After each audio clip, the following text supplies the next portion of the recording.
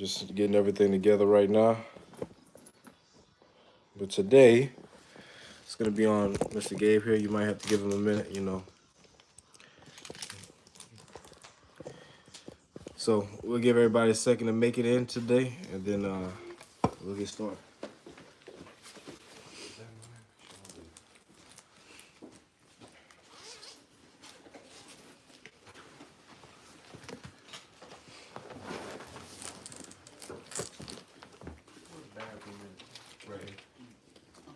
Yeah.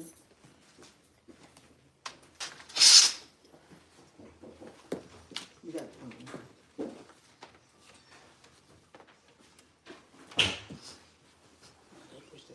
Can you pull that green curtain down, please?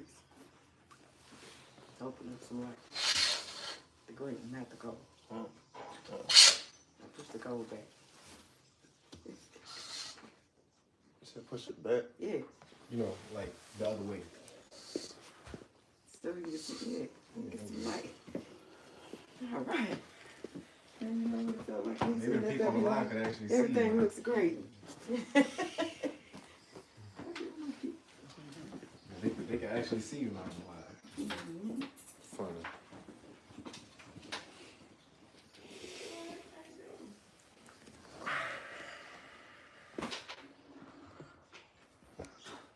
Look, I got 2 people on the live. Huh?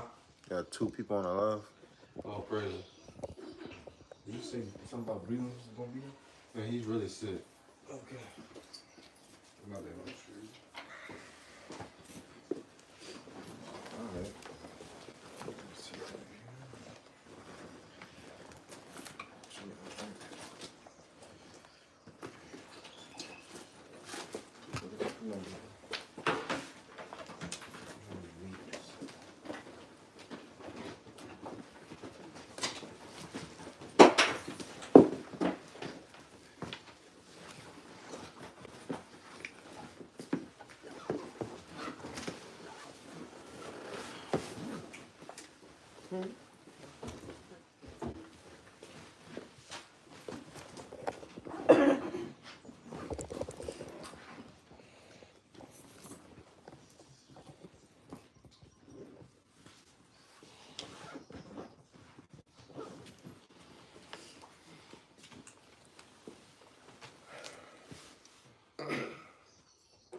It's about, what, 2:15? So I guess I'm going to just get started. So, shalom everybody. How everybody week been? Shalom.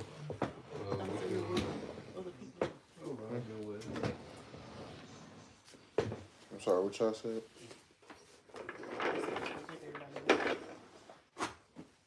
I can't hear you. I thought he said he was going to give everyone a minute to get settled or have or something. No, I'm just saying hey to everybody. Oh, hello.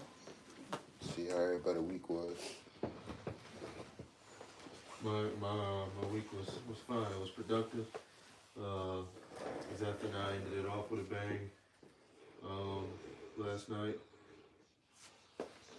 Work-wise, went well. What did you say, Zeph and I? What did you say about that? I won't talk about that. Well, it went well. Everything was okay. And we finished out strong.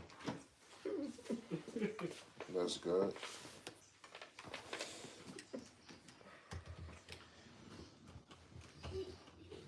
So, well, I guess you waiting on Sisters of Poor. Well, while we wait on her, I would like to share something right quick. I might as well share it now. I met a brother yesterday, an older brother, much older. I don't know how much older. I just know he's significantly older than me. And I was working on a car, changing. I think I was changing the heater hose or something on the car, something like that. And this particular gentleman that I'm talking about, another older gentleman was talking to him. And I guess the election for the mayor is coming up, right? For those of you who keep track of all that stuff. So this other older gentleman came to the gentleman that I'm talking about. And he pointed at me and he said, "See that generation right there? They don't get out and vote enough." Now, I could have said something, but I'm like, you know what? I'm not even about to say nothing. I'm about to let this play out, whatever, because I really wasn't thinking about it too much. That conversation went on where the gentleman that I'm talking about was trying to explain to the gentleman that just talked or said what he said about the younger generation. He said that you acting like it's a difference between whether or not the Republicans or the Democrats are in office as when it comes to, the state in which African Americans are in. And he started going down a train of eventually talking about how our people are cursed. And he ended up talking about slave ships in Egypt and all that other stuff, right?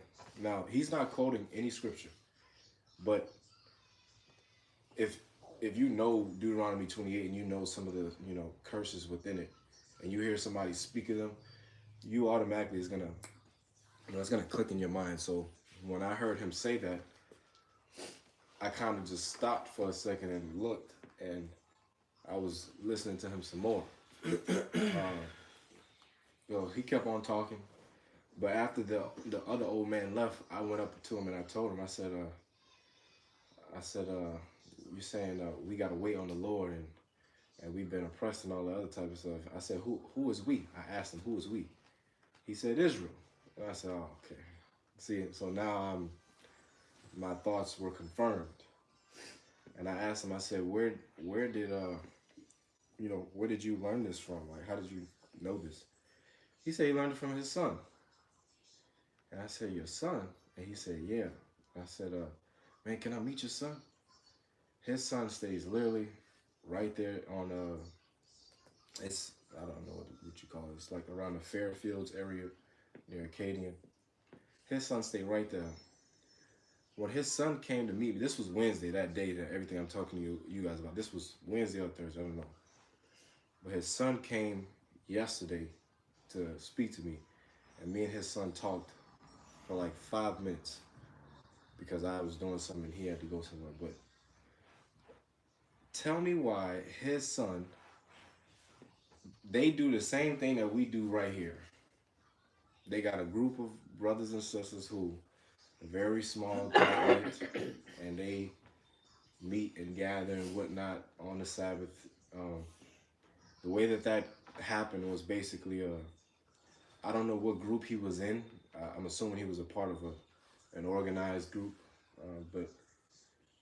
and I don't know what happened, but I know he said that because they were not 100% on a doctrine, they told him that he could not be, he couldn't come to their feast days and whatnot.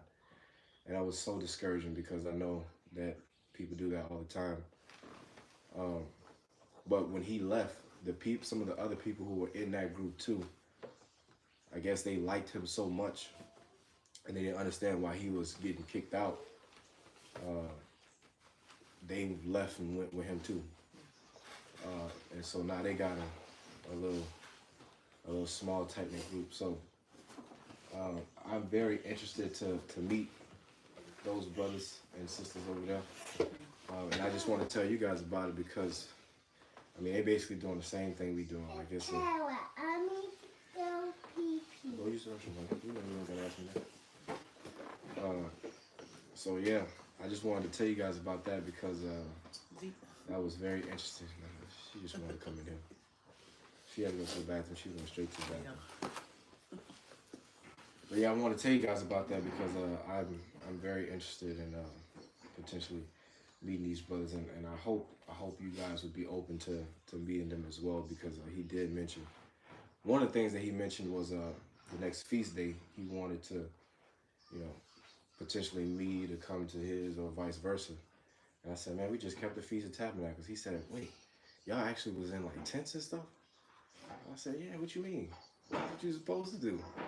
And he said, man, we've been trying to do that for the longest. And I'm like, see, that's why, I love meeting brothers and stuff because it's like people can help each other on their journey and whatnot. So I just wanted to let you guys know that because I think that was very interesting, and I'm very interested to meet these brothers. How old is his son? I don't know how old he older than me. Oh. I know that he's like from what when I looked at him, he looked like he maybe 30, early to mid 30s or something. You know, he's older than me though for sure. The gentleman I'm talking about, I'm telling you, he's really old. He might be 60 or something So like he that. fellowships with them all the time. Now I do know that they did say that they used to fellowship with IOG. If y'all know who that is. I met them recently. Yeah, I met those brothers too, and I need to go back over there because I wanted to make a habit of going to IOG's Bible study because some of those brothers they knew Sister Marilyn. They were downtown one day with Sister Marilyn when she was feeding the homeless, and she talked to them for a little minute.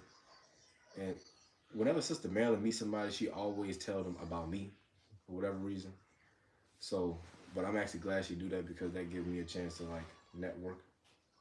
So she mentioned that she wanted me to meet them, and when I met them and I told them about her, they were like, "Man, she was telling us we need to meet you and this and that." Like that, it was real good. So I haven't gotten a chance to go back. I only went there once for their Bible study on Thursday, but I need to go back. So in any case, I just get excited when our people are waking up to some of this stuff. It's reinstilling and encouraging. I mean, not that I necessarily need that per se, but it's just a good feeling. So It showed on your face. Yeah, he was having like a little kid or something. When I saw him outside, I was like, what's good, going on? though. He already had that like bubbly going on. Like, I'm excited. I can't wait to tell y'all this. because if you think about this, right? When I first came into the truth, I might have been 18 or 19 years old. For 3 years, I was studying by myself. I'm watching YouTube videos. That's it. Yeah. Now, I'm not knowing that they got, people in the area and all that, because there's so many people out here. And then, you got to think about this for a second. Wait, hold up. So Sister Yehuda got a new sink, but it's not plugged up all the way. So don't use the sink? You can't use the sink.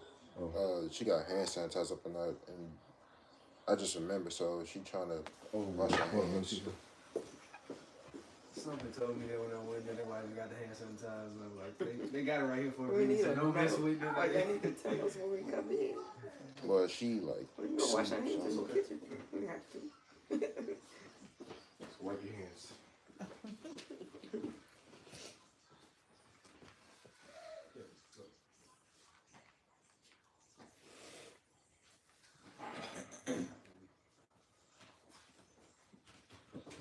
So, in any case, like I was saying,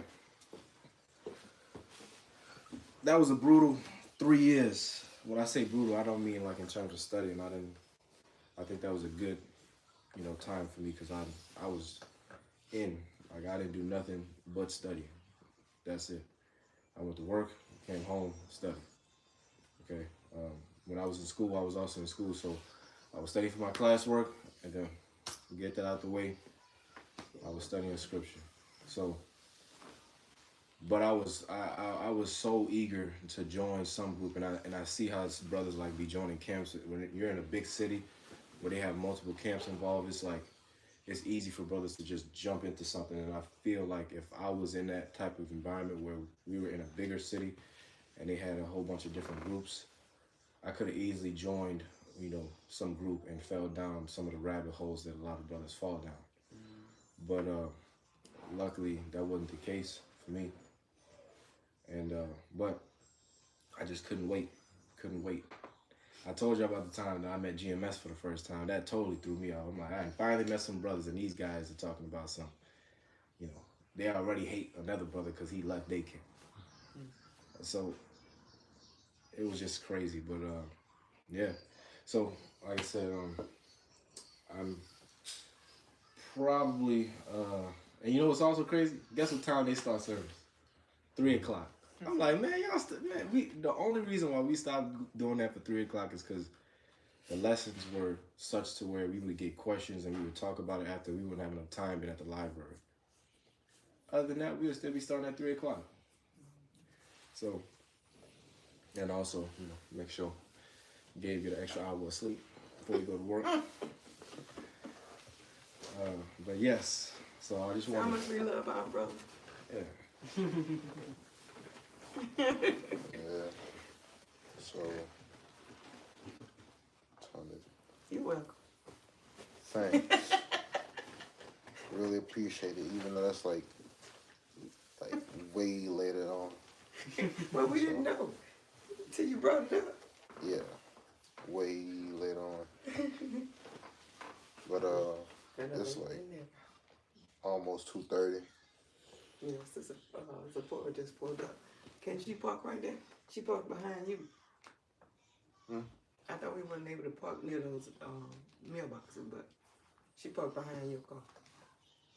Oh, They're oh, probably no, gonna she- say they're probably gonna say something. I know they probably will. They don't want you to park in front of their house. She parked right there. Yeah, they usually park like that. So. Yeah, she do better just. I mean, unless Sister Haver comes, she could just park I behind. think Sister Haven with her. Oh wait, if that's the case, she could just. Well, She you could might need to tell them Yeah, because right. I know they don't like you parking in front of their house. I don't see a hater. That's just her? Mm-hmm. Oh, she went around the car. Oh. Well, Sister Haven still can pull up. We've been parking on the side of each other. Oh, they can pull on the grass on the side of it. Mm-hmm.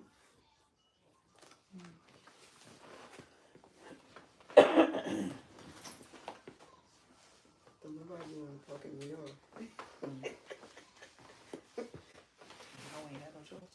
I know.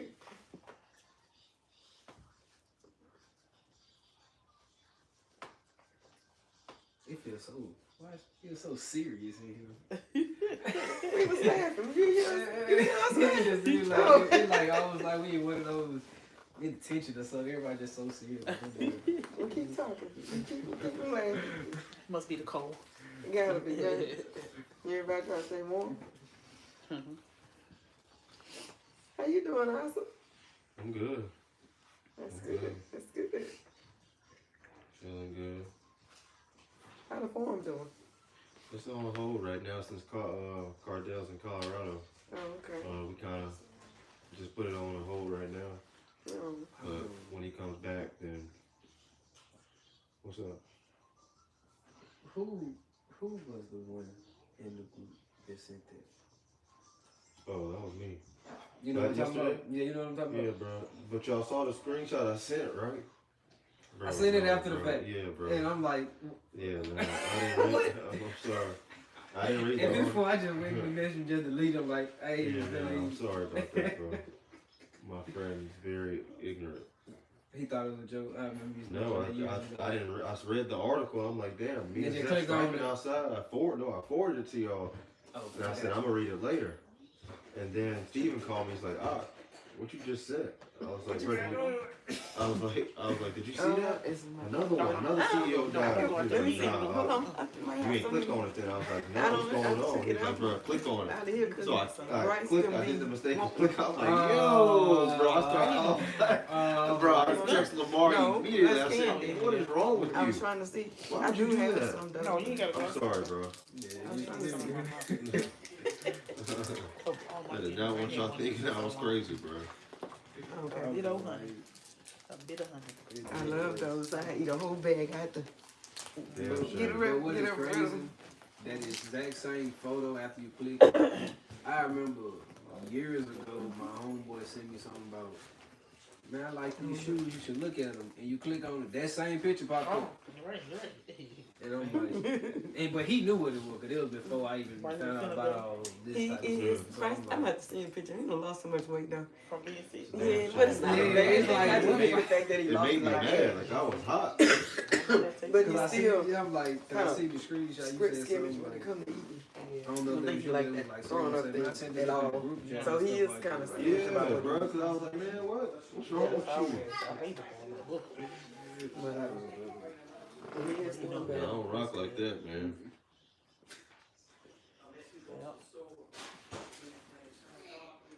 And they getting ready to march in the parade. I think they're supposed to be in the Southern Hey, Parade. your game, you still in Walmart, boy? When you come, I Unfortunately, said, it's on Southern.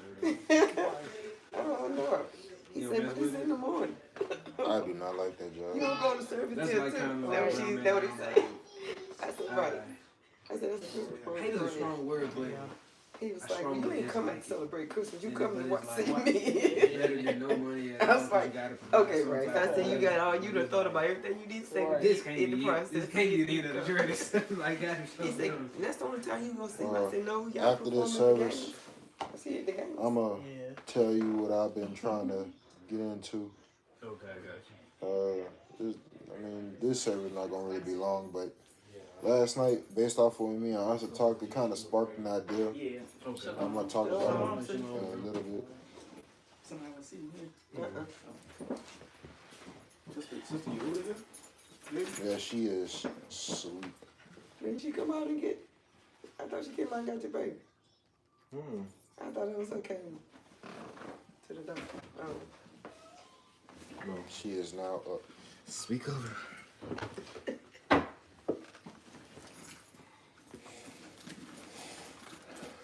So, before we start, me and Asa was talking last night.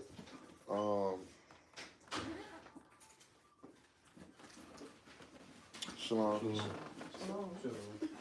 Where you like? Kind of. Where you sword? Huh? Where you sword? Excuse me. Sorry, bro. You good? You good. So last night, me and Asa was talking. Kind of sparked an idea, right? I kind of want to change something up like a little bit. At least, like, on my, the next time it's time for me to teach.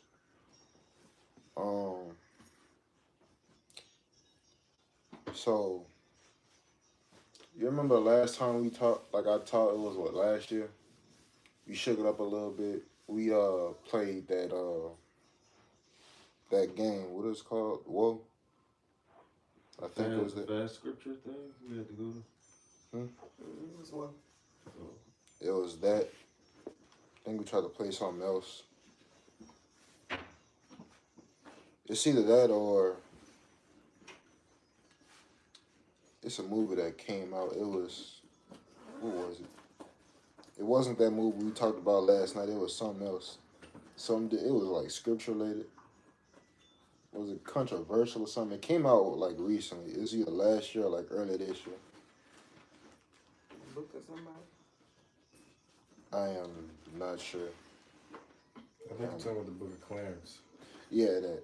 I don't really know what it's about. Like, at all. But I just thought, like, for next time, you can either do woe or try to watch that movie. Just out of my curiosity so I can see what it has to do with, like, scripture.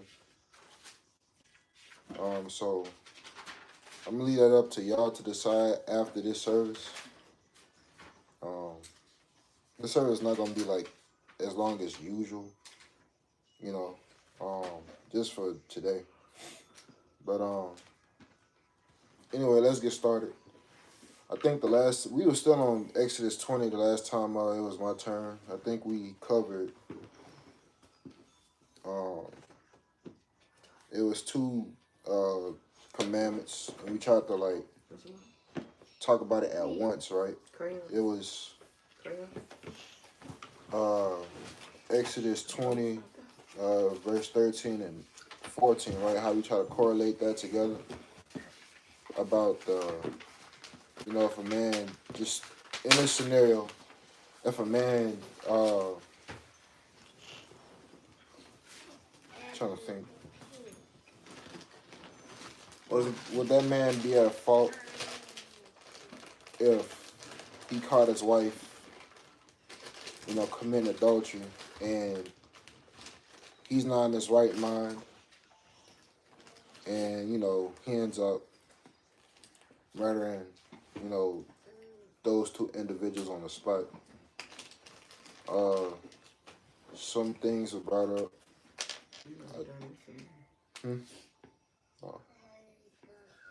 I really don't remember, But I remember you saying, Zephaniah, you had brought up that there were no other witnesses, like what, 2 other witnesses or something.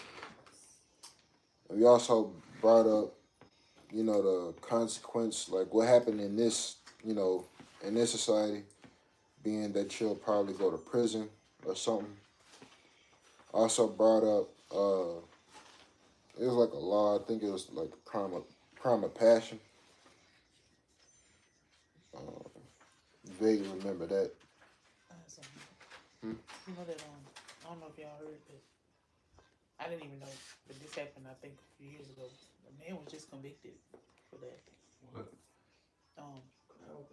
He ran his truck or car into his house or someone's house where his wife and his mystery man was, and killed both of them. And so they just sentenced him to life for doing that.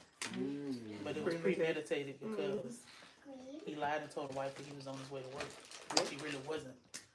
He was setting her up to get a car, and she took the bait and he caught him and rammed his truck into the house and What killed state both was of it them. in?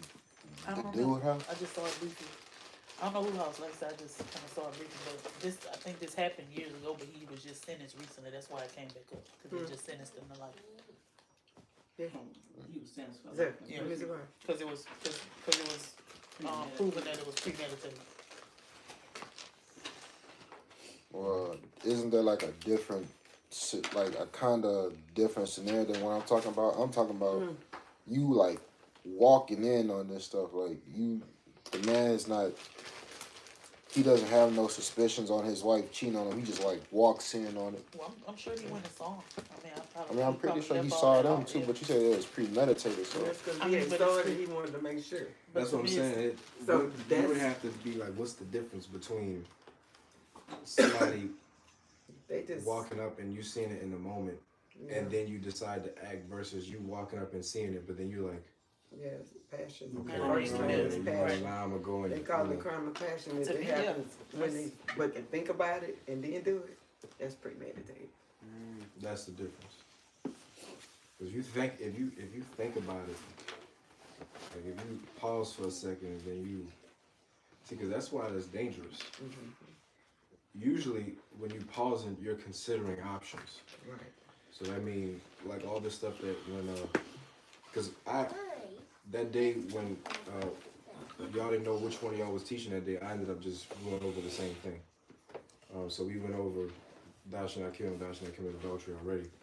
So if you're gonna continue off on that, the next would be bearing false witness, because that is a big one in and of itself as well.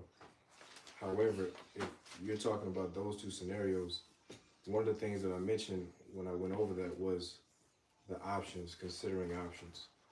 Considering options can lead you to either direction. And that was the conclusion of what we talked about.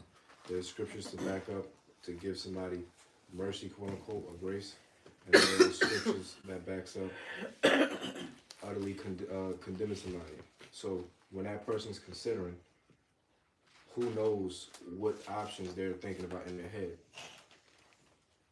That's like that's a calculated decision. When they say premeditated, you know, a easier way to look at that is calculated. You thought this out, you planned it out, and then you went about doing it versus doing something on impulse. Impulse is you're operating strictly on, you know, what your emotion at the time, right? And obviously your emotion at the time is anger, betrayal, frustration, stuff like that. So if you just do something like that, it will actually be better for you to do something right then and there, because then they can't charge you with a premeditated thing. But you got to know those laws to know that. Most people is not actively knowing the laws within their own state, the federal laws, et cetera, et cetera. So, but that's why that was, you know, usually when you stop to think, it's like you better make the right decision, because if you make the wrong decision, it could lead to your own destruction. In the case with this man, now he got the rest of his life in prison for that. yeah. But when we first discussed this, my focus wasn't on the punishment here. I was concerned about how the father was shit. Absolutely. You know, I mean, obviously, you know, like in most cases, you'll in most ooh,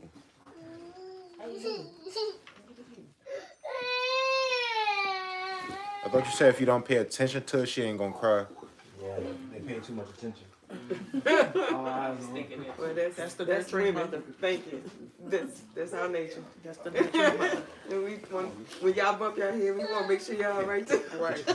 Or that's that motherly instinct for Yes, shit. that's the nurturing mother. Oh, because I just The straight difference looked out. is y'all So get upset too when we don't pay no attention to y'all. I just Thinking along the lines of the Exodus 21 when he talks about the presumption, would that be in line with premeditated? Yes. Okay. Presumptuous, that's what it means. Presumptuous means of your own will. Okay. Presumptuous is when you do something on your own. Now, remember, that was another thing that we talked about too when I went over this. Mm-hmm. Because your will can align with God's will. Now, you know, there has to be that identification of knowing that, but, you know, one doesn't really know that or not. At least it's not as clear as it once was in the Old Testament. But yes, the short answer to that is yes. Mammy want pee. Mammy want pee. We got a lot of folks walking around here talking about Wait a they minute, kids why- because God told I them. heard you say it was way clearer back then than it is now. Why you think is that? Because the Most High is not dealing with us like He once did. And for what?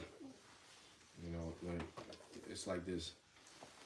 When you look at how people revere the Most High, they would say stuff like, you know,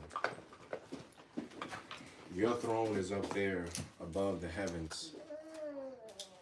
Or like the scripture in Psalm says, who is man that you regard them? Like you're up here, and yet you regard or you pay attention to something as insignificant as Yeah, us, give me that. man. Okay. Don't Right. roll it all the way out. So That's how you broke it last time. if a man knows that, obviously the Most High is at the same time knowing that too. So when He decides to regard you in such a way where He's actually paying attention to you, He's gonna hold you more accountable to do what He's telling you to do. Okay? It's almost like when He told Solomon, when Solomon Don't. It's enough. married all those foreign wives in 1 Kings 11. Give me the gun. One of the That's biggest true. problems with what he did wasn't just what he did. It was the fact that God had appeared to him All twice. right. That's good. He came to him in a vision and in a dream. So God actually came to you and spoke to you. Okay, and then He didn't just come to you and tell you to do something. He asked you, "What do you want?" Okay, so He gave him the ability to make his own destiny. Now God did that to you, and then you turn around and do something like this. That is you know, to be honest with you, we're lucky that God don't regard us like that, because if we did, or if He did, it wouldn't be as much grace and mercy going on. All right? That was Not even close. like that's what you were saying. Then he almost like deal with you sincerely right then and now. Now I'm gonna still chastise you, but I'm gonna give you some little grace and little time and stuff like that. He's more lenient with us a little bit. Like that. No, I wouldn't even say lenient, to be honest with you, because lenient means like you got an out. Okay. The scripture says in Hebrews 10. Matter of fact, can you read that right quick? Hebrews 10 and 26 through 29. Because when I think of lenient, I think of less harsh, or you know, less accountability. Hebrews 10 and 26 through, I think that's 29. I'm gonna wait. Give me a second to go get me a hoodie, cause it's like cold as hell. So I'll be right back. I'll read it when I read it. So I say that's right. Oh, we say that's crazy, but I mean that's God. But I was in Hebrews this morning. Oh yeah. Yeah.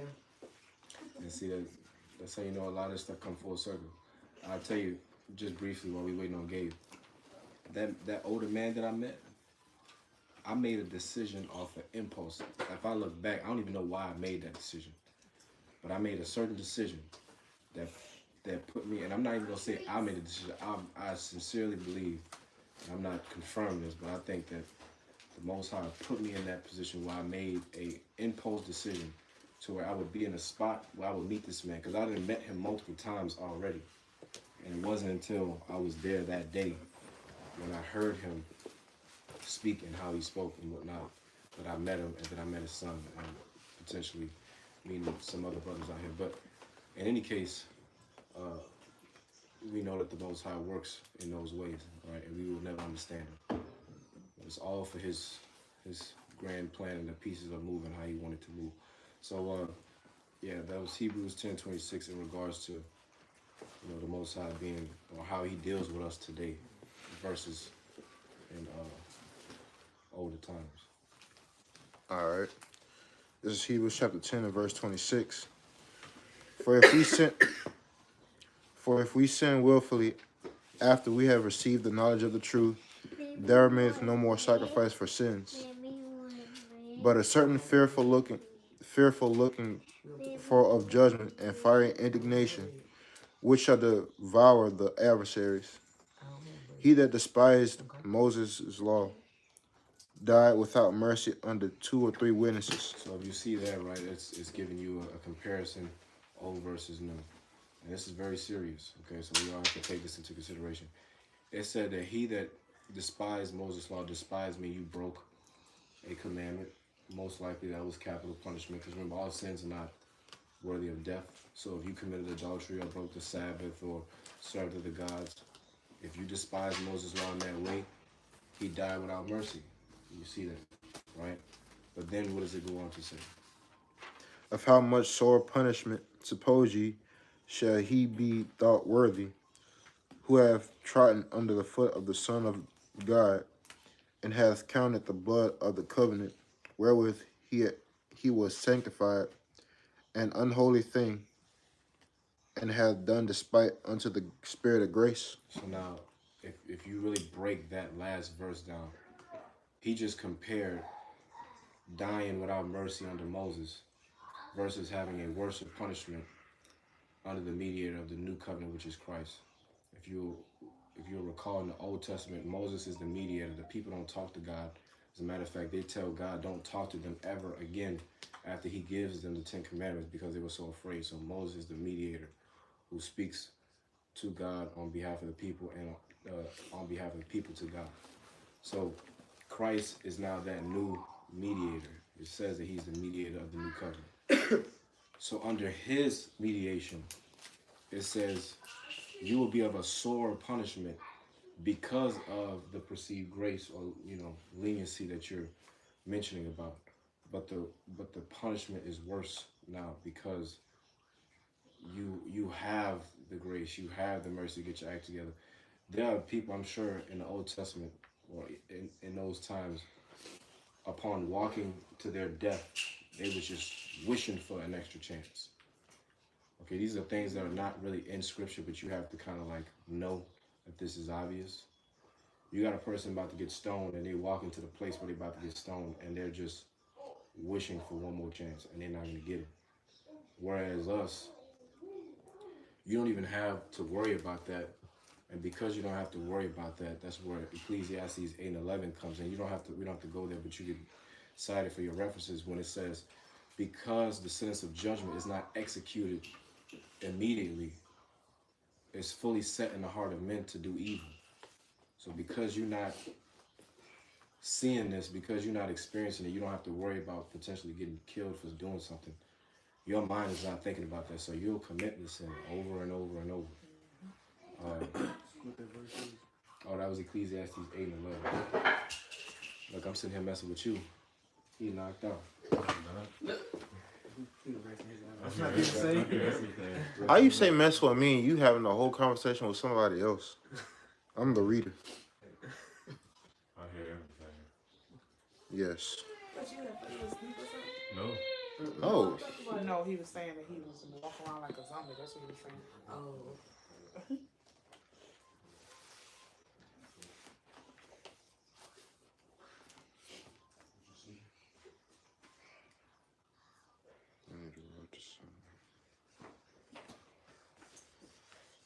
Hey, Zephaniah, right quick, can you like take over for a little bit? I gotta make this call right quick. Okay. So, do we have any other questions or comments about that?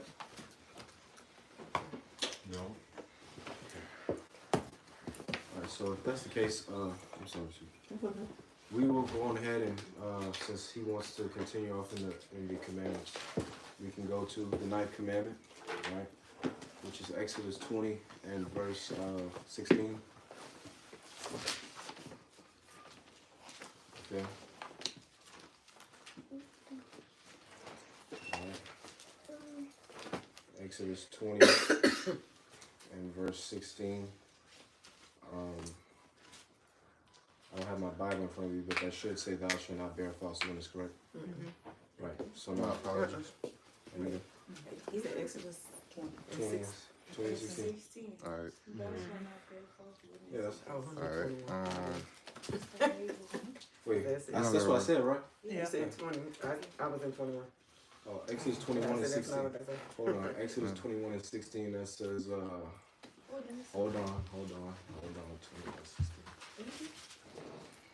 That's the 21 16. He don't want you to say it. Oh, listen.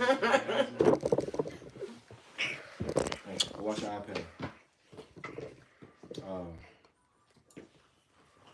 Is that about how you treat a servant? No.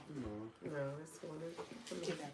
I mean, No, hold up. That was, Y'all going a whole nother chapter over? no, he just. yeah, I was just, That's a name right there. Almost like charade. where the top. Close Nah, she said, don't worry about it, don't worry You about got it. 2 pieces right there. So, Exodus 20 and You got 16, two bear right there. false witness. Alright, It's 2. so wait, hold on. We just gonna There you go. skip over thou shalt not kill? Or we gonna try to tie in thou shalt not bear false witness? No, like I was True. saying, if you recall, that day where y'all two didn't know which one was teaching that day, I just took over. Mhm. And then I continued where you left off at. So we did thou shalt not kill, thou shalt not commit adultery. We talked about both of them. Yeah, I know, but I'm saying the thou shalt not steal. Oh, thou shalt not steal, my bad. Yeah, Yeah. that's next. Yeah, so thou shalt not steal. Question: does that pertain only to Israel, or is that a general thing? I feel like it's a general thing. General. Anybody else? General. What verse are we in? 26. Verse Exodus 26. 2015. Yeah, 15, my bad. I said 16. 20 and verse 15. Exodus 20. Kind I'm just I asking think that's for us, and because we live here, it's for everybody. for everybody. Yep, I'm kind of. I'm talking about- Something. So we can't rob from our enemies. Not unless you're. You say Rob? Oh, It's a different Rob is doing something. Still, you If I'm at Walmart right now, No, That's you still- gotta be in war. That's not Rob. That's still. Yeah. Rob is. What verse is so if I'm at Walmart and I'm hungry and I see like $1 something like Snickers bar, I Can't can't do just that. That's why I say in this language. Now, if you go to war with can't do Walmart, it. You can't even borrow from You can take Walmart. the spoiled in. You can't even borrow. so if I sue Walmart, You heard what I said? No, she So- said borrow. I said you can't even borrow. No, I said you go to war with Walmart and you win, then you could take the spoil. so bring the cart then. Yeah, that's the only way you can Yeah, take the United States of America is not going to let you go to war with Walmart. Right. without them So that intervening. means no. So that means you better be ready for an Air Force, a National Guard, an Army, a Navy, etc. Right. And jail. That's the only way you can take Damn. the spoil. Sure, you be lucky of that. Hey man, I only want a Snickers, bro. They I just don't feel like let him live so he can be an example You go to to, war. to others. So what about in a situation if someone steals Okay, it could from be you? Dollar General. Okay. They shouldn't steal from you. Nobody. So if someone steals from me, I'm not allowed to get back at them. Well, I thought you meant the person that was stealing. I was saying. Oh no, I was saying just like for example. Oh, you saying what you scenario. should do to? Yeah. To what should be done to Yeah, that like person? if they steal from me, Should I'm you not steal? allowed to steal back from them. I just gotta take my leave. Still back. Steal my stuff back or steal from them. You then that's not What stealing happened? though. That's taking your stuff. I'm just kidding. Oh, okay, but I wish someone would let's just say say I'm. y'all say y'all should steal my Bible, and I can't find it, but to get him back, I'm gonna steal his phone. And he went to jail. No, I think we have to go to that law where it Wait, no. says he has to Man, like you know that he has to like pay you double. How is it? I think he has to pay you. that's Yeah, when though. they find they, I mean, they it would be the steal same they steal thing. something He has to- that's alive, still alive, and you pay. I think that would apply. So he's supposed to give you 2 Bibles. Is But what you know, y'all today, saying? I think it's so in they not livestock. gonna give it back. I don't think But they was it's talking like- about any. When we had a real All right, so go find like 2 sheep and give it to me because you stole If my that's what Bible. you stole, the sheep. But this It's in not- this instance, he talking about a Bible. Yeah, he can do this kids. But do Yeah, I you just really said want that it right back? then, but Do you really want the Bible back? I don't know. This is it. This is I it. mean, it seems like we'd have to think about what I do don't we think he would really want you to want steal. that back? Yeah. If they stole it, would you really want a Bible back? Yeah. They stole my car then. Oh, okay. Hey, Yeah, we'll up it up a little. Well- They steal my car and I know he Hold stole it, but he ain't finna give it back just like that. So I gotta take my lick, You or go. can I You have to retaliate? go through the laws of this land. Well, I mean, I think you Because can you call gonna a be cost just for wrong that. as hell. but- apply that law. What Nalma was talking about, if it's neighbor against neighbor, if your brother stole from you, and the other brothers in that congregation, they can deal with that. He will have to pay you back double. Right. Yeah, so now he owe you 2 cars. Just somebody, Because like a random, like you going to jail if you go and take it back because you taking the law into your own hand at that point. That's that. But I say here, there's a law. got And no then- okay. Now, if it's somebody of the world, then you'll deal with the laws of the Right. land. In what instances would you all say that stealing requires the death sentence, or you know No. I don't think that ever. kidnapping, nothing? Wait, no. Wait, no. Like if you steal from the holy place, I think that's a different He subject. said kid.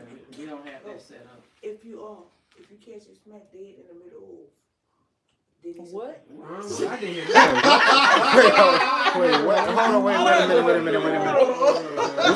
You said dead smack in the middle of.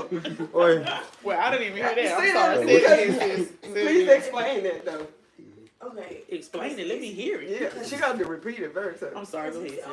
it's in there somewhere where you can actually kill him if you catch him in the middle of your In the break act. into Are you talking about in the act of? Yes, my Can you dad- do that here?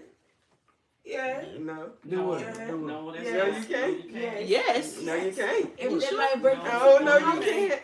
If they You might gotta break into feel- your Go Go ahead. house, Hold on. Go ahead. If you break into your house, If you evidently you're gonna be feeling threatened. but and you're your saying life is put in danger Mhm. because when you wake up, You'll be you in getting jail. up out of You'll sleep be in and jail. you see your life. that's not law, Mm-mm. sis. That's not law. That's not law. I can't. We've been taught that foolishness. That is not law. Yeah, Hey, you we can't talking do that. about You'll be in handle jail. someone and That comes mess in up your house. Yeah. I just heard like that if you they catch tell me somebody, that. if you have something in your yard and you catch Oh, somebody do that back. stealing out of your yard, you can't get your You gun gonna bring it back? and go out there and shoot that person. Mm-mm. That person is not threatening your life. He's just taking stuff out your yard. Now you can like go out there and tell him, look, I'm gonna call the police or whatever, but you can't go out there and kill him. Well, not okay. even- So even how in about your you house. try that and he In your got a house gun? either. If he's a threat to you, that's different. If he's then that's. But if he's just in your Like- house, like you see him over here stealing Either your. way that picture you right can there. warn him and he can leave. If he runs off, you, You can't can't do him shoot him. anything. Yeah. Now, But what if if he you turns wanna around turn and it points a gun at you, then yeah, you Yeah, can protect yourself. yeah. That's different. Yeah. But if He you don't just have a stealing. gun and you just see him stealing this thing off your shelf and he looks at you and then runs away and you shoot, that's Yeah. illegal. You're going to jail That's- because that's his back illegal. turned. I know about that. Yeah. It's like not even self-defense. Or even if he facing you, if he ain't got no But if weapon, he's, he a, not coming coming towards towards if you. he's charging at you, then yeah, you have every right to. If somebody in your house That's in my stealing mind. and you come in his living room and you see him, what you doing? Will I ever here? get to And just if try they out my run shotgun and you just shoot, once? You gone. Yeah, go to the gun range.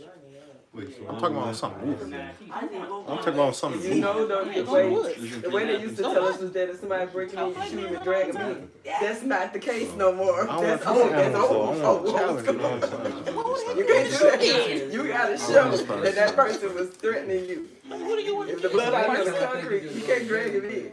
That's why I'm telling that little one to target. I want a target. Like, think about the Make a mafia. little You thing kidnap on this. babies. One A of little them, they fake catch copper you, it's over bunny. with.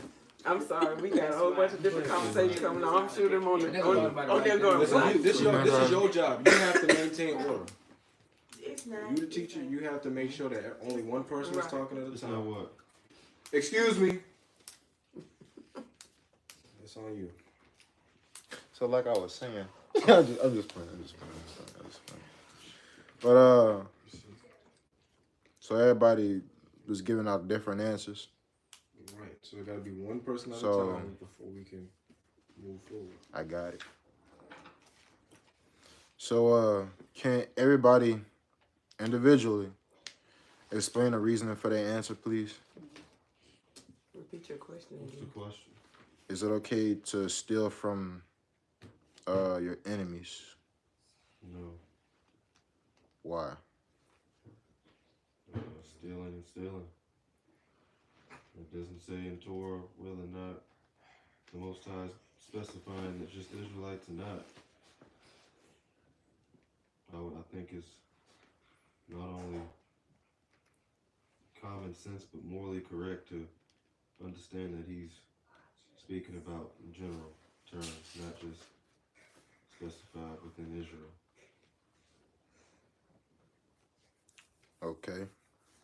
Next person, please. Anybody. Before I call out somebody random. You laugh, so it's your turn. That's funny how you said that. When I think about it, I mean, as I said before, when we say thou shalt not steal, he was talking to us at the time, so that law was for us. But living in this land, there are laws here that we have to abide by as well. So, if you want to say generally we shouldn't steal, but I don't think that, I think there's a twofold to that when we talk about it as far as the law didn't give it to us. Because the heathen, those others that are not believing in him does not have to keep his laws. Well, you got to remember that when Moses, this is Exodus 20, so there wasn't just Israelites listening to Moses. It wasn't just Israel. Children of Israel is always referring to the men of Israel. Yeah, sure. But as far as who was present, it wasn't just Israelites. Or was So- it believers? Yeah, but there was men from strange lands too But that they were were following Moses. But they were believers. Yeah, they were believers, but they weren't Israelites. They keep it. They would be considered a stranger. Yeah, but that's the point. They had to keep it as well if they wanted to follow. So the law just wasn't. It was given to Moses to share with the Israelites, but the Israelites weren't the only ones present that had to abide by it. That's what I'm saying. Well, I agree with you because I think that's what I was saying too. That if they were believers, then it was for them. But those who didn't believe in him didn't have to keep that law.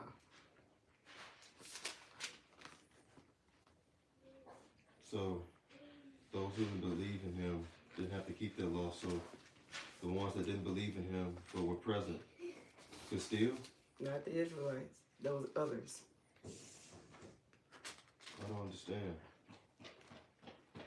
If he differentiates between us and them, then us are to follow, and them who choose to follow. But them who are not of us, that choose not to, there is no consequence. Well, not the same consequence as us breaking the law. And that's just my opinion. Yeah, I know. We're just having a conversation.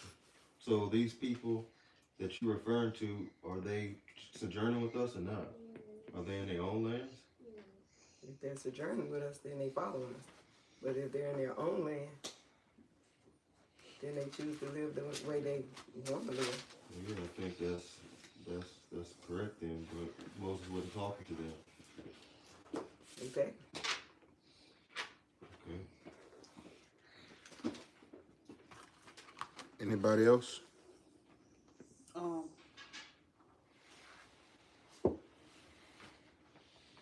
I still stay with my law. He has to pay double, and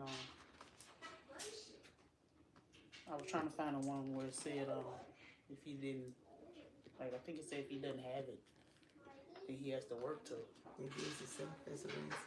Yeah, he has to work to it. Listen to the one. Well, I was reading Ephesians. I'm sorry. Exodus 22:7.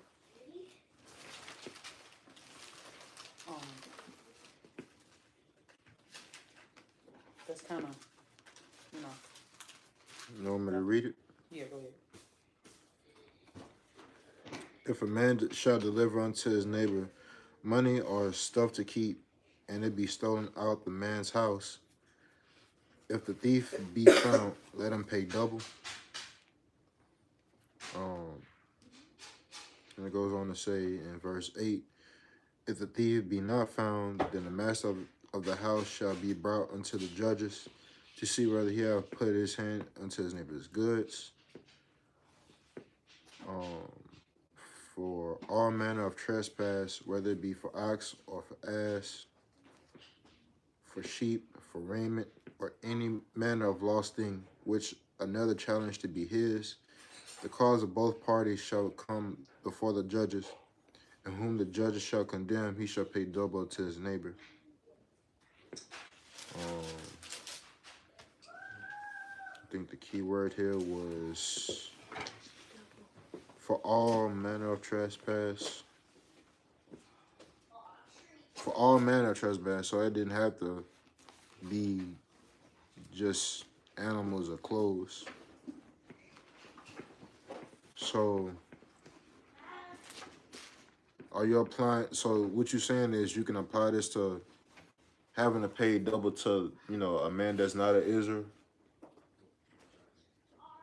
Like if I were to steal from someone that's not me, I mean, I would say so, yeah, because stealing is stealing. Like I said, I know the laws were given to us, but even if there are people that don't follow me, you still gonna have to answer. You know what I'm saying? It's like you don't have to follow me, but you still have to answer because he's the Most High.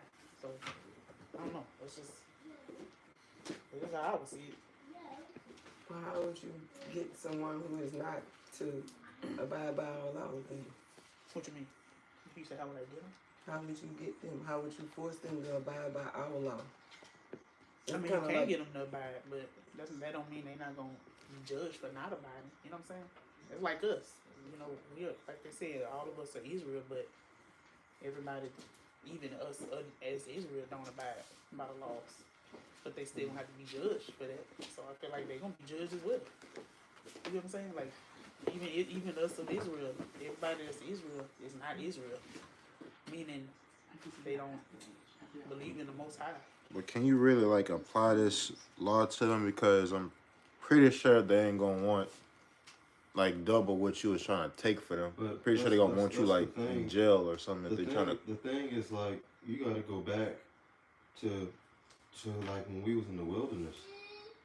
It was understood that the people that did take up the torch, that did take up the lantern, and said they would be led by the light that the Israelites were supposed to be, understood that the only way that you have a chance to even walk here or even be socialized with us is the fact that you must follow Torah. So in an instance where, well, what if they don't follow what we're telling them?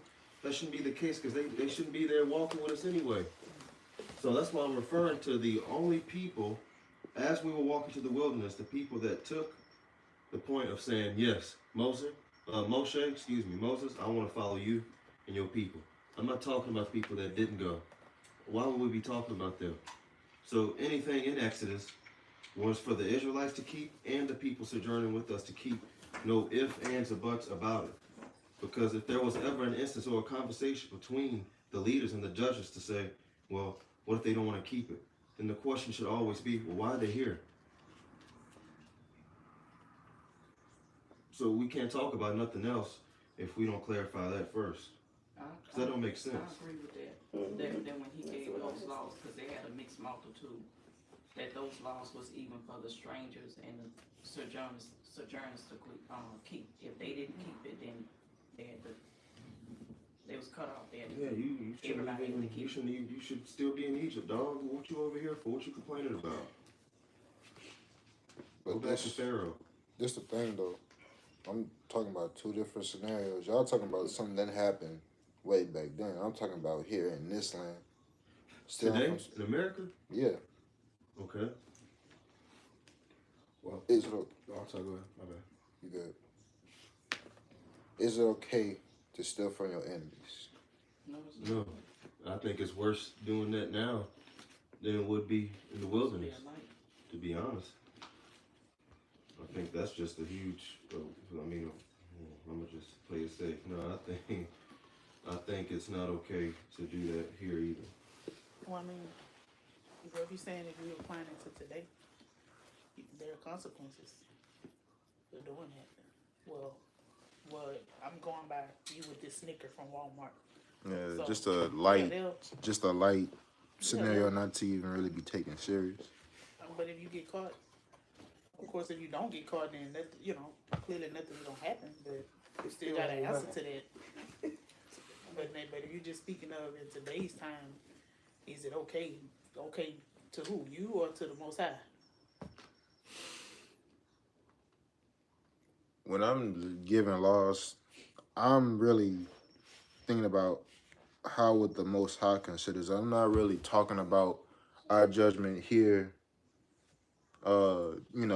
in America. I know we're going to get judged here in America. I'm talking about how would y'all think the Most High would see it. And please, don't give me that answer. Well, we don't know how the Most High thinks. Like, I get that. No, I'm just saying, how would y'all, how do y'all feel? If I was to steal from an enemy, how would the Most High view that? Okay? Well, if you want to get technical, if I see one of my enemies that have the possession of something that belonged to my ancestors, would I be wrong of taking it back? And how would the Most High view that? If I was to go back to London and take all these things out the museum that Queen Elizabeth and all these people stole from my ancestors, would I be wrong or would the Most High view that wrongly? In that context, it would be a 50-50 for me, but if I had to answer, then I would be confident in saying, no, I wouldn't be wrong. But I think he would think I'm stupid, because I'm going to jail now.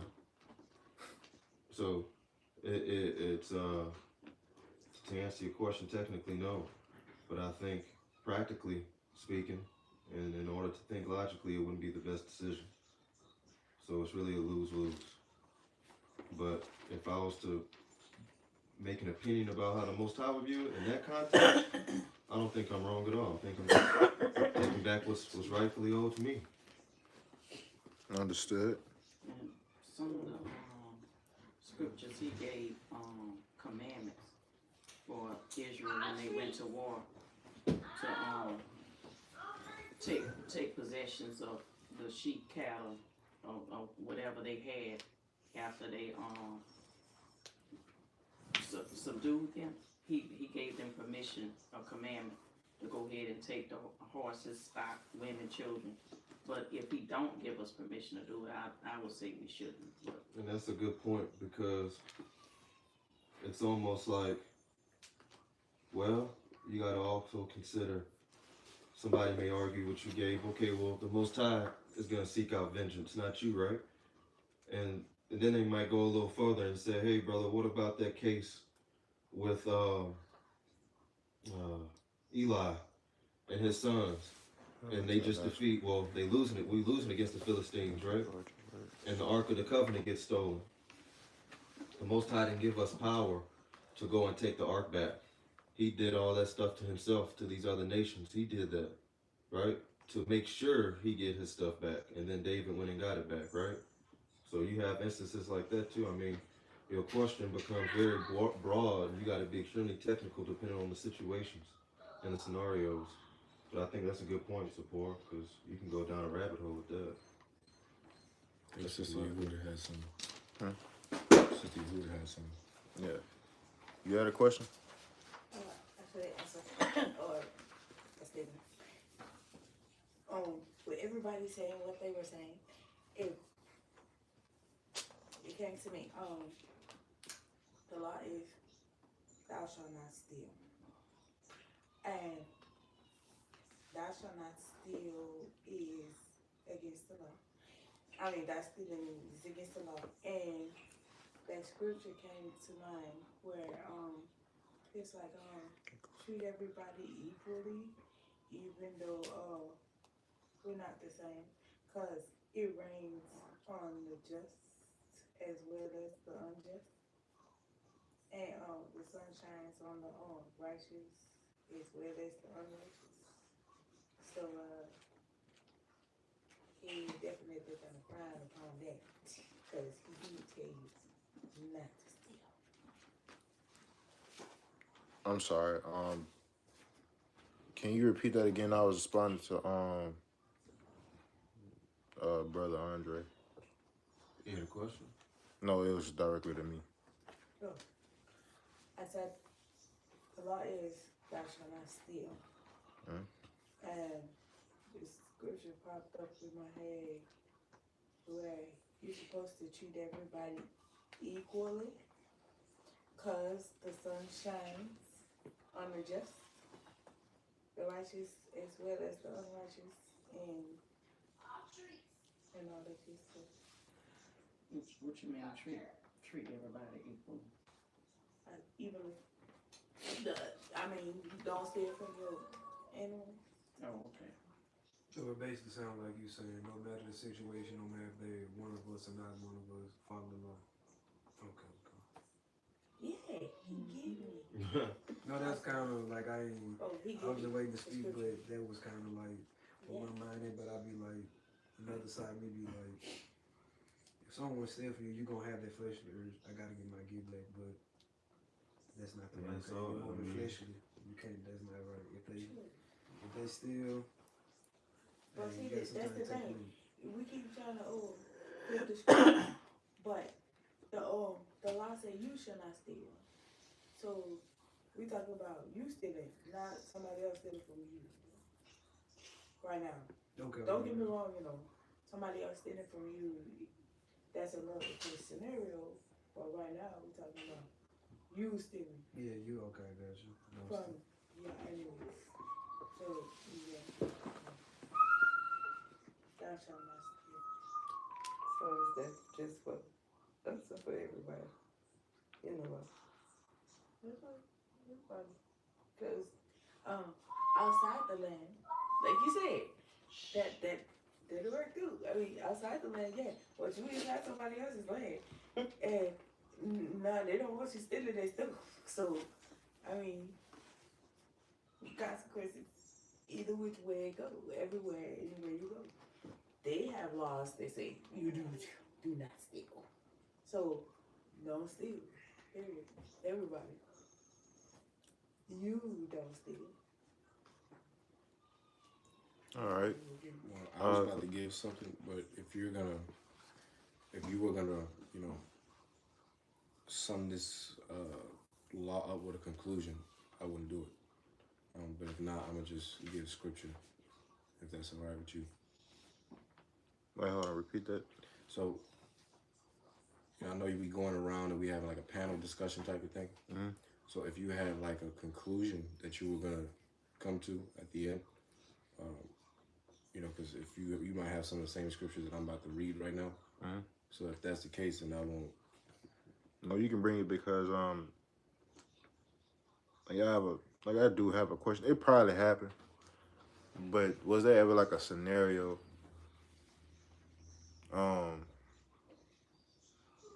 Somebody got their stuff taken, right? Just broadly speaking, tried to do it the way by obeying the laws of this land, calling the police. For some reason, they weren't able to find what the person, what that other person, stole. Couldn't find it or have any proof that that person actually stole it. They couldn't do anything for you. but you know this person stole it, right? So you try to get it back, but get whatever he took back, or try to take something else of equal value because you can't find yours. That person get caught. Is he in the wrong for stealing something that wasn't his? Well, Yeah, I look, think this you the already thing. answered This the thing. Okay. This the thing with that, Answered right? it. This the thing with that, right? So you asked for an example.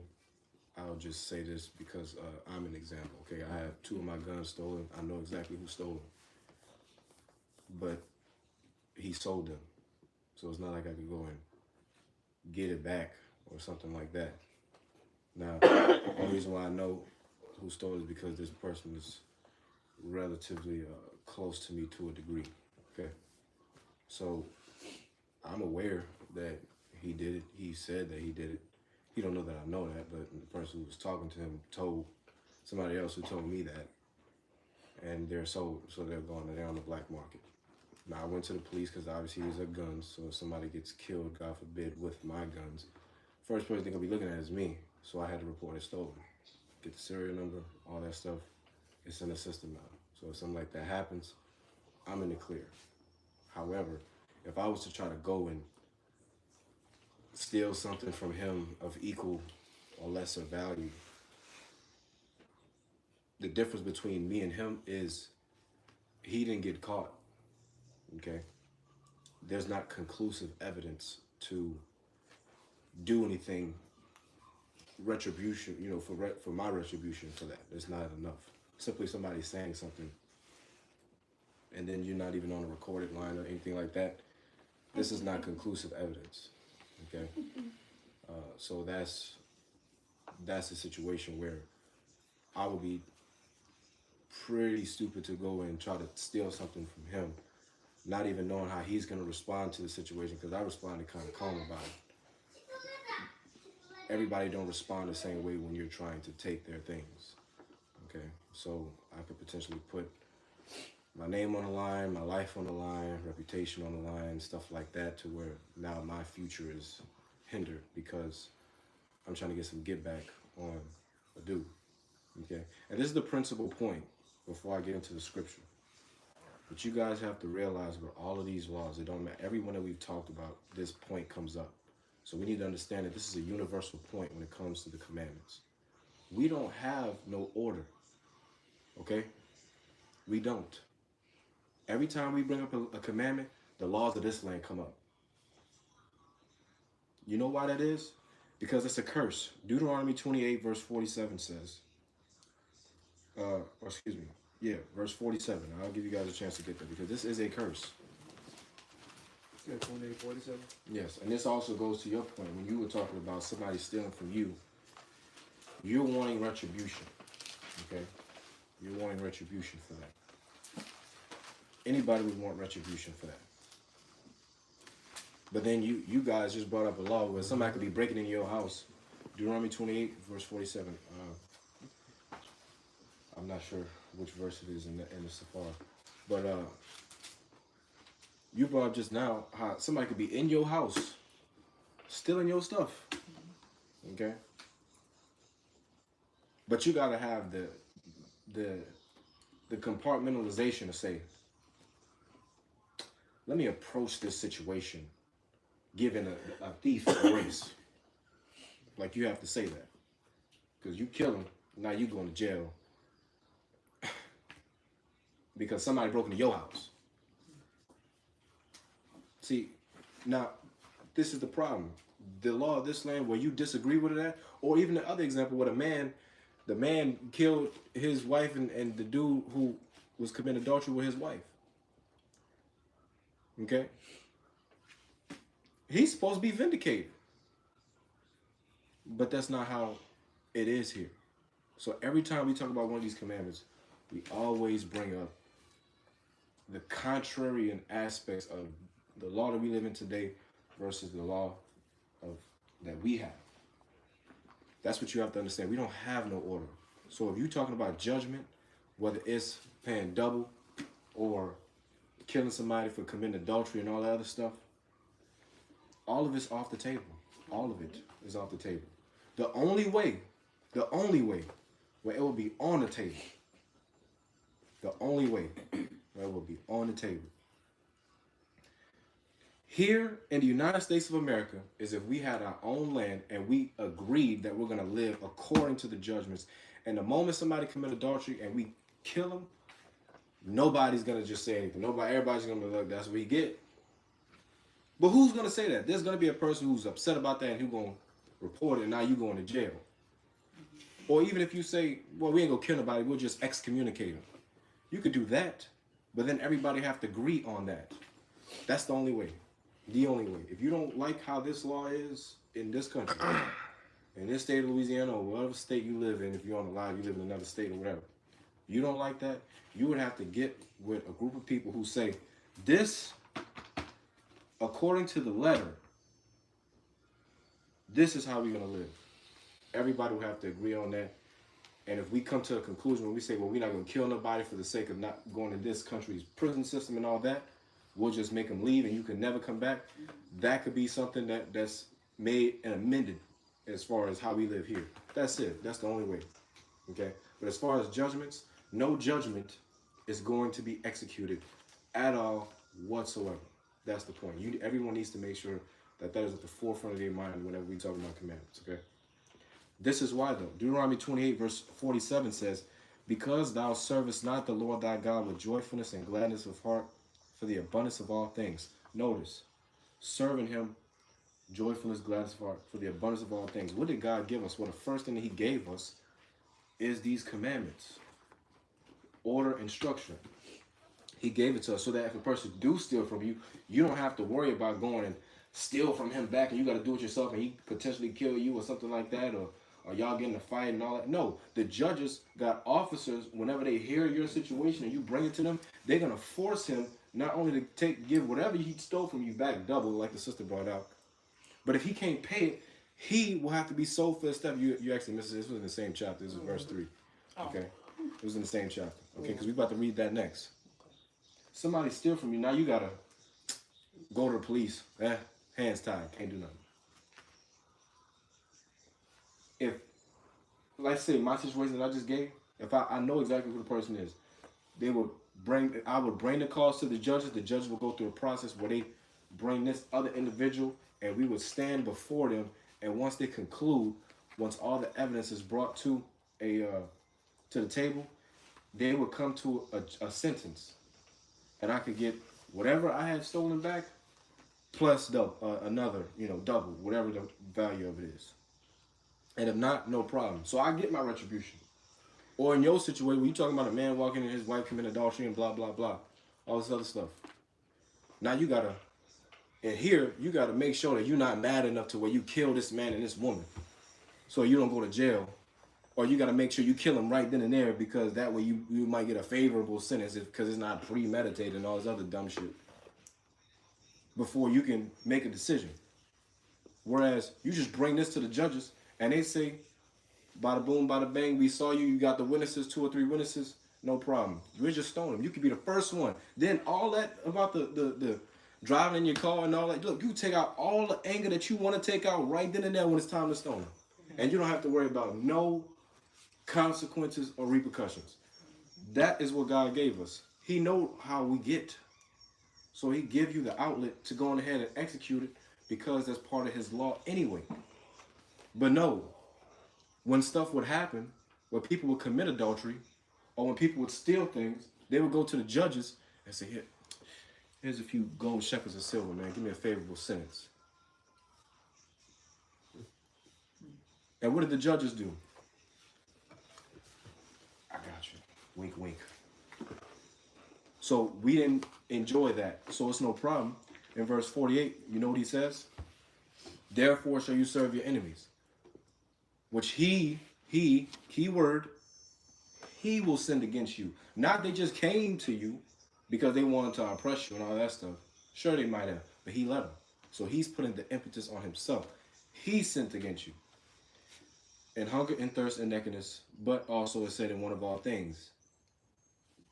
Order, structure. You got to go to the heathen for order. Ain't that something? We sit up here, we supposed to be the ones being a light and all that stuff. We supposed to be the ones executing judgment, all that stuff. You got to go to the heathen. Somebody steal something from you. You go to the heathen because your wife committed adultery. What they gonna do? I don't know what to tell you, bro. You can divorce her, you right? But, That way, you other than that, you can't do nothing else. You could divorce her. Yeah, you could divorce her, all right. Don't be in Louisiana under civil, Right. yeah, because then you're gonna lose half of your possessions. So you can divorce all you want. I mean, you. That's why. And see, this is so pathetic about us because we make songs about this. You know that song is "Cheaper to Keep Her." Yeah. That's why that dude made that song. James Brown. I don't know the name, bro. Come on. I don't know what I'm talking about. Johnny Taylor. Yeah. Look, that's before my James time, Brown. bro. Even then, I just know. that make provisions go. for you not to even to divorce. You ain't never Sing heard a little that bit. song. How it goes, Oh, yeah. All I just look That part up. It's look cheaper to like- keep her. That's the part I know right there. That's the only part I know too. They got a man. He's saying it's cheaper to keep her. And then they got a background chorus. in it. It's cheaper to keep I ain't her. heard it. That's all I know. That's literally all he's saying. He's saying it's cheaper to keep her. And then they got a background. It's cheaper to keep her. You know how to go. Go ahead. I'm sitting there trying to get me to sing it. But that's my point. Hold on. One. I don't know. I Hey, everybody, everybody. Original one. Everybody. It's a okay. remix. Oh, sorry. But they say the same thing. Yeah. So He was raising his hand. yeah, I was trying to get everybody attention. So this is the whole reason why I'm bringing up what the father would think. I mean, I agree with you. You know what I'm saying? I know how this land will operate. The laws here in this land are completely contrary to the laws here. I mean, to what we were given. I know that. That's the whole reason why I'm bringing up how the Most High see it. Of course, you know, whatever happens to us in this land, that's like our punishment from the heathen. No. That's what I'm getting to. You think I'm talking about how I punishment for the heat? I'm talking about God. He said that in Deuteronomy 28, verse 47 and 48.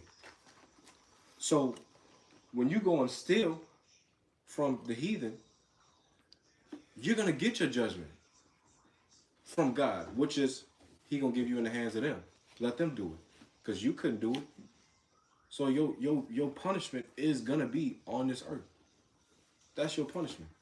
Like, if you talk about like what He gonna say at the day of judgment, and whether He gonna hold us accountable, you know, nobody will be able to give you an answer for that. But if you're talking about how we're living right now, that is the punishment. Your punishment is, our punishment is having to live under their order. And so that means when a person like me get 2 of my guns stolen by a person who I know took it, that's part of the curses. That is part of the punishment. That shouldn't be happening right now, but that is happening as a result of my sins and my people's sins that continuously, persist. That's what I was getting to. I kind of, opened up some with that little song, but that's what I was getting to, though. I have a question. Are we hold to like a higher consequence compared to others? Yes. You talking about as of the Most High, right? Yeah, like for example, we are His chosen people. Are we held to a higher consequence for us sinning compared to people that's not Israelites, or even people that's are but they not living the laws? You talking about our brothers and sisters that's By DNA, they are chosen people, but they not living. they're not awakened. Yeah, and the people that's not even of His chosen people.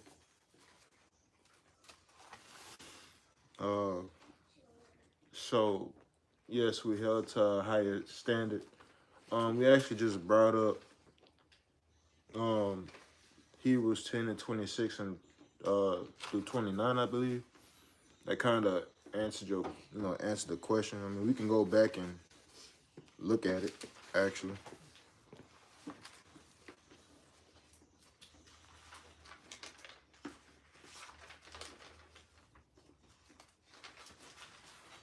Exodus 20. Hebrews 10.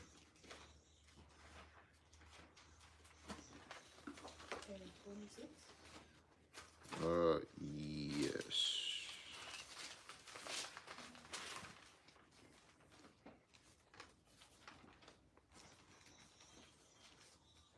Everybody there?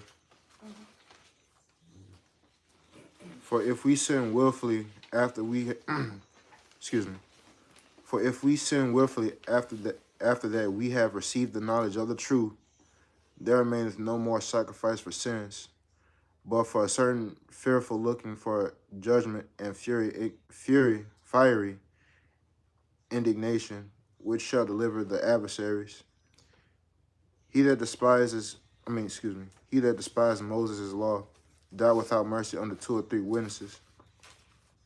Of how much sore punishment suppose ye should he be brought, though worthy, who hath trodden under the foot of the Son of God, and hath counted the blood of the covenant, where he was sanctified an unholy thing, and had done despite unto the Spirit of grace.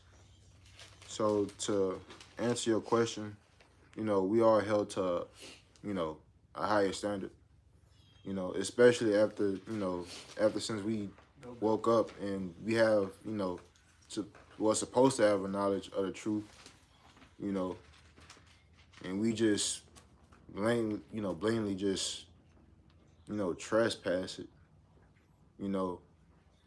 that's on us because we actually know better, as opposed to somebody that's not, awakened, at least not yet, because they didn't know. In terms of, our people that sleep. So I hope this, kind of answers your question. Well, I have a precept to that as well. I'm sorry. Oh, Go ahead. That's good. Go ahead. No, I was gonna say you probably talking about the same precept. I can't remember where it was. Where it says that if we sin, not this one, but it says that if we have knowledge of the truth and then sin, we're worse off. We get worse punishment than a person that's lost and never knew, never became awakened. We get an even greater punishment than them. Yeah, that is. It's in the Apocrypha, huh? No, that is. I'm gonna go to that verse too. I have to find it right. I know what chapters. I just don't know the verse. But I was about to precept that with Amos 3, verse 1 and 2. So, because I think that's a great point to precept with Hebrews 10:26 as in terms of believers knowing how the covenant was in the beginning versus how the new covenant is after the fact, with the added grace, but the also added greater consequence.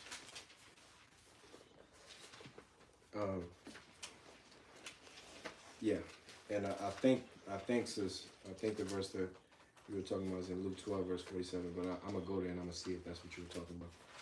But this is Amos chapter 3, verse 1 and 2. It says, "Hear this word that the Lord has spoken against you, O children of Israel, against the whole family which I brought up from the land of Egypt, saying, you only have I known of all the families of the earth. Therefore I will punish you for all your iniquities." Now if you'll see, that's talking about everybody, irregardless of in the knowledge, not in the knowledge, because even our people who are not in the knowledge, they still going through the same curses that we go through. They just are not recognizing the reason for it. Okay? But of course, Hebrews 10:26 brings that added understanding of once you now knowing the truth, you're going to be in an even worse situation.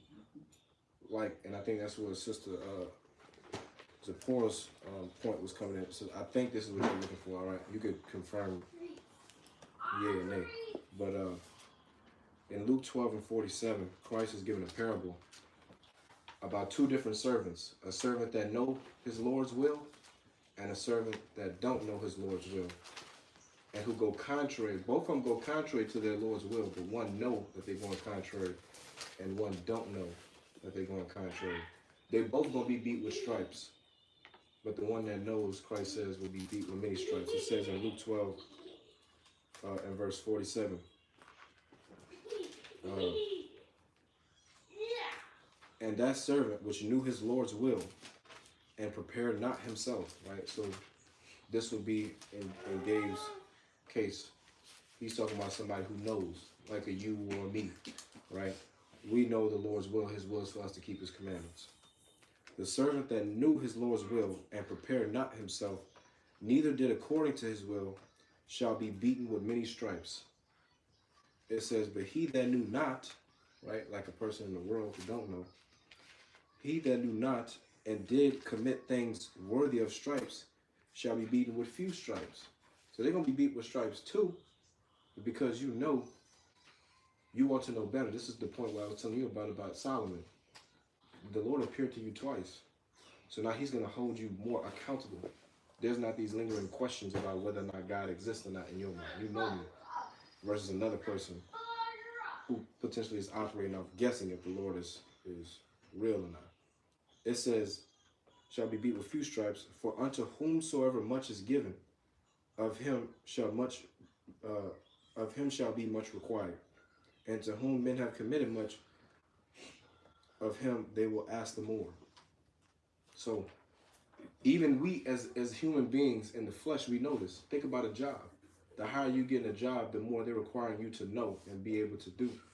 And then the more pay you get. More responsibility, more pay. In the same way, the more you know in terms of scripture, the more the Lord is expecting you to do the right thing. And if you do not, your punishment is greater than a regular, person.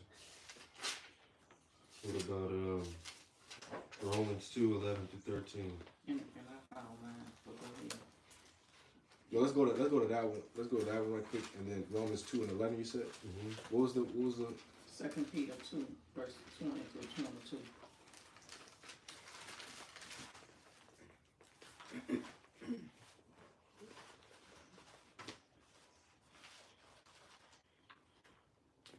You want to read that, baby? You said 2 Peter chapter 2 and 22? Verse 20 through 22.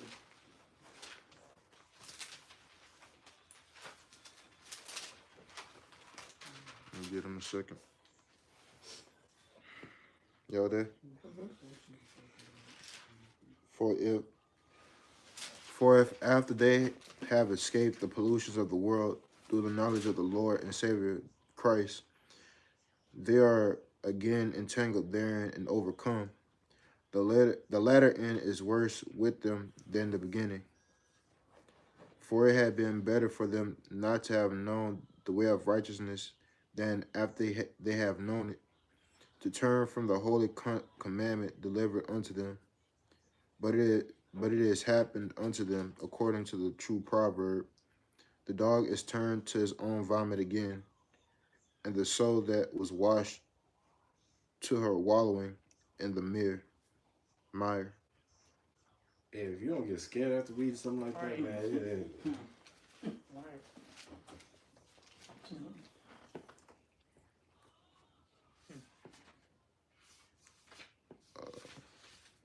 I think Brother Austin went to Romans 2, verse 11-13. Well, unless you want to read. Yeah, he does. I just wanted to know what he thought about that. To what we just read. No. Romans 2:11-13. All right. If somebody was to challenge you with that scripture based off of what you said, how would you respond? Well, really, how do you take this? What does it mean to you? Romans 2. What does it mean to you? And then how would you respond? Everybody there? For there is no respect of persons with God. For as many as have sinned without the law shall also perish without the law. And as many as have sinned in the law shall be judged by the law. Oh, I gotta read that again. For as many as have sinned without law shall perish without law. And as many as have sinned in the law shall be judged by the law. What do I think about it? Mm-hmm. like it kind of depends on what the first verse is. If you can like definitely if you can like help me out with Well, I'm the asking first. you. I know that's what I'm saying. Like I'm asking you though. I want to know how you would answer. I don't understand. That's why I'm asking him to help me understand. What? Verse the first 11? half of no the first half of 12. They're talking about For as many as have sinned without the law shall also perish without the law. yeah. You don't have a law. So would that be like saying if they don't know the law, they're not gonna be judged by the law? But that's No, not it's saying the complete opposite.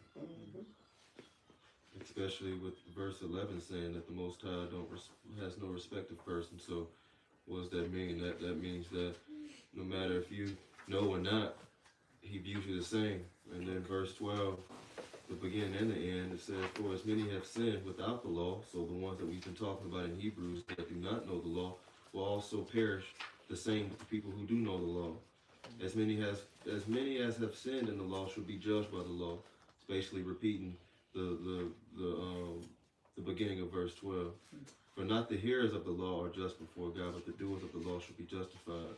So that means that He will show mercy on those, regardless if you know or not, because we also know that He gives everyone an opportunity to at least know and learn, right? We won't have an excuse. So the doers of the law should be justified. So I'm asking you, if someone, based off of what you've been saying, to substantiate your point with do not steal, someone brought this to your attention, how do you interpret it, and how would you respond? I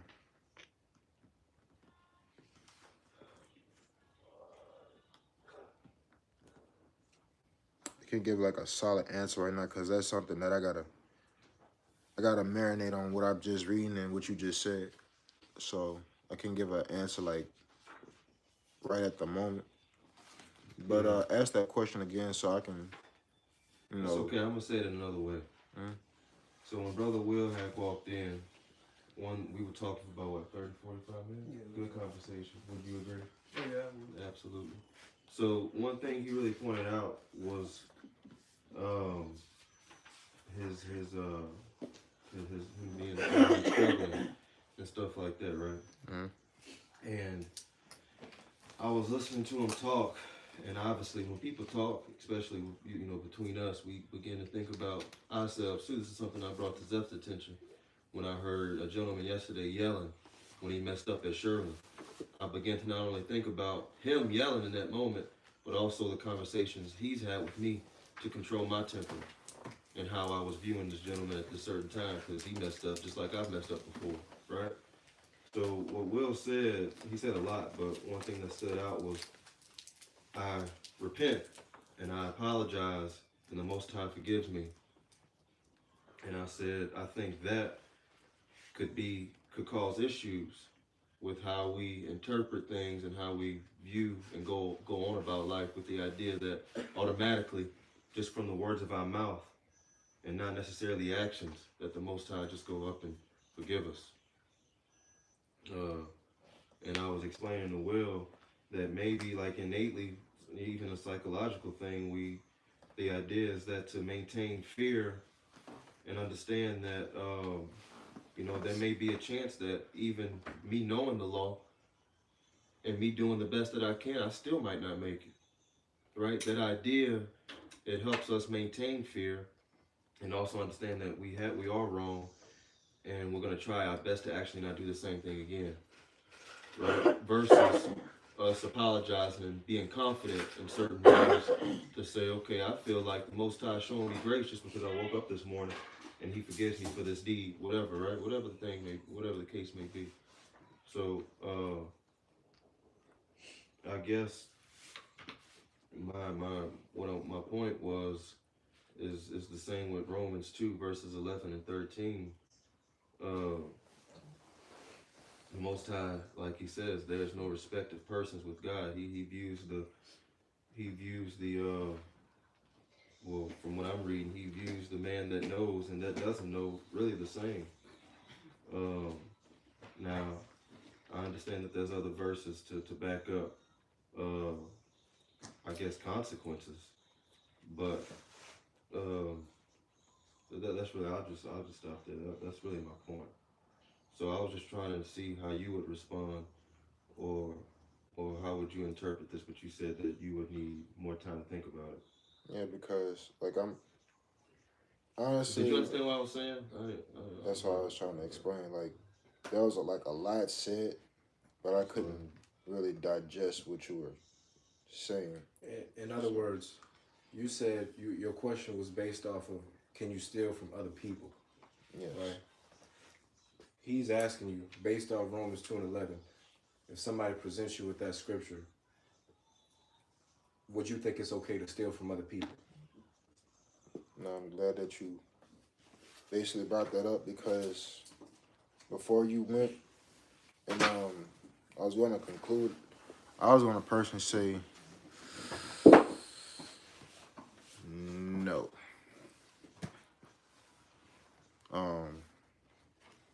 A somewhat confident no. The reason why I say somewhat is because it's like you brought up like some like a good example, right? The example of the items that was stole by Queen Elizabeth, you know. So why not steal back? You know, get back.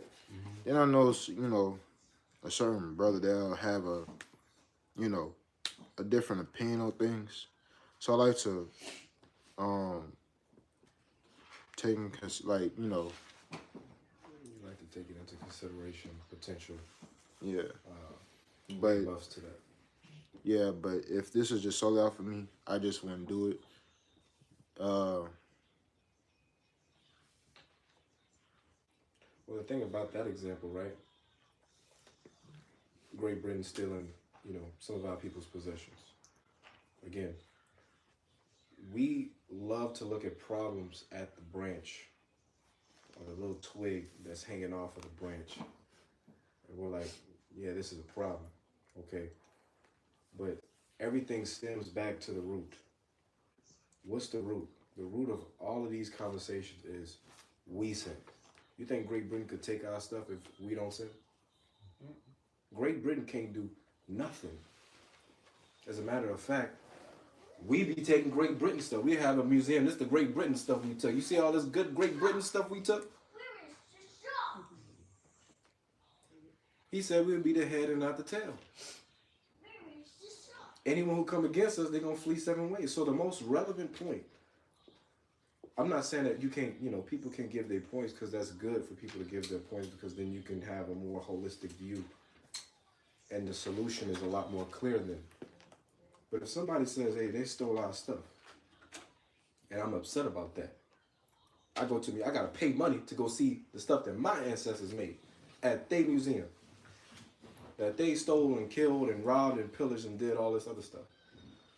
This is no different from brothers getting mad at heathens cursing out white people because, we in their land. I mean, listen. We cannot get mad at them. I know it's easy to blame them because the parties in the situation is the heathen, us, and God. Well, nobody likes to hold themselves accountable. You can get mad at God all you want. I mean, good luck with that. So the most likely person who you're going to look to blame something on is the heathen. They killed us. They robbed us. They took us in captivity. I'm mad. I'm hurt. I'm this. I'm that. That's the first response. That's easy. That's understandable.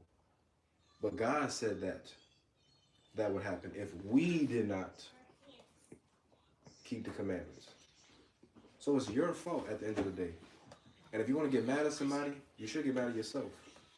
And if not yourself, get mad at God because God is the one who said that he would let them people do that to you. But we're not going to get mad at God though. And we're not going to hold ourselves accountable. But we want to do something against the heathen. That's out of order. Right? The order was set. You keep the commandments, you get blessed. You break the commandments, I'm going to use other people to curse you. I'm not about to come down off my throne to punish you. Well, I'm God. I'm going to use these heathens. That's what I got them for. Checks and balances, no problem. So I understand, You want to get mad? You think I want to get some get back and stuff. When my possessions get stolen, I wanted to do something. But then you gotta think.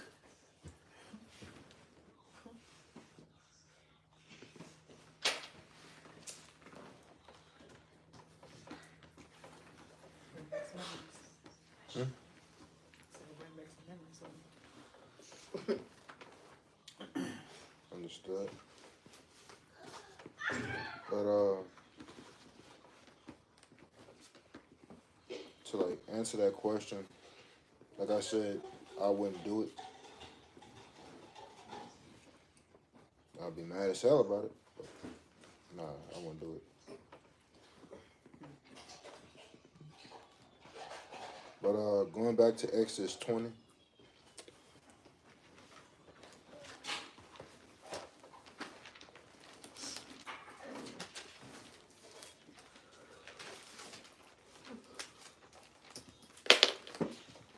You still in thou shalt not steal, you about to move on. Moving on. All right, let me add one more point. Yeah, let me add one more point. So thou shalt not steal. Okay. When you read our law, if we are looking at judgments, remember, always remember this. We not doing no judgment here. Okay. Not to say that we can't. I would love to perform judgment. Please understand that I would love to perform judgment. I would love it. Every minute of it. If we had our own law, I would probably be like a lawyer or something. Okay. But either way, the point is, you should take the judgments for these things with a grain of salt as far as whether or not they can actually be executed. Okay. When you steal things, the judgment is based off of what is being stolen. Okay. You steal something that is worth little is different from you stealing something that is worth much. Okay? Prime example. Okay? Prime example. I know we're not talking about this yet, but thou shalt not covet is a great example of that. Thou shalt not covet is the 10th commandment. It's telling you not to covet your neighbor's possessions. Why? Because coveting your neighbor's possessions leads to stealing. You want it first. Okay, that's the seed. And we talked about this with adultery, and that's why I'm about to bring this up again. The wanting it is the seed, and then it grows within your heart, in your mind, and then you perform an action to go and take it. Now, if you look at your neighbor's possessions, it mentions a house. It mentions your wife. So, I mean, if you steal somebody else's wife, they just don't say you stole somebody's wife. They just say you commit adultery. So that's stealing. Okay? You took your neighbor's possession from him. Or, let's say it's not the woman, it's a car. Okay? You stole your neighbor's car, but the judgment for stealing a car might not be the same for stealing a man's wife. You steal a man's wife, you get killed. You steal his ox or his ass. If they find it, you have to restore double. If you kill it or if you sell it, you have to give him 5 oxen for an ox. As we'll read in Exodus 22. If you go to Exodus 22 right quick, because this is a verse that Sister Nama wanted. If you read earlier in it, and all of Exodus 22 is judgments for stealing, okay? Or judgments of restitution, restoring something that you either stole from somebody or you messed up that was someone else's. It says in verse 1, if a man shall steal an ox or sheep and kill it or sell it, key word here or key phrase is kill it and sell it. Okay? He shall restore 5 oxen for an ox and 4 sheep for a sheep. Okay? It says if the thief be found breaking up and be smitten that he died, there shall no blood be shed from him. This is the commandment that Sister Yehuda was talking about. Meaning if someone is in your house and they trying to steal something and out of the whim you just say, pow, I didn't know who you were, I was scared, I didn't know if you had some on you. I used Lucy or whatever her name is and I shot the man. Okay? We go to the, look, I'm telling you, this is very important.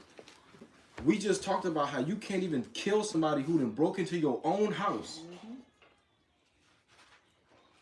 You got to use precaution and you got to turn into a freaking a cop and use technical skills like you got a bulletproof vest on and all that, potentially putting your life and your family life at risk because you got to take into consideration a thief. Right. When this is telling you somebody break into your house, the thief would be lucky if you do what they trying to tell you to do in here. Okay, he'd be lucky if you did that, because if you kill him and then his people get mad, oh, he killed my baby, you bring it to the judges. The judges say, look, ain't nothing we can do. That's a wrap. He should have been in that man's house. He should have been in that woman's house. The woman shot him. What she was supposed to do? Fight you?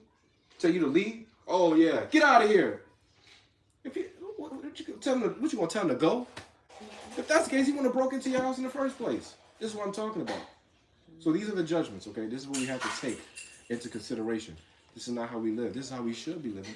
This is not how we live. It said, if a thief be found breaking up and be smitten that he died, there shall no blood. No blood means you don't kill him who killed him. Because you know, you kill somebody, you're supposed to die. But this law is giving you that provision. No, his blood ain't about to be shed for him. You should have been in his house. Okay? It says, in verse 3, if the sun be risen upon him, meaning, let's say you attacked him and he lived, okay? He's not dead. He sees another day. That's what that means.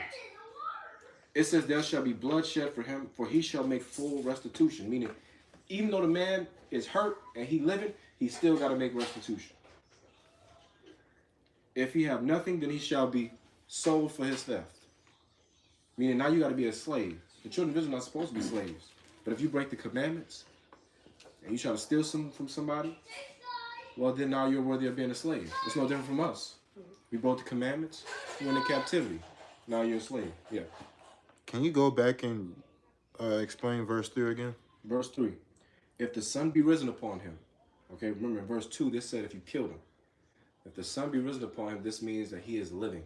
Okay, he sees another day. After he's been attacked. Huh? There shall be blood shed for him. Bloodshed. Okay, bloodshed in what? When you commit a sin, you have to give a sacrifice. And then you have to make restitution. So the bloodshed is in the sacrifice that he has to give. Okay? And then he still has to make restitution, because in Leviticus, it tells you when you steal something from somebody, it gives you the sacrifices that you have to give. So the bloodshed is talking about what is offered. But remember, when I read that, I did not take. But here, let me tell you how we know that that's the case. Whenever a sin is committed, blood has to be shed. Every sin, blood has to be shed. The only difference is if you commit a capital punishment, an animal's blood is not sufficient for you. Your blood is. The capital punishment of killing is you. You cannot give a ram to atone for that. Your own blood has to atone for that. If you commit a sin that's not worthy of death, the animal's blood atones for that. Okay? But every sin, blood must be shed. Every sin. This is why the people had to give their sacrifices, etc., etc. It's just certain ones, that blood is not sufficient. Your own blood. That's why you'll see the scriptures when you read these laws, it'll say, his blood shall be upon him. Your blood being upon you is the atonement. Because the ram's blood, the bullock's blood, the lamb's blood is not sufficient. Okay? So now, you get that when you read Leviticus. Well, All right, so I guess. Yeah, hold on one second. You have a follow-up to that? yeah. So what you're saying is, when it says, if the sun be risen upon him, there shall be blood shed for him. That blood is talking about the sacrifices. Correct. Okay. After stealing. Yeah, of course, after stealing. So that means you sinned. Yeah. Your sin requires a sacrifice. It has to be atoned. You know, it's funny, I didn't get that out of reading that. Like, before we just talked about this, like, I'm thinking, like, if the man, like, it's daylight and the dude's, like, breaking in the house, or however this goes, you can't, like, outright kill him.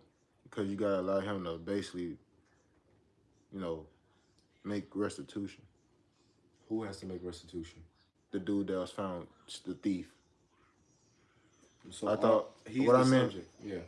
Yeah, what I'm saying is, out of reading this, I thought if the man, right, The thief. not the no, I'm talking about the guy whose house is being broken into or whatever. Mhm. Like that man can't kill him. No. Like and if it's broad daylight, you No. can't. This is the subject, right? The subject is the thief. It says if a thief. So the sentence structure is such where the thief is the subject. So we're talking about him. Everything in verse 2 and 3 is talking about him. If the thief be found breaking up, who's found breaking up? The thief is breaking up. And be smitten that he die. Who is the he? The thief. There shall no blood be shed for him. Okay? His own blood has already been shed. Okay?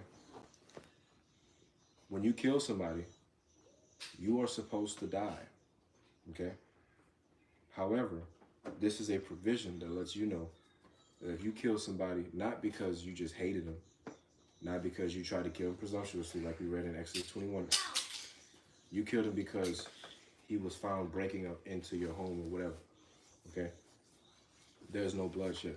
You don't have to die for him. Okay? He's still the subject. If the sun be risen upon him, the sun, meaning the thief is living another day. Okay? Because depending on what you steal, you don't have to die. Remember, that's why I brought that up earlier. What you steal, or your judgment, is based off of what is stolen. Okay?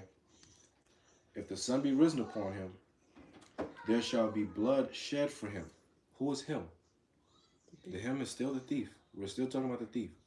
So there's blood that is shed for the thief.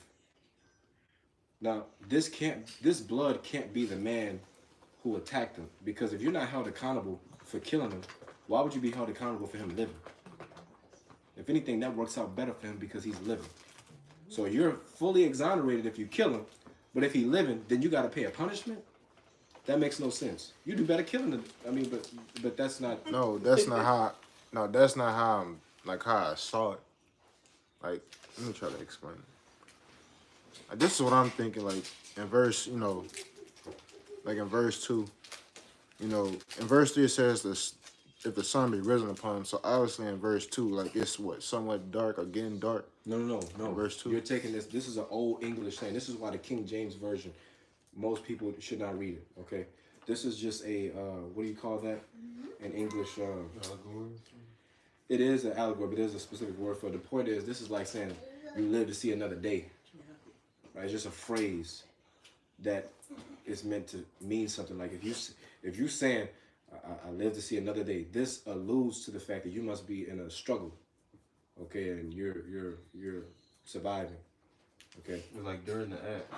right. So he in this case, this man is struggling for his life now because he's been attacked, but yet he's lived to see another day.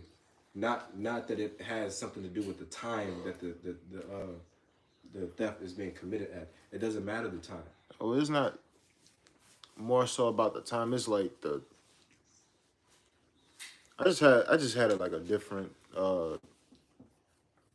scenery or imagination of how this is going. It's not because of the time. This is how I thought, right? Before, like it's dark, most people probably like sleep or something. It's harder to see at at night. Mm-hmm. If you catch yourself having to defend yourself because somebody broke into your home, you kill him, that's a whole different, ball game, because it's like potentially your life versus his and your possessions too. Like, So, but in verse, like if you killed him, you know what I'm saying, you don't get a punishment for that because your house has been broken into. But in verse 3, if it's saying, if the sun be risen upon him, like, I guess I just didn't think this through, because let's say you like attacked him and he like still living or something. Somehow you was able to like, bring this matter to like the judges or something. Like you couldn't kill him because you didn't give him a chance to like, restore and pay double whatever he stole from you. well, let's take this into when you steal. This is assuming that you get away. Okay, So the theft is you're attempting. If somebody's attempting, you're gonna try to stop it. Now, in the midst of stopping it, the conditions, right? I see what you're saying. Like if it's nighttime, you don't, you know, it could be visibility, could be a factor and all that. You don't really know what you're doing. You could lean on I accidentally killed him or something like that. Okay. Versus in the daytime, you are fully aware of what you're doing, even though you can't accidentally kill somebody in the daytime too. But see, that's what I'm saying. The time factor, it's a factor in terms of how you can attack a person, but it's not so much a factor in terms of the judgment. If you're stealing broad daylight or midnight, the consequences are the same. And that's why, because for as long as I see, because when you read commandments, especially like this, you're not going to know what they fully mean immediately. Well, I spent a long time on this verse right here. So that's why I'm trying to explain to you. When it says, if the sun be risen upon him, Sister Yehuda brought up how the sun rises on the just and the unjust. This is talking about the people who are living. The people who are living who are just, the people who are not, or who are living that are unjust. They're still living, so they're seeing another day. The sun rises upon them, so they can see that when you're dead, your days are done, for the most part. That's not to say that every day is done. That's just your days are done. So he is still living. That's what this is talking about.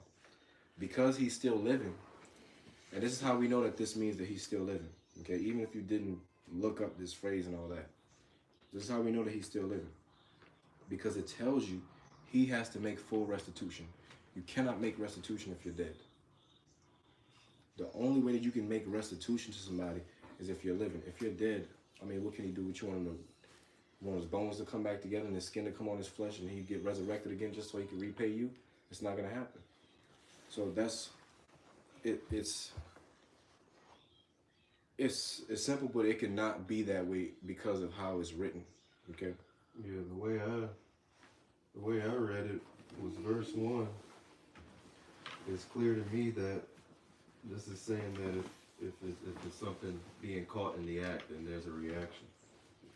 And then the latter verse, verse 2, to me, I read it as, for example, right, if we're talking about going to somebody's house, if there was witnesses there that saw it, the sun, like obviously the sun, right, everything's out for people to see, it's clear as day. And you have witnesses witnessing this thing, and before the household or the owner of the house comes in, the witnesses already have it and say, hey, the gentleman was trying to, right? So now you're made aware of it. And it would then be premeditated if you were to instantly, if you were to react then and there, because the news has already been told to you. So right, it would be something. Obviously, you may be angry, but if witnesses are there and the law is you shall not kill, then I mean you'll get the worst end of the stick if you then react. That's very different from you reacting in the act of something. You walk in your house and you see somebody moving around. You see, okay, well then I'm alert. I'm gonna react. But if witnesses are there and they make you aware of the situation, then I think it would be punishable for the householder or the owner of the house to then kill the thief if Torah states that. Well, Torah don't state. That's what I'm saying. You didn't even let me finish. If Torah states that the thief is supposed to make restitution, then obviously, if that's there, then there's also a clause where the thief can, I guess, quote unquote, get away without being killed. That's what I'm saying. Okay, this is what I'm reading. Okay, in verse 2, it says, "If a thief be found breaking up," it don't give you a time of day or none of that. It don't tell you that somebody told you prior to, or if you acted on impulse, or if it's meditated. It don't say none of that stuff. So all of that stuff is extra. We're giving scenarios because obviously everything don't happen the same way. The point is, if a thief be found breaking up night or day, witnesses, no witnesses, in your house or in your car, you got a gun or you don't got a gun, he got a weapon or he don't have a weapon. If a thief be found breaking up and be smitten that he died, meaning somehow, some way, you get into an altercation with this man again, whether meditated or not, in post or not, and he be smitten that he die, there shall no blood be shed from him. That is the end of that law. That's it. So that means, irregardless of the situation, if you're stealing from someone, whatever the value of it is, and for some reason this man is stopping you from, or this woman is stopping you from stealing one of their possessions, and if that situation escalates to the point where the thief dies, however it happens, the person who is defending their possessions is exonerated. Period. That's what that law says. Anything that would deviate from that would be adding or diminishing from it. That's what I'm saying. The point that you're making about the sunlight and all that stuff, that is because of the familiarity or the lack thereof of Old English to us. The sun be risen upon him has nothing to do with the time of day that the theft is happening. Has nothing to do with whether or not people can see it or not. This has everything to do with the fact that the thief, because in the prior verse, you killed him. The next verse is saying if he's alive now. That's it. There's no, that's the only distinguishing between 2 and 3. And if he so happens to be alive, okay, and the theft be found in his hand, he has to make a full restitution. Okay, he has to restore whatever it is. And most of the time, you try to steal something, you could potentially damage it, or you could break it utterly or something like that. If something like that happens, you have to make restitution. You have to pay that back. You have to make that situation how the scripture is saying to make it. There is no tolerance for sin. So if you're found in that position, in the thief's position, listen, that's on you. So, that's what I'm trying to point out. This law in verse 2 stands on its own. If all you have to do is prove somebody was stealing from you, that's it. So now again, in verse 3, if the sun be risen upon him, there shall be blood shed for him. He shall make full restitution. The blood shed again is talking about the sacrifice. Every sin requires a sacrifice. It doesn't matter what it is. There's certain sins, your own soul has to be sacrificed. In the case of this, he's stealing, okay, but he hasn't stolen the other thing. This is also what I want. This is why I brought this up, because depending on what you steal, only your blood, like if you kidnap somebody, that's what verse 16 says, Exodus 21. If you steal a man and sell him, okay, meaning traffic a human being, you have to die. You stole a person, you have to die, period. That's the restitution, okay? You steal somebody's wife, you have to die. You steal his ox, okay, you got to pay him back his ox and give him another one. So you can still live in that case. And that's something that needs to be understood about stealing, because it's too broad. It's not that specific, because you could be stealing different types of things. So these laws tell you, depending upon how it's stolen, what's stolen, it tells you the judgment as to where it's supposed to be. In the case of this,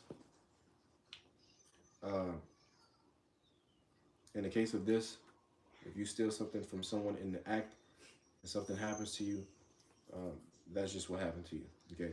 If you go on to verse 4, which is the end of that, if the theft be certainly found in his hand alive, whether it be ox or ass or sheep, he shall restore double, okay? Yeah, I agree with you with verse 1. I don't know what y'all's verse 1 says, but as far as mine was, let me just do it like this. But that would be, this is Gabe's lesson, so you and I can talk about it later. What is it? It's quite different. KJV, verse. Book. What? What book? No, I'm still in Exodus 22. I'm just trying to find the verse. Because Zephaniah is going to and back and forth for the one was saying that basically if it was caught in the act, then That's verse 2. Oh yeah, here it is. I got it highlighted. Mhm. Yeah, I agree with verse 2, but verse 3 I think is much deeper than just what you're making it, respectfully. But I'm not gonna. We ain't gotta really go into it. We can talk about that later. Well, I mean, here's the thing. In Deuteronomy 27, it says, the Lord told Moses to write the laws very plainly. Usually when something is deep, it means that you got to be a certain type of person to understand it. And you have to be on a certain level of understanding to understand it. The reason that I think this is simple is because the scriptures say that all the laws are pretty simple. And when you think about it, as far as what this law is saying, I think that's as simple as it can get. Because if you're alive now and you try to steal something from someone, the preceding commandments after that is if you're alive and you stole somebody's possession, you have to give them back double. If you have to give them back double because you're alive, this is the punishment for stealing. However, if you tried to steal it and somebody killed you in the process, like it said in verse 2, then there is no restitution that you can give. So verse 3 and 4 is just saying if you confronted the situation and the man is not dead. So you're saying that the choice on whether or not the thief is alive or dead is solely up to The person who possession holder. Yes. Okay. You know what I'm saying? I disagree. I know what you're saying, and it's very clear what you're saying. I hear you very well. I'm just saying I disagree. Right, but you're not explaining what I said that I'm not gonna explain because this is Gabe's lesson, so I'll do that another time. Just explain it. I just can't explain it and say one statement. It's gonna carry on. So I'd much rather you proceed with your lesson than me just be stuck on one verse, bro. I mean, for majority of this service, we've been talking about like one commandment. So, and we got to get a full understanding. You can't just simply just go on without having a full understanding. So when you say, well, I'll just ask my questions first before I get into that. It says in the KJV, then he should be sold for his theft. What does that mean? I mean, you have to work for somebody as a slave. Okay, so what if the gentleman is, just for example, and this is just a question, what if he's well stricken in age and he can't? Listen, if you're well stricken in age, how you gonna steal somebody? They got old folks that rob banks today. What do you mean? Okay, so if you got enough, that's the reason why I'm asking you. If you got enough strength to get your ass up and try to go and steal from somebody's house, you got enough strength to go work your ass and go repay that man restitution. Not trying. Something in the process could have happened, and he could have.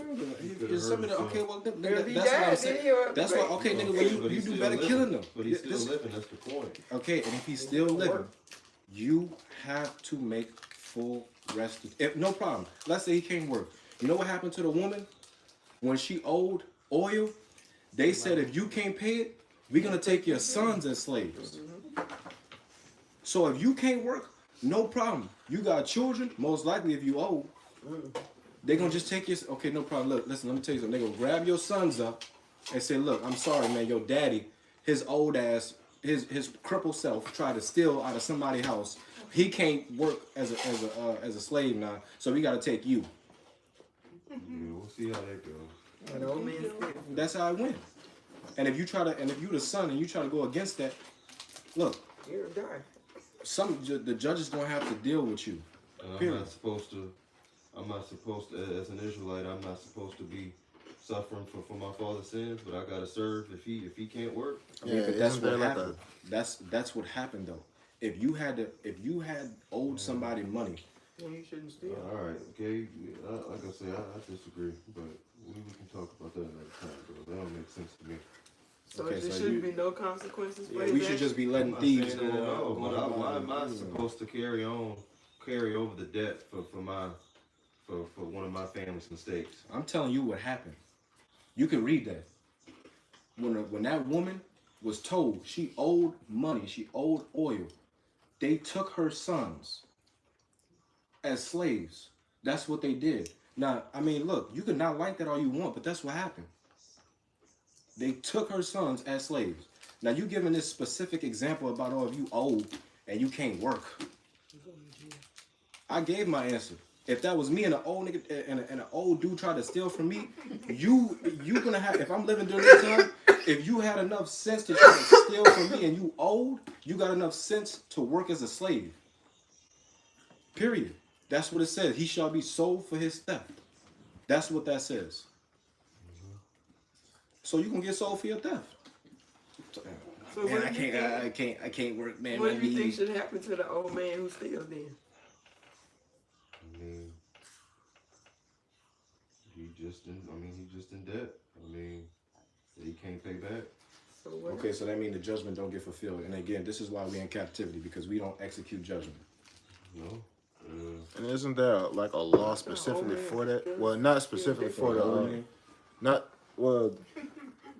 It's not necessarily the old man, but the poor man in this cause, or something like that. No, that's different. That's different. That's telling you that Or you. counting something like it's like That's Exodus 23. That's different though. That's talking about if a poor man be found stealing, you can't say because he's stealing and he poor that he's exonerated. The scriptures. I mean, shit. I mean, he had to steal for a reason. Huh? That's what he sounds like. He's saying. But that's what I'm saying. God does not exonerate. God does not exonerate people for breaking the law. If you break the law, there's a punishment. Well, the thing is, if you're stealing from somebody and that person, the possession holder, is reacting to your breaking the law and you get killed, the owner is exonerated. Okay? However, if somebody steals something and the owner did not kill you, you are living. So you, one, should be thanking this man that he didn't do what he could have done and still been exonerated for. So in return for that, you're now living. You have to make full restitution. You're talking about a thief who is stealing from his neighbor. He clearly don't love his neighbor as himself. He clearly don't love the Most High commandments. He clearly don't obey the scriptures. And he's going to go and steal from his neighbor. His neighbor could kill him, because that's what verse 2 clearly says, what you said you agreed with. His neighbor could kill him in response to that. And in turn, he don't kill you after you done broke the commandments, after you done tried to steal from him. And now we just going to let him just be exonerated because he old and he can't work. Can I add something? Also, that kind of goes back to that scripture you read in Romans. I mean, I'm not going to show, like you said, I'm not going to feel the ways for you or respect you because you're old and you broke into this bank or did whatever or stole something from me, but I see that you only on one leg and got one arm. I'm not going to respect you for that and say, oh, well, go ahead and, you get what I'm saying? That's kind of the same thing. I'm not going to, just like the father's not going to respect the person, it's the same way with you. You're not going to, because you stole from me, then I'm not going to respect you because you just have an ailment or, you know? So you're going to get the same judgment anybody who had 2 arms of 2 legs would get. I'm sorry. Like, you get what I'm saying? Like, it's, you know, I mean, yeah, I mean, you, because, again, if you were, like you said, if you came out here and did this, you stole from me knowing you only got 1 arm and 1 leg, I mean, you knew it was a chance I could either knock you out or take you off this earth, or you would live and have to do, you know, be my maid or something. Watch the kids. I mean, whatever the restitution is. It's not like he could be much of use. I mean, right, but I mean, and he probably can't. But hey, you still got to pay for what you. Yeah, so that kind of goes back to the scripture you read in Romans to me. I mean, I'm not gonna respect you because you haven't You sold. don't respect him no way because he stole. Yeah, I mean, you still did something that clearly tells us in Exodus that you're not even supposed to be doing. somehow. So, but I wanted to add too. When I said I guess when we did originally, it wasn't with the livestock though. 7 kind of goes with goods, right? Mm-hmm. Okay, that's what I want. Yeah, so it wasn't really the livestock part. It was, well, in this case, it was the Snickers. Right. But yeah, okay, yeah. No, but you have, but see, this is the thing, right? Even though this is saying with livestock, this commandment is repeated for other things that's not just including livestock. Right. Okay. It's just at the time, this is what we do. This is how we live. We live off the land. We have cattle. We have crops, etc.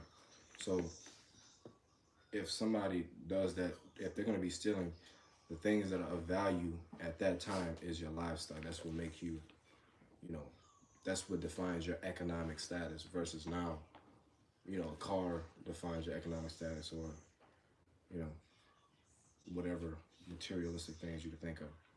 Okay. But the only thing I want to point out, I just want to point out this before you moved on to bearing false witness, is that depending on what you steal, that also is going to determine the judgment, okay? Because it's not the same judgment for everything that you steal. Even in verse 1, you can see that stealing an ox and a sheep has two different consequences. Which was kind of weird to me because I would think sheep is more valuable than ox, but anywho, it don't matter. It says you restore 5 ox for an ox and 4 sheep for a sheep. Probably had more sheep than ox. Huh? We probably had more sheep than ox. I don't know. Either way, go. Honestly, I don't know if we really gonna move on to like bearing false witness this service, because I actually want to go back and read what you had brought up, the instance about the woman and her sons. I actually want to like read that. Okay. Because I have a question about that. So, what book that was in? That's in Kings somewhere. I don't know exactly where it's at, but it's in Kings. So if you could roughly paraphrase something in Google, you should be able to find it. Let me see right quick. Or I think Christ gives a parable. Hey. 2 Kings 4. Second Kings 4.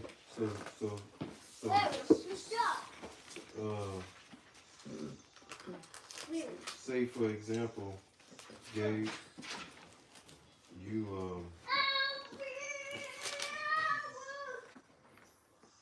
I don't know, like say for well, I guess you say it depends on how severe it is.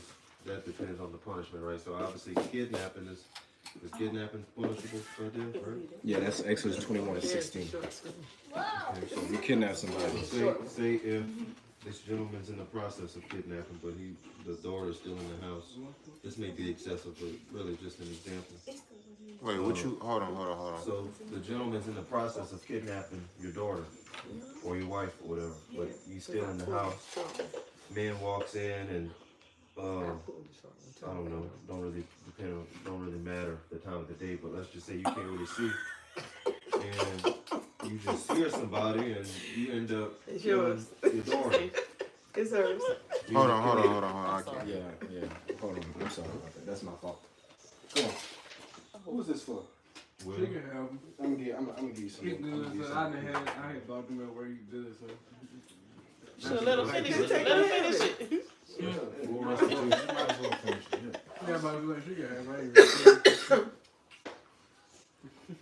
That's how you get it. That's how we used to do it. All I know, she see me put it to my mouth, she came over here, grabbed me, and did the same thing. That's right. I don't know. Hey, that's a coworker, man. Shalom, Sister Gracie. How's it going? Sometimes I'm speaking to him on the line. Yeah, I know Gracie. Gracie is a coworker of mine. She worked the morning shift, so she come in a few hours before I leave. I was confused. Shalom, Sister Gracie. I'm glad that you was actually able to make it to this service. We actually going over the commandments. For the past 2 hours and 36 minutes, we've been talking about. Really? Yeah, really. What the time? Time don't matter. We've been talking about the commandments, specifically about what? Go ahead. Talking about thou shalt not steal. So that's what we've been on. But you brought up. No, you had. But hold on. I think he was trying to ask a question. Oh shit! I'm sorry. Yeah, he was trying to ask you something. Yeah, I was just asking if you was to walk in and whether it be your wife or your daughter, whatever, your children even, and they still in the house and you walk in and they're in the process of kidnapping, but I guess hadn't really fully kidnapped the person, and you end up killing your child or your daughter or your wife, trying to figure out what's going on. How would restitution then work? And then would it still be permissible to kill that person, especially since the person that he was trying to kidnap is dead, and that you've lost, obviously, with that, by default, you've lost the child. So is it considered murder by the thief or the house owner? All right, so wait a minute. To process what you just said, a man is about like in the process of kidnapping your daughter or wife, right? Or any, yeah. And in this altercation of preventing him from doing so, you accidentally kill your The daughter person or you're wife. trying to protect, yeah. Wait, you killed him? Yeah, by accident. By I accident. see what he's saying. Mm-hmm. Someone is trying to kidnap my wife and kid, and I'm trying to protect them, but by me protecting them or trying to, I end up killing one of them. That's what you're saying, right? Okay. Yeah. Killing the woman or the Yeah, child. killing them, trying to whoever they're trying to kidnap from You killing the ones that you actually trying to protect. Mhm. How would that go? Man, that's crazy. Yeah, that is. Yeah, that actually is crazy. But honestly, He said that like it actually happened. That'd be different. Like he just read that on a news feed or something. Man, that's crazy. That's a whole hypothetical. This is news. but It has. Shoot, I I'm can sure answer it has I happened. never heard of it. Somebody trying Really? you asked what was the to- It is happening. Yeah, how would then restitution apply? And as far as labeling who was the murderer, who would be, who I think- obviously the father's not getting stoned, but would the thief still be, would it be permissible to then kill the thief? If kidnapping wasn't exercised in full, nor was he the one responsible, well, nor was he the one who shed the blood. honestly, I feel like that would be like up to the judges, but Yeah. because that's Yeah. quite something. But He's going to. I'm sorry. yeah, He's out of here. That's your opinion. No, that's facts. He's out of here. yeah. He's out of here. But the thief Okay. for she's talking about The the thief. thief. If my kid, and I mean, I'm putting myself in man's shoes. If my kid, I done accidentally just killed my kid or my wife. Oh hell, you! I'm gonna finish the job. So He's then outta would it here. make sense And if then you restitution going. can't be Hold gonna be met? punished. Wait, hold on. Let Asa talk, yo. So then could the case be brought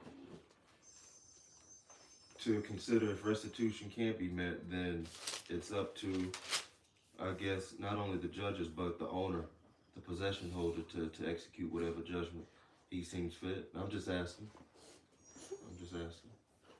With that I honestly feel like that would be like up to the judges, but I do believe, like, just in my opinion, like, because he basically started this whole mess, I feel like that person would,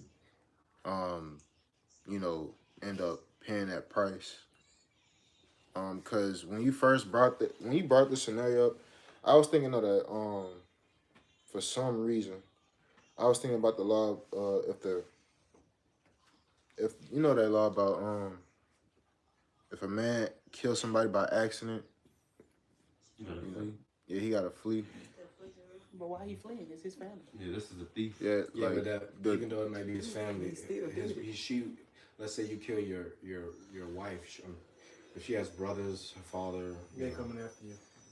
if they not logical about the situation, Knowing that he was trying to protect her and accidentally. but Yeah, with them not knowing. But that's the thing, right? You're speaking, like, this is purely hypothetical, okay? So we have to remember that. So you actually really have to put yourself in this. Somebody killed my daughter by accident. You're supposed to be protecting them. Like, how stupid can you be? You gonna kill her? Like, somebody could think illogical like that. I don't know the situation. Like, I don't know if it's dark and, you heard something in the room and all. I don't know, but the scenario, like you have to have too much specifics to know whether or not the man made a logical decision or an impulsive decision, which ended up killing the child and whatnot. So depending on those circumstances, which we don't know, because again, this is purely hypothetical, you could have did something stupid. Yeah. You could have did something stupid and killed, Your child, right? your wife, which could be my sister or my daughter or whatever.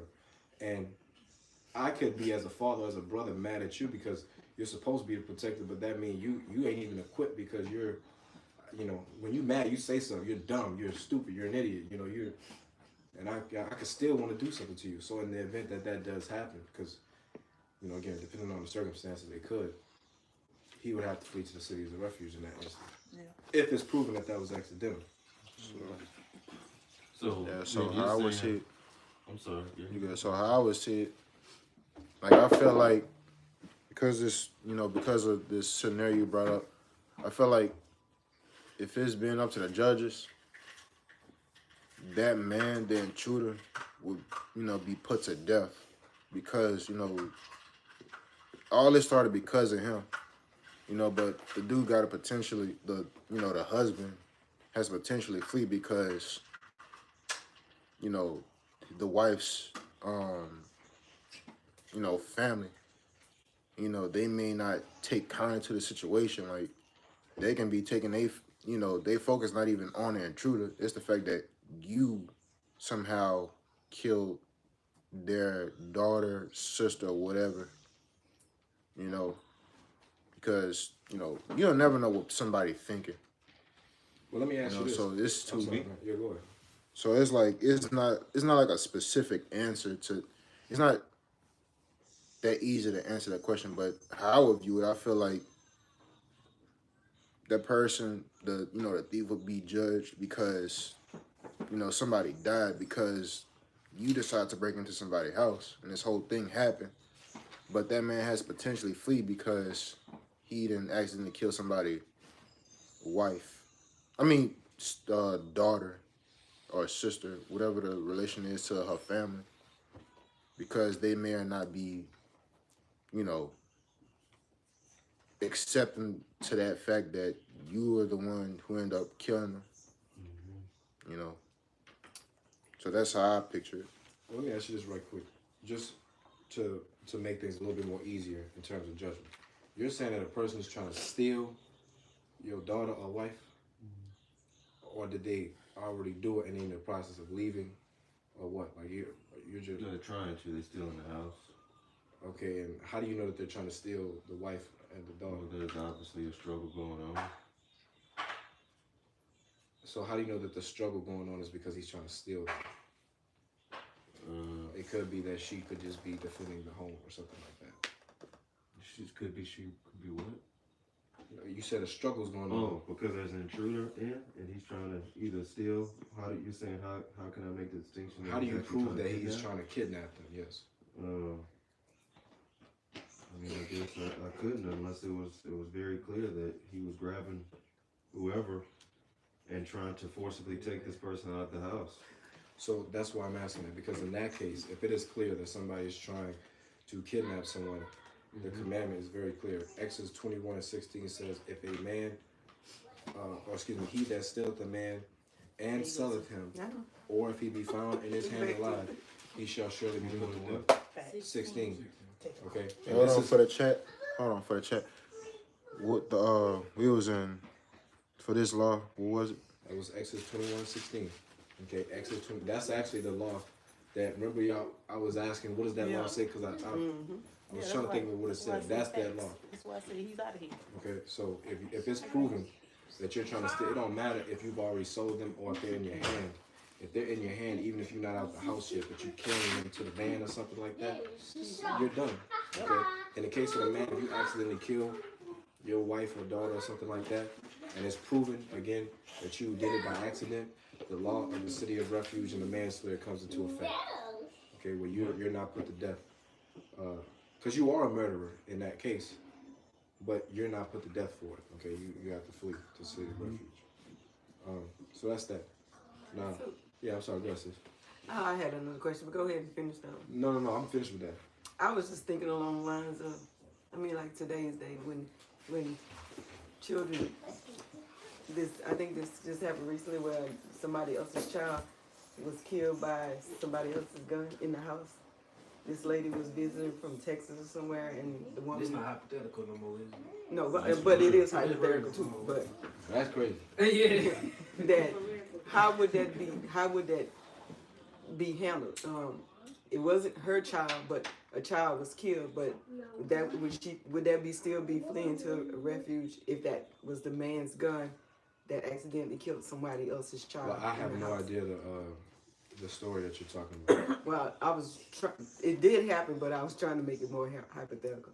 But it was an Well, you incident. can use the real situation as a An incident where a lady and her child came to visit another person's house, and this person had a gun, and the gun fell out their pocket and killed the child. Mm-hmm. That man's gun. Mm-hmm. Mm-hmm. It was an accident, so then he would flee to refuge. Correct. Well, I mean, what if the witnesses saw exactly what happened? Well, the witness did. They said the gun fell out of her pocket. So why would he flee? Somebody still died. Family's still gonna be mad. His family. Family's still gonna be mad. No, I understand that, but I'm saying the witnesses are the family, right?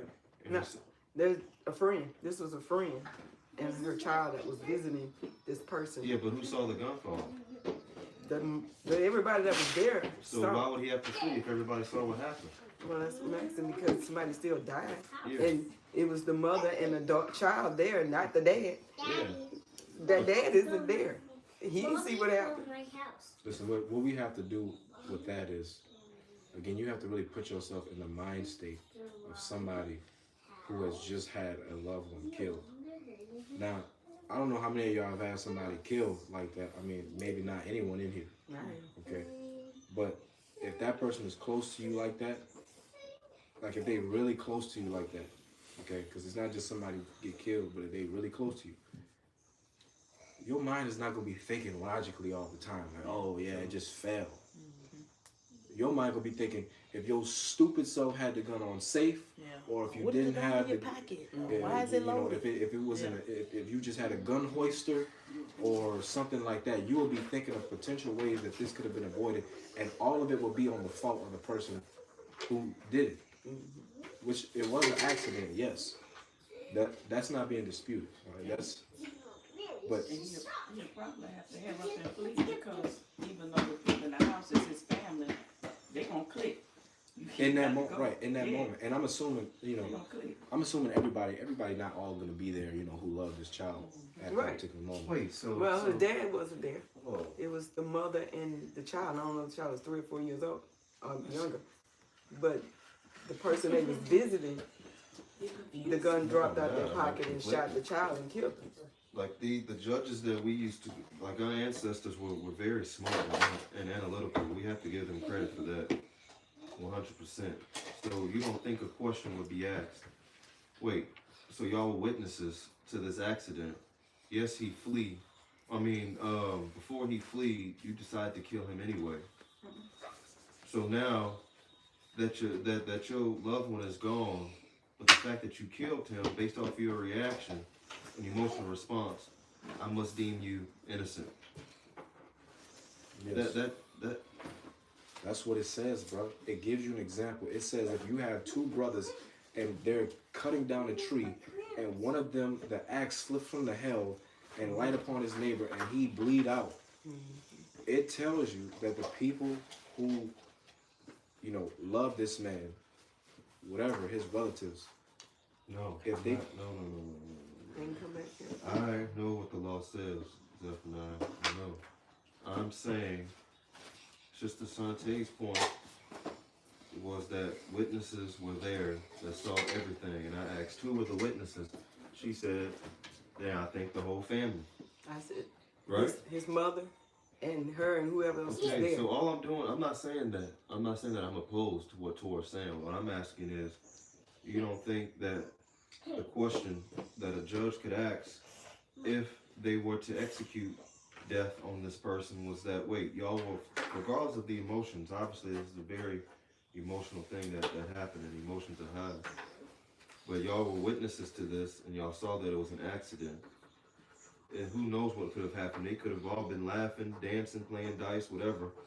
And then a gun slipped out the man's pocket and bam, everybody turned around. This man was playing cards and his attention was here like everybody else.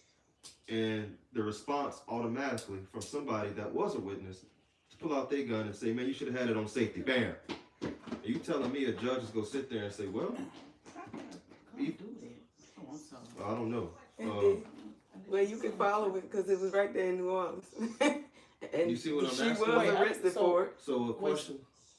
So y'all saying, so Wait. the man where the gun fell out the pocket, they killed him? Mhm. The family turned around and killed him? No, I'm He No, said this it. is, remember, she's basing this hypothetical off of that. Yeah, Right. and I'm saying if there was another hypothetical, He's adding to the hypothetical. Yeah. You're saying if it happened, today. the baby sitting there, somebody gun fall out their pocket or however it fell, the gun clip goes off, it shoots the kid. She's saying, you in her example, they have witnesses, Right. meaning the loved ones. Right. All the witnesses probably not there, but Right. some of there are witnesses who We could only be. need 2 or 3, right? It don't right. It doesn't matter. But it don't matter. But what you're saying is, her witnesses, Yeah. okay, these are potential people who could be slayers of the manslayer. Yeah.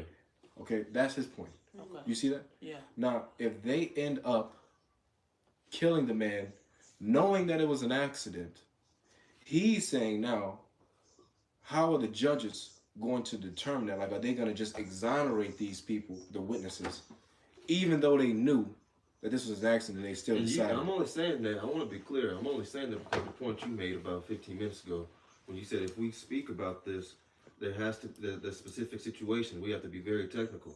So I'm being Yeah, because technical. you have to be, because the judges have to. All right, These then, are so things that the that's- judges have to that's know fair to then, make a right? decision. So if everybody's attention is fixated on the same thing, and behind me, I don't know what's going on. The kids are playing Legos, fighting each other, whatever, doing what kids do.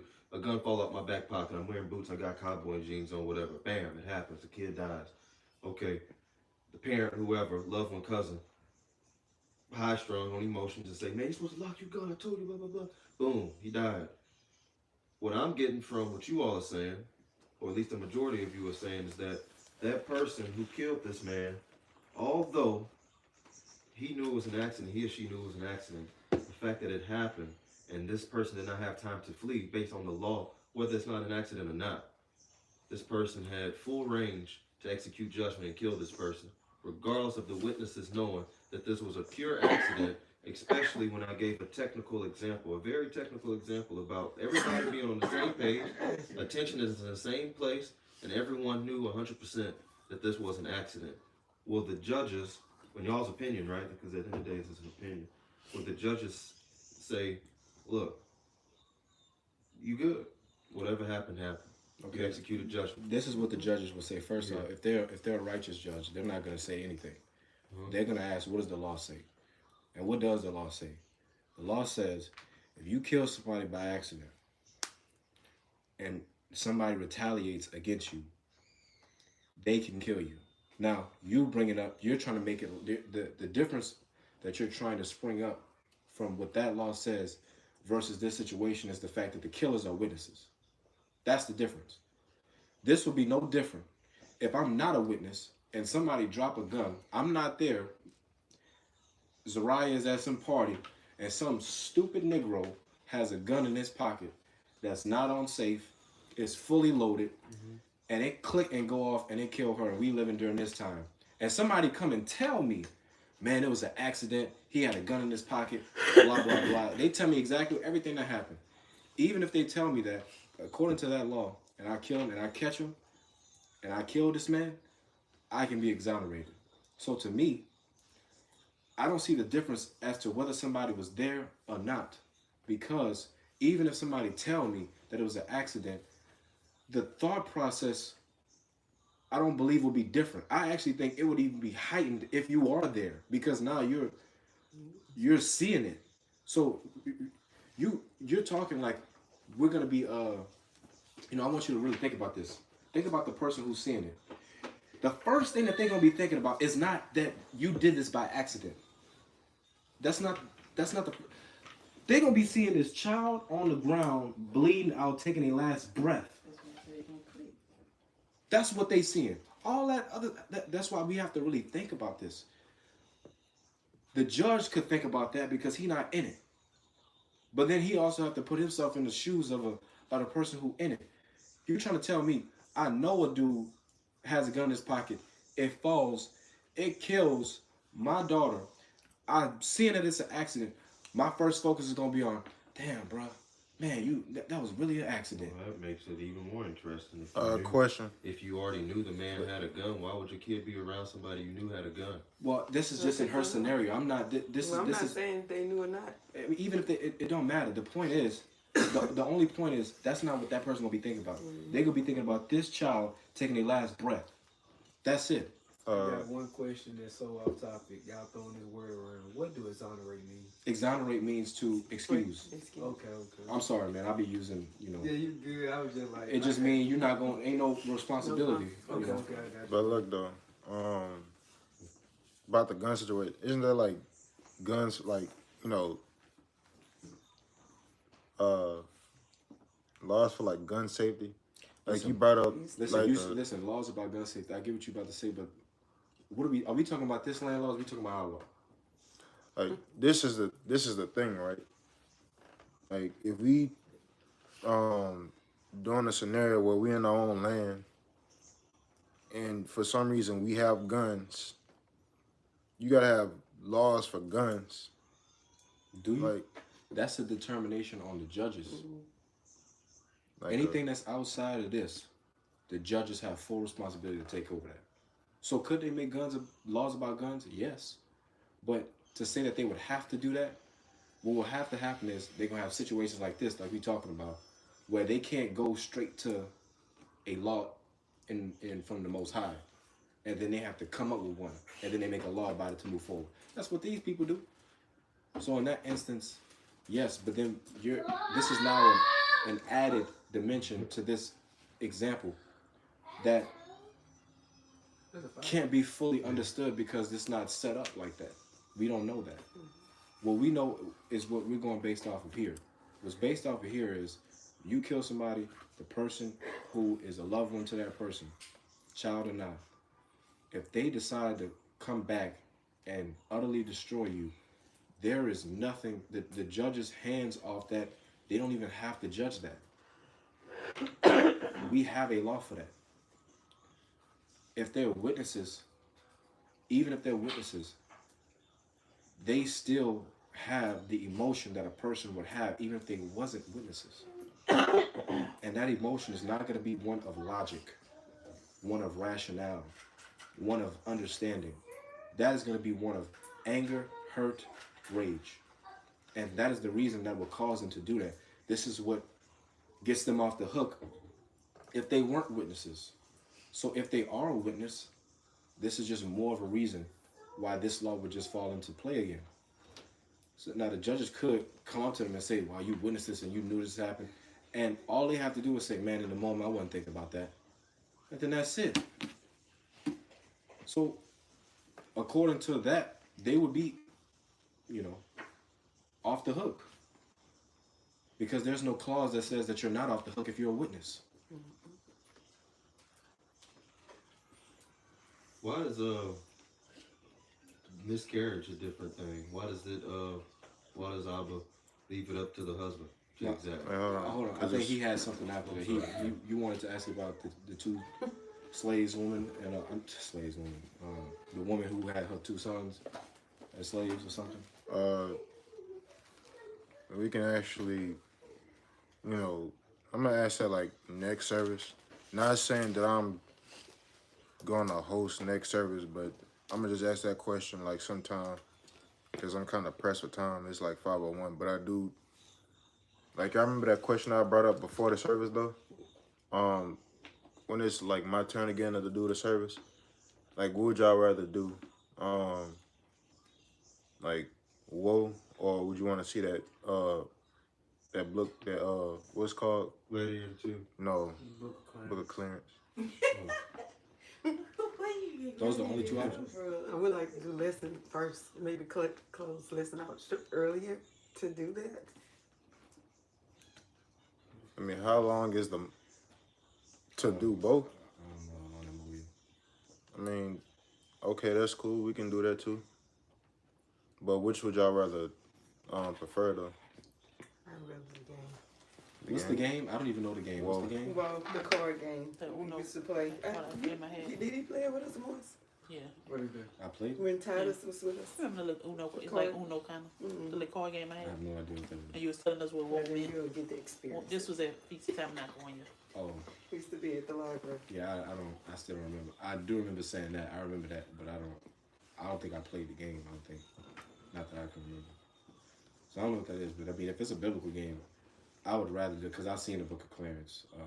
I haven't, but I want to watch it on my own. Okay, you watch it. You watch it on your own, 'cause I didn't see it in the movies, but So I seen a little bit of it. You know I what? don't really I remember. still ain't watching it. Yeah. I don't know watched what all part of it happened too all and turned it off. it was stupid. Yeah, but there's a lot of crazy stuff going on. It seemed like it was mocking. was stupid? It was It was mocking. very stupid. The little part I seen, it seemed like the first thing came like, okay, this is not to be taken serious. That's the first thing came to my mind because they make a lot of movies that's trying to mock this stuff. Yes, it sounded seemed like it was mocking. Well, I got That's that why I from was the trying to. That's why I wanted to watch it. Yeah. But okay. So Uno, whoa. Everybody agree? Yes, no. I do remember that now. Okay. You had, Okay, we doing it next time. But What was the question though? well, let's go with this question since It was he's just either- trying to leave. Oh, you want to let's follow through. yeah, let's go ahead and lead us in He prayer and just then we're gonna closes finish. out. He just closes out. Yeah. No, we're not. Well, I ain't won't be done to be honest with you. Me either. Well, you don't gotta go to work tonight, huh? Well, you could be done. Yeah, Okay, so that's you why can we're closing excuse out. yourself. We don't need to close out. We don't need to close out. We don't need to close out if we still in discussion. He just need to excuse himself, huh? I mean, don't y'all have conversations after we close out? If y'all want to close out, But we were still discussing the same lesson though. We are. We just don't officially do it. I'm gonna keep the live going, but.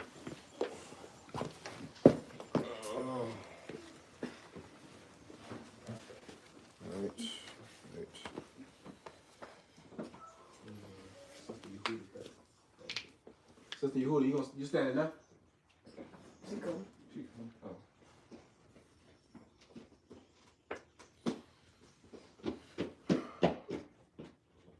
Father, thank you for gathering us together on your holy Sabbath, allowing us to have this good conversation on your commandments, Father.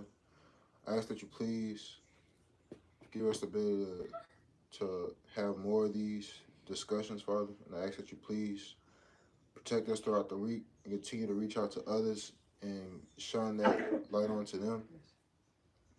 I ask that you please don't let any harm come to us, Father. Protect us always. In your Son's holy name. Amen. So be it. We've officially ended and unofficially started. Yeah. So be it. Shalom. Shalom. Good night. All right. I don't like this seat. Good night. Good night. Where you going? She going in the Come room. back in here. Come back in here. She going to bed too. No, you ain't going to. Come here. Kick out, Gabe. This one belongs to you. You've officially been kicked out, Zariah. Come here, you. Come here.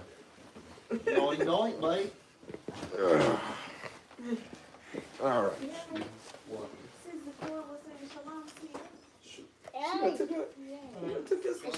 Put your cover back on. Yeah, So if you ever do that again, she you put will her get your cover back butt on. whipped.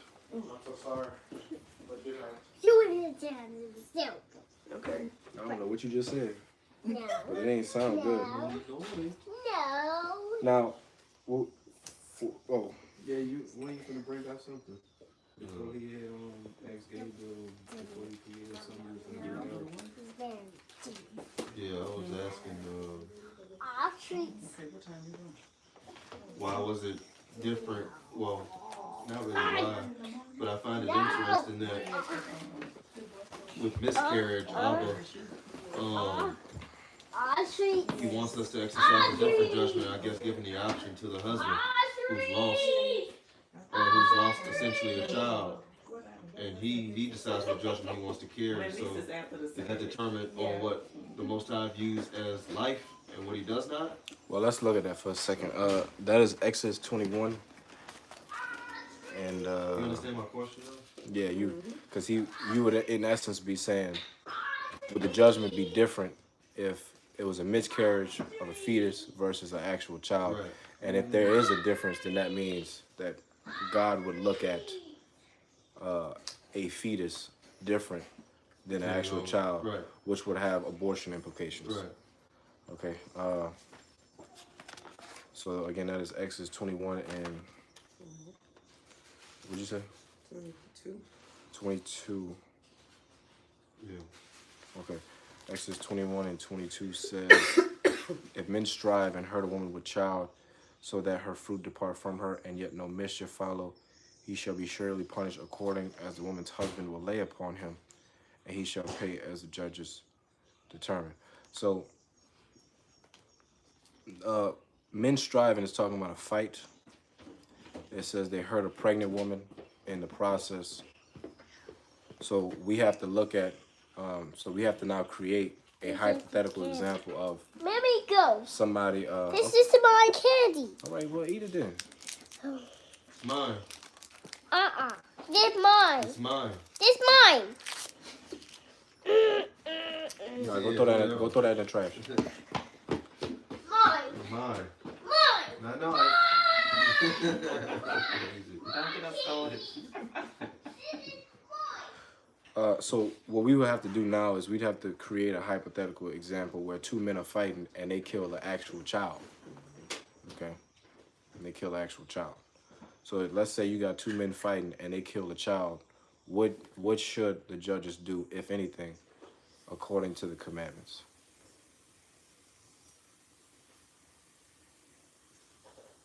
You asking me something? Yeah. I'm sorry. I was reading verse 22 again to myself. Can you ask that again?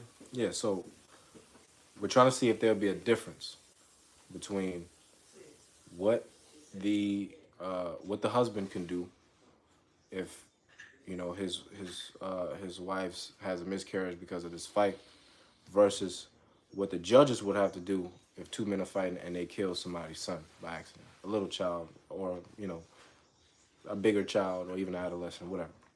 Okay, so these two men are fighting.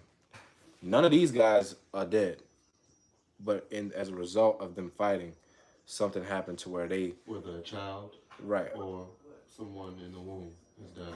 No, we separate them. I know. So now we're talking about just a child right now. Just a child. So yeah, so hypothetical, you fighting, somebody get pushed back, you bump into the child hit their head on the concrete, break their skull, bleed out, Still an whatever. accident, right? Right, something like that. Because in this case, it's an accident. So we lining up all things. Only thing that's different, fetus, child. Okay. Well, according to what we just went over, if it's a child, then someone executing death upon the person that accidentally did that, it's permissible for that person to do so. Now, because that's correct, right? If this child's father comes back and let's say he killed both of these Negroes, okay? They in a fight and you're too hot-headed to take into consideration that there's children in the area, blah blah blah. Okay. That fight is not just one person; it's two people. So both of these people would be technically responsible for accidentally killing this child. Therefore, if the father of this child haul off and take a gun and bang, bang, bang, bang, okay, he could be exonerated according to Deuteronomy 19. Okay. Now, in this case, you have a fight, same example, two men are fighting. As a result of this fight, one man hits the other man, he fall back, and instead of you pushing the child into the concrete, you hit a woman that's pregnant and you catch her with an elbow or something, not intentionally, but you falling and you trying to break your fall and you hit her in the wrong spot. she have a miscarriage. It says that her husband, okay, can say, you can either die or live. Now we have to sit here and ask, hold up, both of these two decisions and say, are they different? To me, they're not different. Because in both cases, the father of the child or the father of the infant has a choice to make. He could say, I'm going to let these two Negroes live and they can live in a city of refuge. Or he could say, he could catch them, you know, before they trial or whatever. If he does that and they die, there's nothing you can do about it. Okay? So that's the thing. And I think we need to read this, okay, so we can really understand, because this is not just a, you know, because you have to understand something. The law about the city of refuge, it is the job of the people to protect these two men. It's not the job of the you know, the man himself to get away. No, I'm talking about the man whose child just died. Okay, it's not his job to, in essence, be conscious of what happened and use rationale. Okay, if he does, great, but most likely, which is why this law has been given. Most likely, he's not going to do that. So it's the job of the congregation to save somebody who has killed somebody by accident. It is the congregation's job to do that. Okay. So now, if you read Deuteronomy 19 again, if we start at 11, Deuteronomy what? 19, yes. Wait a minute, no. I'm gonna start at 1. In Deuteronomy 19, starting at verse 1, it says, when the Lord thy God hath cut off the nations whose land the Lord thy God giveth thee, and thou succeedest them, and dwellest in their land and in their houses. Dwellest in their cities and in their houses. Thou shalt separate 3 cities for thee in the midst of thy land, which the Lord thy God giveth thee to possess it. Thou shalt prepare thee a way, and divide the coast of the land, which the Lord thy God giveth thee to inherit, into 3 parts, that every slayer may flee thither. And this is the case of the slayer, which shall flee thither, that he may live. Whoso killeth his neighbor ignorantly, whom he hated not in time past. These are the only 2 requirements. You killed somebody ignorantly, meaning it wasn't intentional, and you did not hate this person. You can look at these 2 men fighting. They hate each other. They don't hate the woman who's pregnant or the child that she's pregnant, you know, within her. Or in the other example, they don't hate the child. They trying to fight each other. It's just in the process, unfortunate events happen. It says, and then in verse 5, it gives you an example. This is not the only situation that you can use this law. This is just giving an example. It says, as when a man goeth into the wood with his neighbor to hew wood, and his hand fetch a stroke with the axe to cut down the tree, and the head of the axe, talking about the head of the axe, slip from the helve, and lighteth upon his neighbor that he die, he shall flee unto one of those cities and live. Lest, now the word lest is a conjunction in Old English. The word lest means to prevent something from happening. Can I ask you something? Yeah. Could this be a case where, look, bro, this is the question, right? Could this be a case where it's like, hey, there's no witnesses here. So if there's no witnesses here, and I just did this, I gotta go. Hold on, we're going to get into that. Okay. We're going to get into that. Because now so when we add things, now we have to bring in other stuff to explain that. Let's go through this first, and then we can go to that next part, okay? When it says here, again in verse 6, lest the avenger of blood pursue the slayer while his heart is hot, okay? So that means the Lord is taking into consideration the anger of the person. Yeah. If he's pursuing you, so he's trying to find you, he's looking. This means that there's a process. There's time that's passing before the congregation could bring this to the judges and, you know, prevent all this. Mm-hmm. So in between that time, it says, lest the avenger of blood pursue the slayer while his heart is hot and overtake him, because the way is long, and slay him, whereas he was not worthy of death. So it's telling you that according to the scripture, if it was by accident, in both of these cases, it wasn't worthy. the person was not worthy of death in that instance. However, insomuch as he hated him not in times past, wherefore I command thee. So now because of this, God is commanding, saying, thou shalt prepare 3 cities for thee. Okay? So now, this is just a roughly paraphrasing. Okay, if we really want to go into this, we need to go back to Numbers 33, where this is first mentioned, because it goes into much more detail. I'm sorry, it's not Numbers 33, it's Numbers 35. Okay, Numbers 35 goes into more detail, and then once we look at this, we can then go into the parts about the witnesses. Okay, so now in Numbers 35, this whole chapter is dedicated to this one law that we're talking about. Okay, this is where it's first instituted. It says, and the Lord spake unto Moses in the plains of Moab by Jericho, saying, this is Numbers 35, I just read verse 1, we in verse 2 now. Command the children of Israel that they give unto the Levites the inheritance of their possession, cities to dwell in, and you also give unto the Levites suburbs for their cities. So now, if you'll recall, the cities of refuge are actually cities for the Levites. Levites also live in those cities. It's just these Levite cities are also for cities of refuge. Because essentially the high priest lives there, right? No, the high priest will be in Jerusalem or wherever the Lord chooses. But you will have other priests that do live there, though. When you say high priest, you're talking about one man right now. Yeah, right, because but there's 6 dies, cities. But that's there's when they can leave, yes. Right, when they can leave and go back to where they came from. And then at that point, if they leave and the manslayer slays them, then you have to be put to death. You have to be put to death for killing him. Right. Because his term is over. And not only that, the sins of him, even though it was an action, are cleansed because of the death of the high priest. Right, but we're speaking with foreknowledge, right? I want to go over that so that everybody can be on one accord with that. Okay. Because when you say the high priest lives there, that's not quite accurate. Because remember, there's 6 cities. You can't live in 6 cities at once. So there's 6 cities of refuge. Okay. You have to flee to the nearest one to you. If something happened where you accidentally killed somebody, you need to recognize that, and you need to take 0 chances. The first thing you need to do upon recognizing that you done just done this is, you can offer a quick apology, and if that's me, the first thing I'm doing is I'm headed straight there.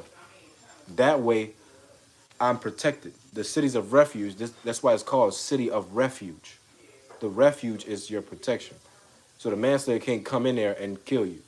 They have people, officers who are there literally to stop that from happening. Yep. So it is your responsibility, if you recognize that you accidentally killed somebody, to run there. Because if not, again, we just read, the man's heart is hot, and he pursue you and catch you. The Lord is going to exonerate him. That is what it is. But it's going to go into more detail here. All right, so I'm jumping to verse 6 now.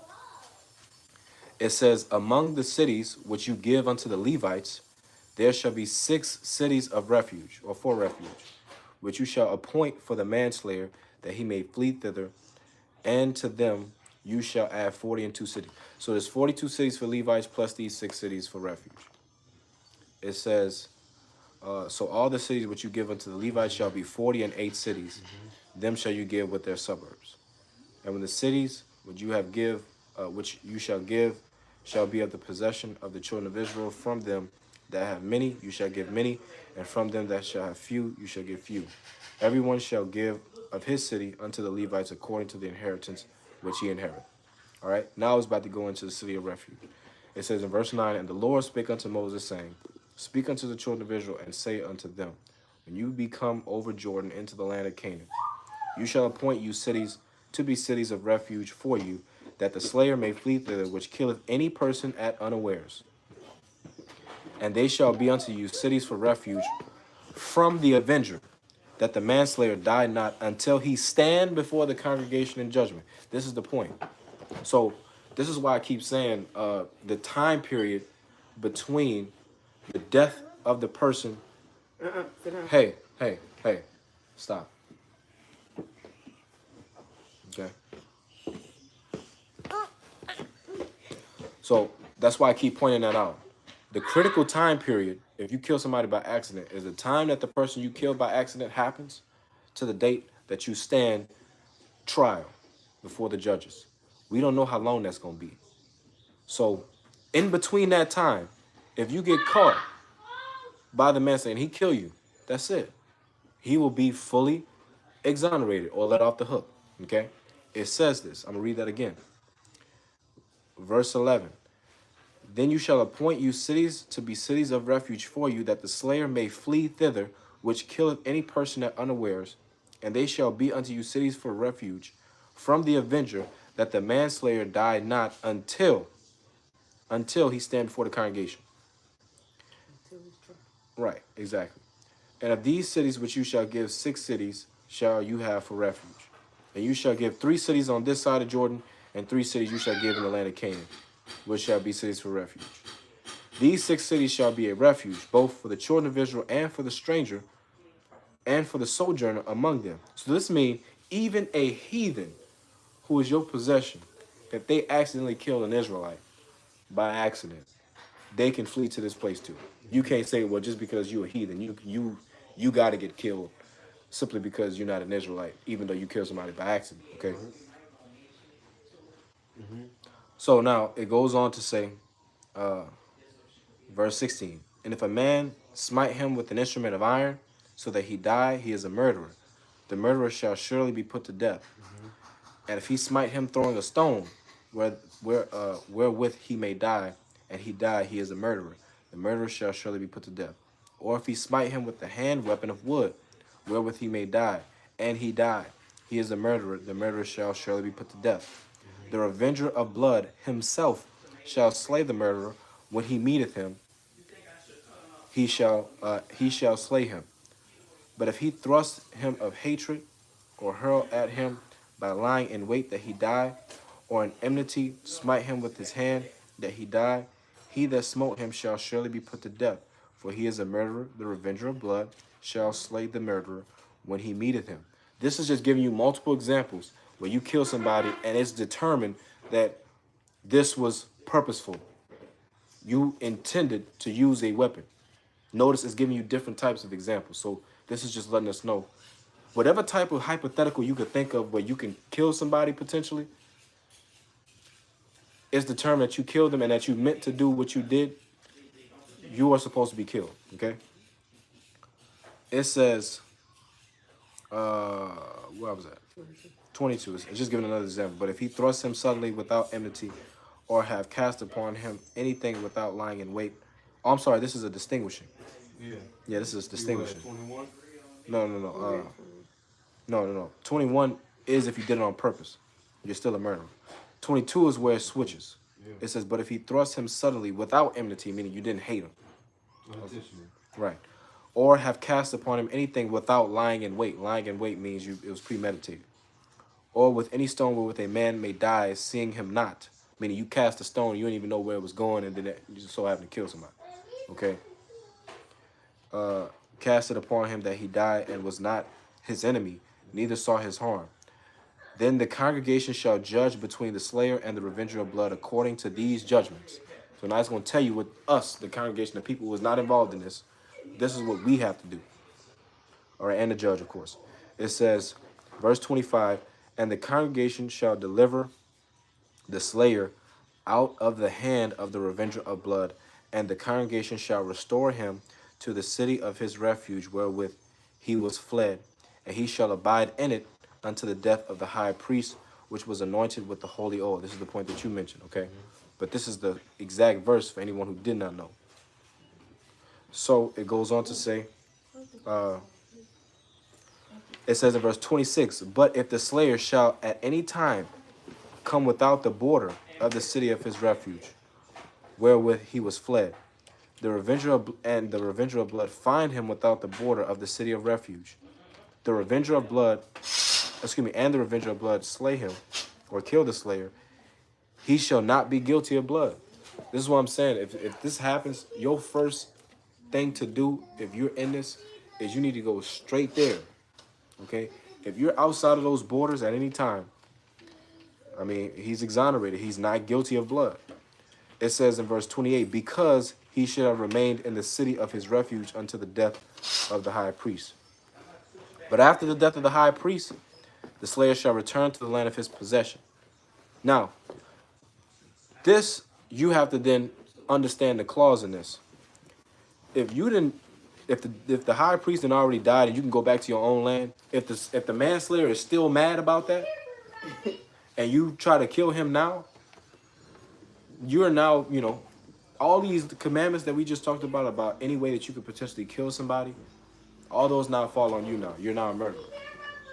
So I can't be as a person, like let's say somebody killed my loved one and they've been living in the city of refuge for 10 years and the high priest died after the 10th year, but I'm still mad about it. This person can go back to their home. And if I decide to kill them after that, because I'm still holding on to that, remember we're not supposed to hold grudges in the commandments. Leviticus 19. You're not supposed to kill with hate. So all these things, right? Yeah. You would still be held accountable for that if you decide to do that. All right, it goes on to say, verse 29, so these things shall be for a statute of judgment unto you throughout your generations in all your dwellings. Whosoever killeth any person, the murderer shall be put to death by the mouth of 2 witnesses. But 1 witness shall not testify against any person to cause him to die. This is where your next point came in, that question that you asked. We gave the example of 2 men.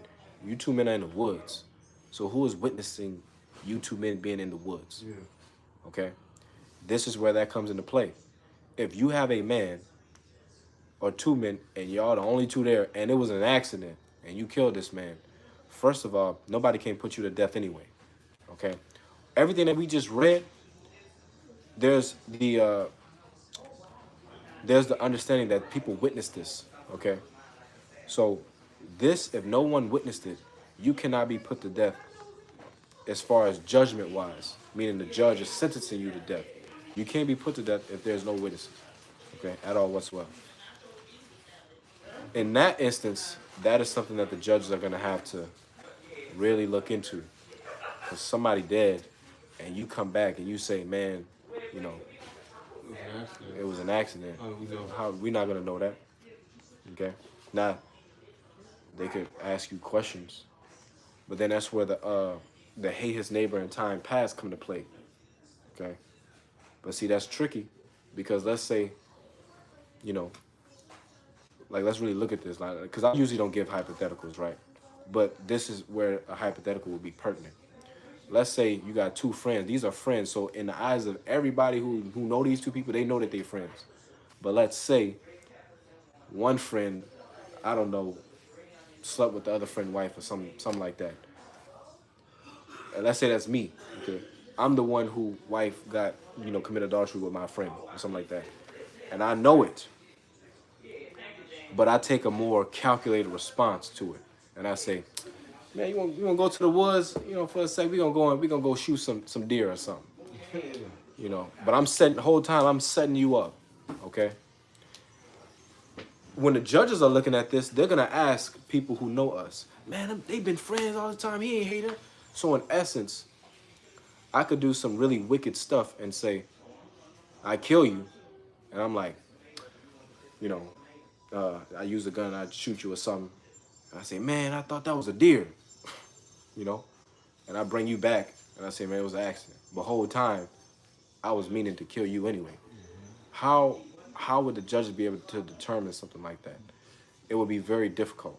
Okay, it'd be very difficult. Yeah, because the Most High, the only one that can reign the hearts, right? He can measure the heart's intentions. They can assume he did it intentionally when they found out he slept with his wife. Yeah, but by then, But see, here's the thing, right? Now this is see. Now that I think about it, I thought this was a good example, but actually it's not, because if that happened during this time, I don't have to sneak and kill you. I can just go and bring you to the judge myself, and then I can get my get back that way. So never mind. I thought this was a good example, but this is not a good example. Okay, I'm just realizing this because I could just wait. well, I think it's difficult to balance then and now. I think you were balancing the two. But see, okay, when we talk about the city of refuge, we don't have city of refuge. So Well, that's what I'm saying. You were balancing the two. Obviously, you were speaking in terms of Torah, but innately your mind was where we are today. no, I switched it. Okay, Oh, it's the other way around. So when we talking about cities of refuge, my mind is now going to how we would be living in our land. Okay, because we would only have cities of refuge in Ireland. Ain't no cities of refuge here. You kill somebody by accident. What I'm saying is, innately your mind, when you're giving that example, you weren't thinking about us being in our own land. No. But you were still exercising Torah. Technically, with yes. being here. Yeah. That's what I'm saying. Yeah, so but it's hard to balance the two. Well, you just have to keep that into consideration. Like, this has to be flipped. So all these scenarios, your decisions are based off of what is possible. What's the potentialities? The potentialities here. If I do something like that, I'm going to jail. Okay. If I catch you, if I catch somebody having committed adultery with my wife or something like that, what are the potentialities now versus then? I wasn't taking that into consideration. But if you think about it, that's why I'm saying it's not really a good example. I just wait. I ain't got to kill you right then. I can just, And then you have to remember, too, it said, it said the Revenger of Blood himself. This means that this man has full reign to do whatever he wants to you. When it's decided or determined that you're a murderer. He could say, well, I want the whole city to stone him. Or he could say, he's mine. You gotta stay out of this. I mean, look, you gotta realize, bro, people are, the human brain is immense. But if they commit adultery, they both should die anyway. Who? No, I'm not talking about that. I'm talking about just killing somebody. Oh, yeah. If you kill somebody, it said the Revenger of Blood himself. Now you gotta think about this, right? But that would be the same way as the husband. Having that same. But they actually have a judgment for that. There's a judgment for that. If you commit adultery, it says they shall be stoned. No, I was talking about the husband with the wife and the baby. Oh, well, yeah, right. It's still an option. It's an option based off of you. You live in Central? No. Zachary? Sherwood Park. Oh, wow. And even with that story in New Orleans, that young lady actually, they arrested that. It was a woman. They arrested her, and the mom actually went and told them that it was an accident, even though it was her child that was killed. And they still arrested her. They arrested her because somebody was killed. Yeah, they had to arrest her. So after she gave her testimony. Well, she went there after they arrested her and said that it was an accident. They let her go. No, they ain't let her go. I don't know what they've done with her at this point. They still investigating. Oh, okay, I got you. Yeah, but yeah, she said the gun fell out of her belt, and it hit the ground and shot the baby. But see, it's hard to give that type of a judgment because even though the mom is saying it's an accident, it's not just a mom that, Yeah, because he has a dad. The mom was the only one that was there. You got a lot of opinion. This is why judges, you could tell that judges will be under a lot of pressure because your judgment is not going to always align with what everybody wants to happen. So somebody's going to be upset, most likely. If the judges are lenient in that situation, the husband mad as hell right now. Or, her father, I don't know if he was married to the lady or not. Right. But her dad, the child's dad, he would not be, agreeing with that. Versus the family of the person who killed the child by accident.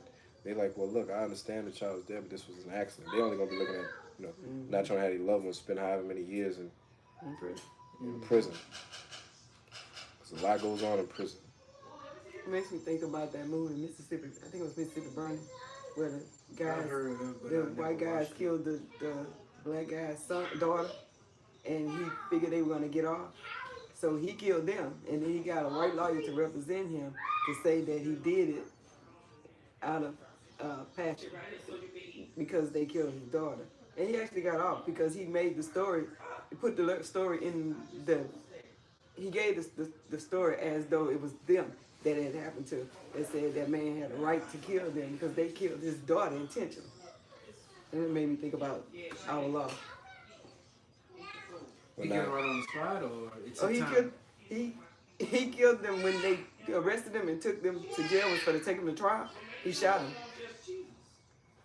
and then he ended up being arrested for killing the guy who killed his daughter. Well, they beat and raped the daughter. She didn't actually die. Now that I think about it, but the lawyer got him off by putting it in their hands to say if this had been your daughter, because the jury was all white, your daughter, and Oh, this they would have man, raked that nigga through the coals. yeah, and that man raped your daughter and did these things to your child and left her for dead.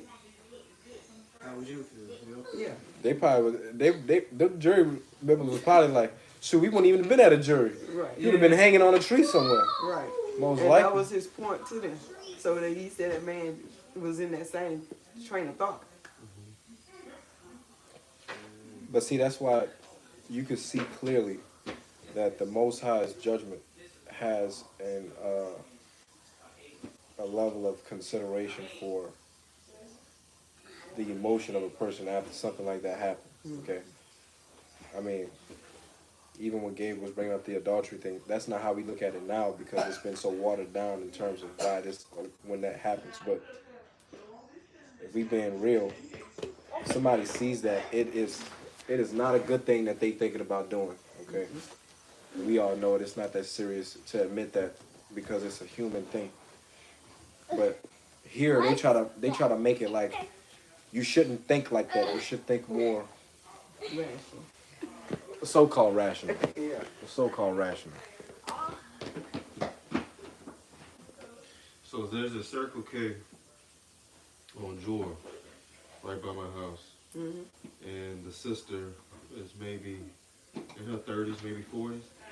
And I always go there because it's right by Mr. Peterson's house, the gentleman I take care of. I get my Polar Pop or beef hot dog or whatever. And I see and I always see her. So this time, I think it was Wednesday, I finally asked and said, hey sis, it was like 11 p.m. late. If you don't mind me asking, what religion do you practice? She said straight up Israelite. I was like, okay. So we talked for like maybe 2 minutes. And she was like, man, my family thinks I'm crazy. The only person that talks to me is my brother. She's like, I would love to congregate. So I forgot Sister Yehuda's address. I didn't have it in my phone. I was like, damn.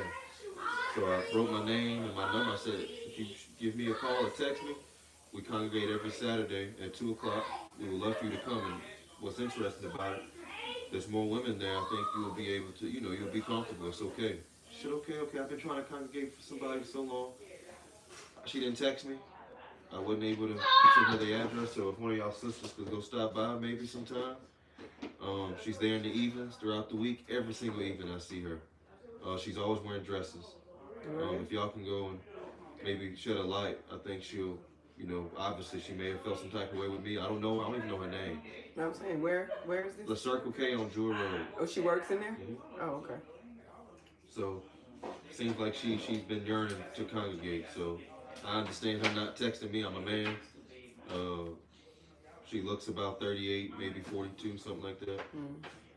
But she seems like a nice lady, and I think she'll be willing to learn. So, maybe one of y'all can stop by, and you don't have to mention me, but Of course, I mean, she gonna know. She gonna have have to. to. I'm gonna have to say. well, yeah, you can be Brother- like, oh brother wow, told me. why do you have a dress on? You gotta say, No, brother told me to come brother over here. told me. I'm not just no. Oh, I will say it. What? One of the brothers. Are y'all One of the ready for brothers this? met you. Yes, and ma'am. said, Oh, I didn't hear you. I didn't hear you. Yeah. That's fine. All right. I think she would. I mean, just so I can break the ice, I don't just want to just walk in because That's then fair. I would have to start the whole conversation again. That's Like, fair. why you got that dress on?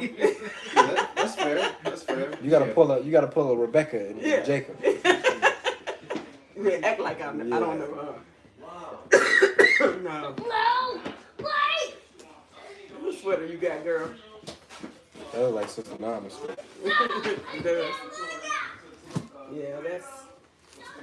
I think I know what Gabe is gonna ask next week too. 'Cause he was mentioning about fathers not being judged for their children. Now that your children be judged for their fathers. But I thought it was opposite saying that. no, I think they both were saying that. Oh, okay. Thing is, with that law, it's not saying judge, it's saying Right. put to death. So you been put as a slave. something your father did don't apply to that law. Now, if you had to die, that'd be different. If you just made a slave, I mean, Yeah. And as a slave, you don't do no hard work. It just won't be going on. man, look, I'm telling you, my Y'all own. want Tostitos, Fritos, or spicy Doritos with the taste? We still on? Yeah, You can give me. I want the Tostitos. You can just give me some Doritos. The spicy Doritos? Yeah, man. Okay.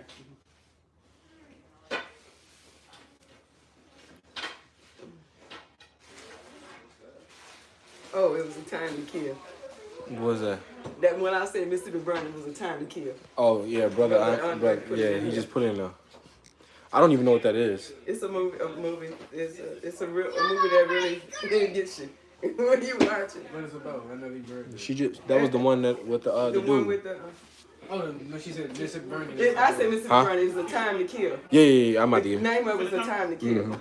Sis, I'm coming. I want to stop that. oh, we gotta move the Oh, okay. It was a time to kill. He just corrected me because I couldn't remember which movie it was. Mississippi Burning. That must be something else. That's another racial movie. Yeah, it's Mississippi. That one I can't remember what Mississippi Burning was about. No, I'm not gonna say because I don't What? know. I don't really even know, so I don't want to be misquoted. But that just something that seems like that's something dealing with someone he put on fire or something for some reason. It had something to do with slavery too, black and white crime. I just can't remember exactly what it was, but it's not far from. I'm sure that was Yeah, I'm from Mississippi, and as I my got people older, from Mississippi. I start seeing that it's a lot of stuff that I never knew was going on. What part of Mississippi? Natchez, or what about Oh, the okay. I got people from Natchez too. Who? Huh? Who? We just buried somebody. The Greens. That's my last name. Really? Yeah, what? Who they were? Ayor? Ayor? AJO? We just had a funeral last Saturday. You have any He's from relatives Texas. that's around 30 or like probably my age? I probably. I don't. He actually grew up in Faraday. Well, he was born in Faraday. I know that's And a by couple them- people live it. Yeah. Yeah. And the Chapmans. You know the Chapmans. Yeah, I know. Everybody there, you know my cousins. Well, are you related to I forgot his Yes, ma'am. real name, but his name is. We called the one who PJ died. We Chapman. called him Uncle Man, but his real name was Ayor. Oh, I got a Chapman picture come of to him. my mind is you know, my brother used to play baseball, and his woman, her name was Lynn. Lynn Chapman. She had she had a daughter named Monique, PJ. And I think his dad died, but his name was I want to say Michael Chapman. I think. Michael Chapman. Yeah, I want to say they stayed out there. I want to say like. Well, there's some Chapmans that lived here. This is the one who we just buried.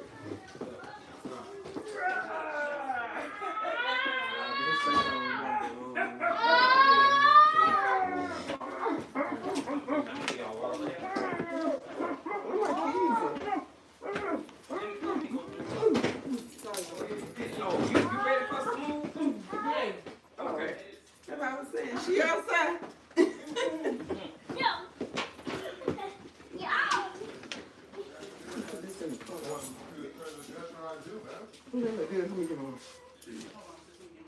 You don't eat no meat.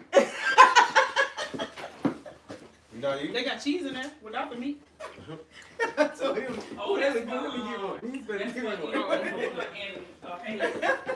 Yes, so it is. if somebody else want cheese without meat? I was telling him that was good. I said, You understood what I was saying? I was messing with him. I said, You joining me? Yeah. What you say? Okay, you understood everything I was saying? About what? Everything The I was manslayer? saying today? Yeah. I ain't know she was vegan. Huh? She be on that plant based. Yeah. Okay. A lot of them do. Okay. Yeah. A lot of them do. We still alive? Who on? I don't know. Who gone? I don't know. They don't tell me the names of who on. Y'all don't mind introducing yourselves. How y'all doing today? Hold on, let me turn the camera around. No. I'm trying to plan around. That's fine. How y'all doing today? Good evening. Look at her. Zariah, come say hey.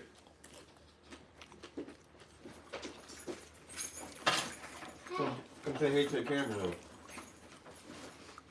Say hey. Hey. Would you like to give a motivational speech? That's a blessing. Wait a minute. Heard me, Zell? Huh? That's a blessing. Oh yeah.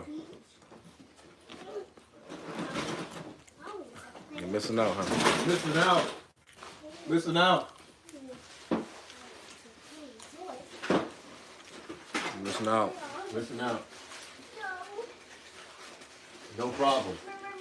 Hashtag no problem. We'll eat it. No for me. Yep. I be kind of struggling with that. I be like, man, take that journey to step away from the dairy and the meat for a while and see like what happens. Like just the experience. Y'all ever went on that journey before? I don't even Nope. know what you said, bro. He I said be eating. No, like get just basically. he definitely ain't gonna do it. I eat whatever I want, cuz. Still got a 12 pack. I'll get that work in. That boy got a 7-pack. Don't listen to that boy. Act That boy had a 7. That boy got a 7-pack. That boy abs is uneven. He took his shirt off one time.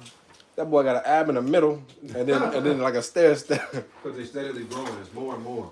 What exercise you be on like a lot? Calisthenics. All I've really been on lately like exercise, jump rope, push ups, sit ups, like squats. And when I go back to the crib, I've been getting on the weight bench a little bit. That's really about it. You gotta get the work in, Will. You gotta get the work in.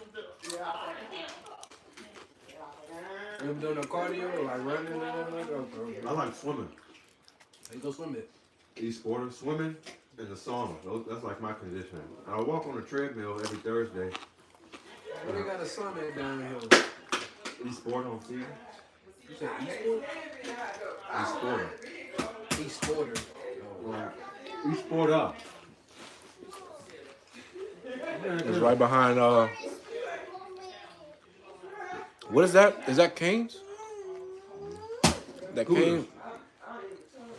Wait, Hooters. that's not e-sporter. Ain't that so? Cane's is right there. It used to be Yeah, gold. LA Fitness. I thought. Yeah, it used to be that. Okay.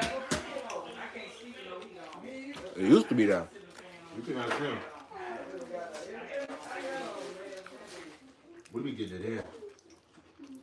I can tell how serious you got with mine, so I can treat you. You can ask him, bro. Like, Y'all play no games.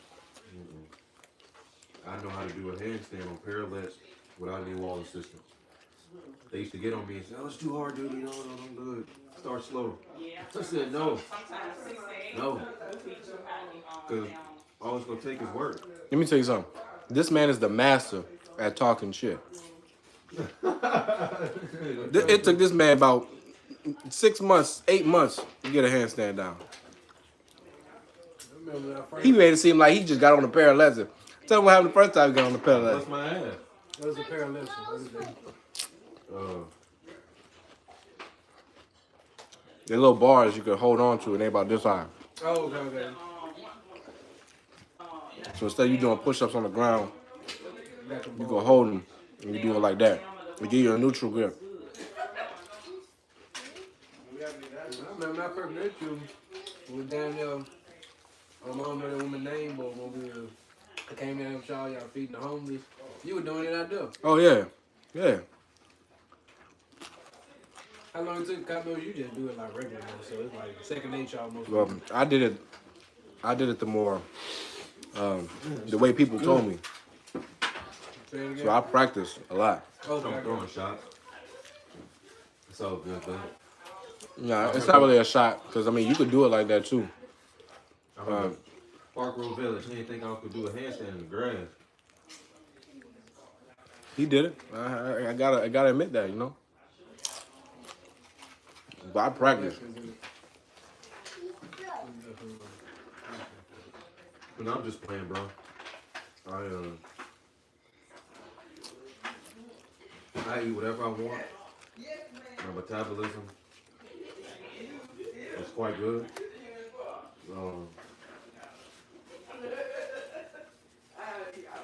But You don't be on no supplements or nothing like that? I don't like it, bro.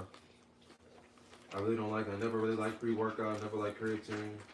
I thought it was pointless.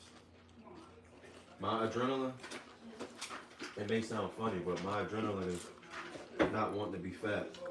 Not wanting Thank you too, man. I don't want to, And Bria fixed it.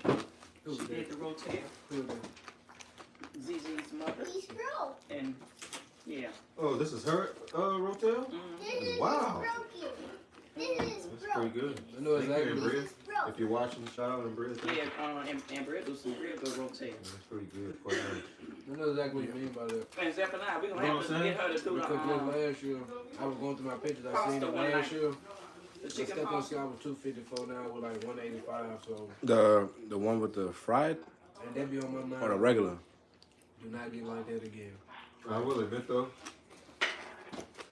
like the one person's, I know Zeph has told me Matt and Rashawn, and they said I eat very unhealthy, which is true, but I can get away with it now. I really need to fix it though. It's not good. What do you think it'll catch up with you as you get older? Once I'm settled down, bro, I get a routine. It may sound like I'm procrastinating, but I don't like meal prepping. You say you don't? I don't want to eat the same shit every day. I get bored. I get bored with leftovers now. My mom used to always get on me. I just don't like it. If I'm a cook, I want to eat it that day and something else tomorrow. Well, so you'll never be that person that eat the same thing more than once. No, I'm sure I will be. I ain't gonna be able to just purchase groceries like that. I'm sure my wife is not gonna want to cook every day either. Nor myself. Turkey. Quack, quack. Quack, quack. Quack, quack. You got out of your mouth. It's nasty.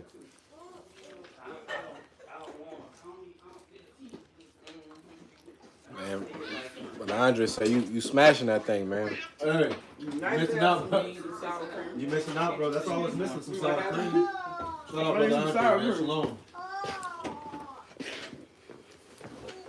He probably laughing his ass off. What made you go on that It journey? is good. Go and get your seconds. It's spoon in the pot. Oh, well, shit. I was waiting. I got a vegan. I'm They a got that reason. Look, and Brie already said they gonna eat. I heard you. Yeah, vegans don't eat any animal products. fried one or the? I'm not there yet. No, the one she did. You see, I got cheese on this here. No, I'm saying like they got. Yeah, I just The always, chicken I don't know. I sometimes. see I had confusion. Yeah. So it made you like stop that, like eat meat. Right. I know was really a meat eater. No, she So put even them in the when oven. I She started had reading it scripture just to stop. separate. But I've run into a lot of people that be saying like, I they pull know. out scripture that you only supposed to I eat fruits just and do vegetables and stuff like that. Yeah, but I never was a meat eater. I mean, growing up, I just wasn't. That I was big always the one that ate the sides. And there are people laughing at me when I say I didn't eat chicken. It's like, where you from? I'm like, I'm from Baton You Rouge. don't I'm take from honey? Mississippi, and I don't eat none of that stuff they eat in Mississippi. You don't take kind of the fish either? I've never been a fish eater. I tried to eat salmon. No, I do fish. What's wrong with that? I've tried to do fish. I do them. I've tried to do chicken, and I do You can sick. do the red salmon, trout, sacalets, black drum, black. Saccharin. You Got got too many pounds. You got a number. That's what my father-in-law make us saccalate.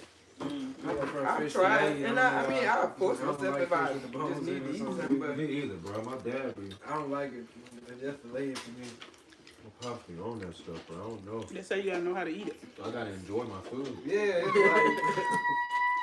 don't have time to pick out my mouth and takes away that's from the it, bro. fish you have to eat with the bread. Hmm? In case you swallow bread. Who? And circulate. Oh yeah. So you gotta think He know they ate everything in Mississippi. how people were surviving. So that I mean, turned they- me away from meat because I didn't know what was on Come on, the baby. brick. Hmm? What they Like a was turkey leg. Yeah, like you couldn't. Eating was hard. Yeah, they have options and stuff like that. Yeah, like you went to go fishing. All fish got bones. They used to clean them. You got you ain't got no choice. You gotta clean them. It's just you gotta go through that process of cleaning it. Like I was looking at how they clean salmon. How they clean It's a lot. Yeah.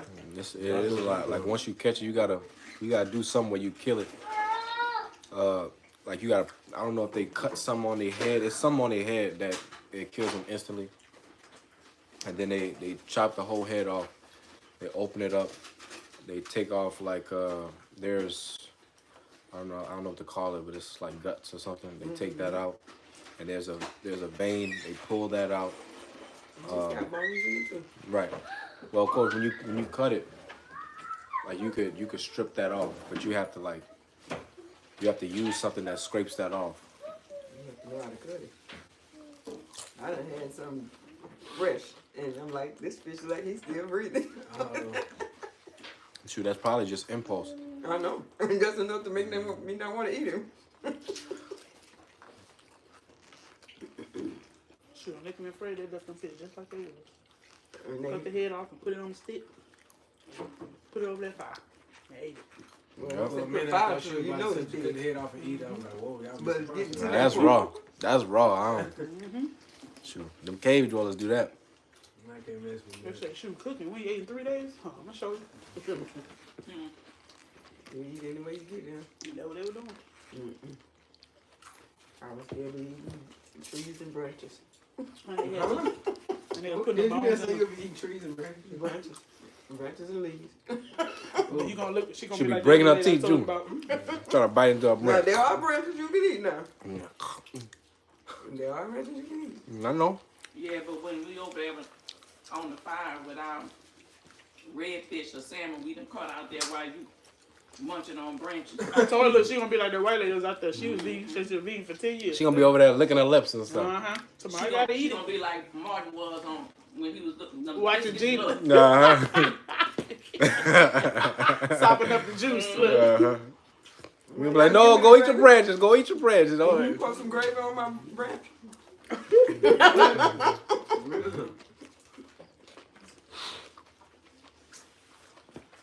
Nah, Y'all get upset when y'all out there trying to catch a fish and I'm eating something already. nah, they didn't have. Let's say they didn't have no food. I don't do anything but fish. Let's say they didn't have no food, and y'all was over there on the fire doing chicken. I eat Daddy, chicken. you will put your dress Sure on. You're the girl. You're afraid of the ball. I ain't got no cup. You're afraid of the Oh, I put had your fish or dress on. something too. She didn't eat it. Well, she just want, she eat chips. This- Mm-hmm. Like, she ain't eat the, You have to make her eat. Batch. I put it in her mouth, she said, Michael! I was reading something that was Michael! talking about Batch. China attacking our water source. I was the quarterback. Baton Rouge High. Mike! Mike! China and other I'm gonna show you countries some attacking our water source. They're gonna be your own government. No! And they Good gonna job. be your own country. Mm-hmm. Well, All right, I that's know enough. Their own government. well, they That's say enough. because we have such poor piping and nothing's been changed in so long. they already doing it. We already contaminated. Right. Our enemy is our government.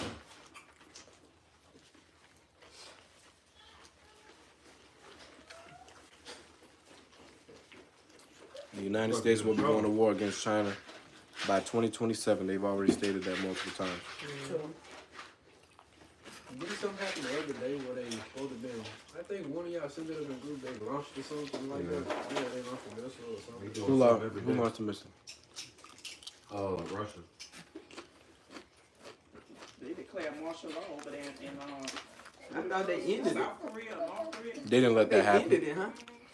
They didn't let that happen. They was trying The to end president started it at 10:30 at night, their time.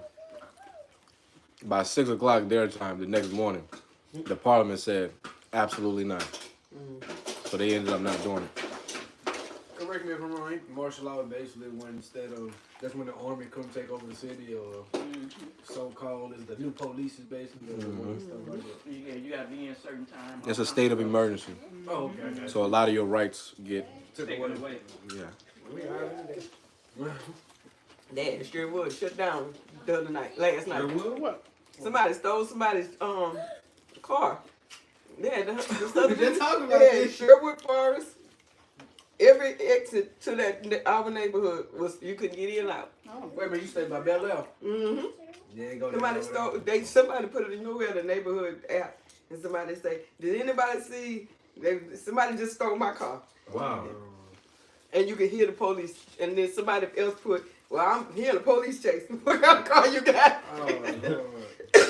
That's Yeah, real. nah, we were in Zachary and What time it was? That was about. We was far away from everything. It was early. It was dark, but it wasn't. Oh, It was early. Then I saw Gabe. I'm pulling up. 1-some in the morning, 2 o'clock maybe. I said, "Is that Gabe working out?" In Central? Bullshit. In the gym. I'm looking. I'm like, "Look at this. What are you doing, man?" I called him. I said, "You didn't get no work in." Wait, you talking about that anytime in Central? Yeah, bro, right there. Yeah, I know exactly what you're talking about. I said, "Man, you didn't get no work in." He's like, "What? What you mean?" I was like, "All right." He was walking on a treadmill or something? No, he was just walking around looking in the mirror. Looking what? He was flexing. He was flexing. He was in the mirror. Myself sometimes be like, man, God bless That mirror is something serious. What's going on there? They said something about abandoned in the neighborhood. With guns. oh, I'm sorry, I did it. I'm on there. After that, we went to Walker House. Me and Gabe talked for like He 2 be hours. flexing. He be in there flexing. Me and Gabe had a good little time. I didn't know his gym was all the way over there. Yep. That's a long drive. It is a long drive. I mean, we can go to any time. Mm-hmm. To go to the gym? Well, I do it too, so never mind. Because I like seating. I like each corner of it. But you have a lot of anytimes. You got an anytime right over here. Mm-hmm. He said he just likes this one. I said, you drive 28 minutes? I can't, look, I can't like a gym that much. Me personally. I need some more tomatoes. Now, I use Steven's membership, so. Them tomatoes good. Right. Well, it kind of blends. Well, we know that. I'm just talking about me. Yeah. Oh, Sure, I be this done worked out at the this park. morning, They posted that. Yeah, I'm going to start having to do that, bro. I've been going to the park. Yeah, Mr. That's Peters, what I'm in the house by myself Stole now. my Mr. bike. Peters was admitted Say to he was walking emergency through the room neighborhood pulling on This cars. person right here? Wednesday. Well, I have one. Bro, I'm about to get ready. I changed them. And I had told Shakita, I said, look, this is the worst of diarrhea. He stole the bike. So they was looking for him, and they was looking for the person who stole somebody's car. 45 minutes to clean them. Oh, wait a minute, you like a caregiver type stuff. Okay, you like sitting and stuff. Yeah. So everything, This lady everything said is she better, man. You can give Miss Madison to She moving Tuesday morning. She trying to find somebody else for move. Anybody got a I truck? say, obviously before I leave, I said, all right, Mr. Peters, I can go ahead and tell him bye. This See, person said trying to $100, experience space. 2017 With $100. his mouth open a little bit, him playing with Stole. his eggs. I'm like, man, what are you doing? So I'm trying to make him laugh and stuff, but he's not responding like he usually does. He was just laughing at me. So yeah, that was around. So I called Shakita. I was like, something wrong with him, I think. She was looking at him, like playing with his chest, trying to feel his heartbeat. And I touched his knee. He looked down, and I was like, okay, well, he responded. And then she's like, okay, I'm gonna check back in 5 minutes. If he's not back to his normal self, man, we're gonna have to call Yeah, that a was around paramedic. 9 last night. Right when we walk out the room, he started yelling. Oh, I motherfucker. remember looking outside. So we both laughed at each other. He was All like, these he good. they were saying there was a group of So- boys walking in the neighborhood. I They walk leave. over here all the Maybe time. 2 hours later, Police she called me and said, Austin, you were right. They so I bad, just had they to still call on your car. 911 to get the You can ambulance. set my in, alarm the off. emergency Every room, time I trying to see it figure out on what's wrong. near my car, Yesterday I so found now they out on they ran tests Go on around. him and he has a UTI. And they gotta put some IV in him and stuff. What the cause of it? Like, what caused him to get that? I don't know. He was thrown up and everything apparently. I don't know what happened, bro. I don't know. Old guy, he's like 92. He blessed.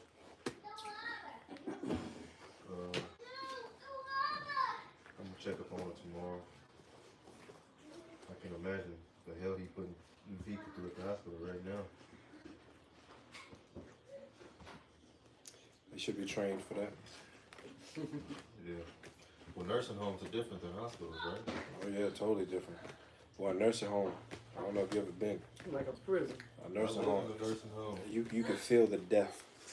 It's like, You feel it in the hospital, too. nah. Well, You maybe. can feel the death. Well, I used to 'Cause they visit. don't do much fun. Yeah, they know my dad's mom was in a nursing home when I was a child. We would go and see her, Yeah. and it felt like a scene in a movie where zombies would be like being took over a facility or something like that. That's just how bad it was. Like I hated being there. I mean, I love my grandma, but I hated going to see her because I just didn't like going to that place. But that's what she was. She was in a room with 4 other people. About the hospice. No, this is just a regular nursing home. Nursing homes, yeah. And they just only privacy you got is the little curtain that go around.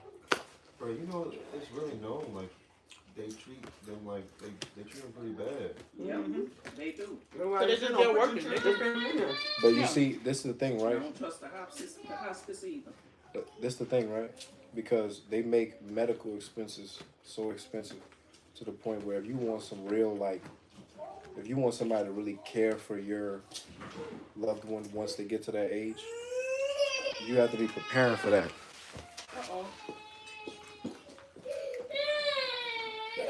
Yeah, you know, when you put your family in a nursing home, they ask you if you want them on. On life, They actually what? you want to know if you want them on hospice or you want them to live. In hospice, they don't do it, but give them medicine. You want to live, they give them food, oxygen, and everything. Yeah, but if you're in that industry, shouldn't you be prepared to be patient? And If you what? if you're in that industry, you go to school for it, right? Mm-hmm. Why would you become impatient? Because Well, that's most the thing, people in some of them nursing just homes for a are check. not nursing. They just want to check. They don't really care. They actually sitters. And the check ain't much. Right. They get well, depending on what Social Security is. No, I'm talking about the The people who workers. work it. About the The workers. workers. You think they about to Oh be no, that's because most of them are just sitters.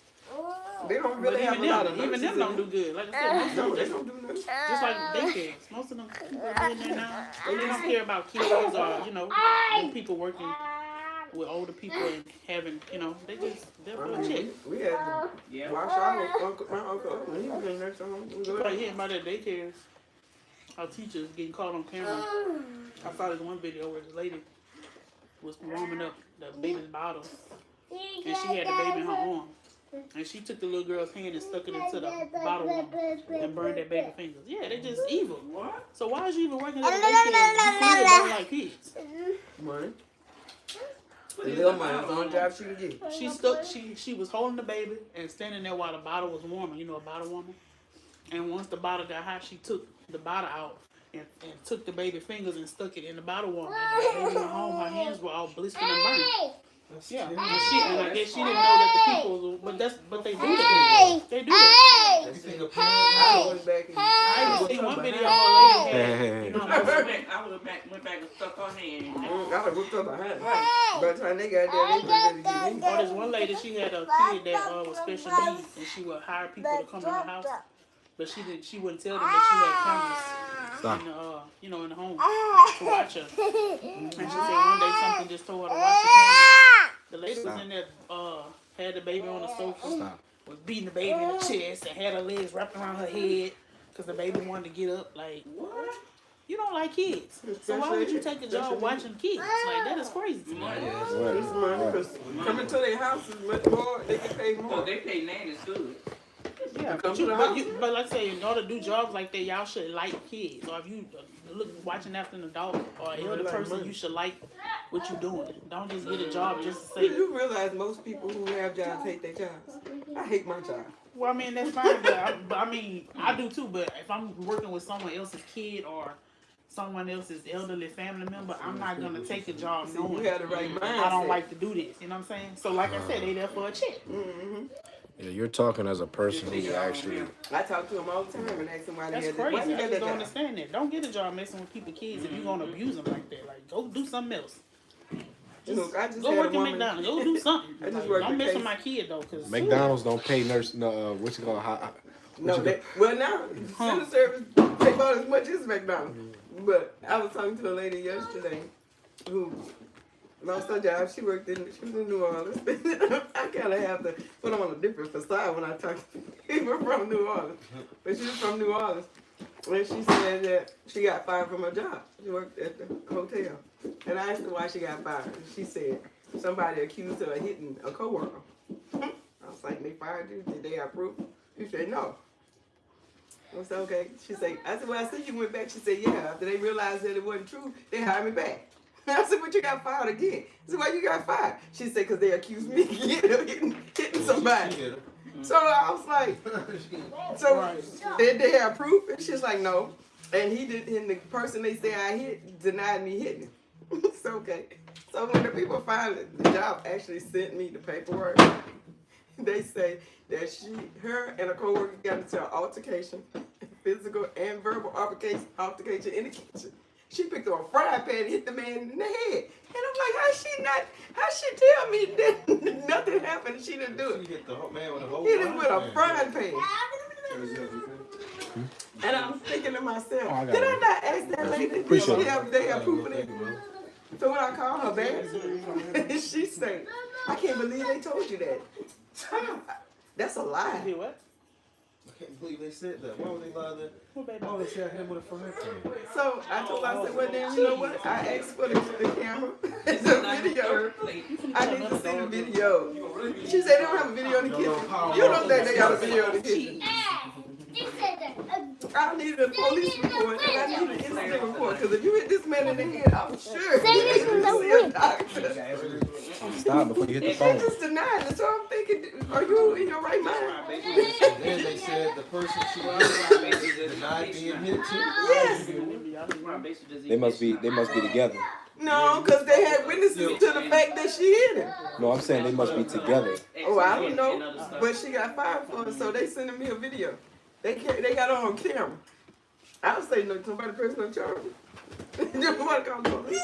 Like I said, they must be together. Anytime you lie for somebody else and say that they didn't hit you with a frying pan and they actually did hit you with a frying pan, they probably was together.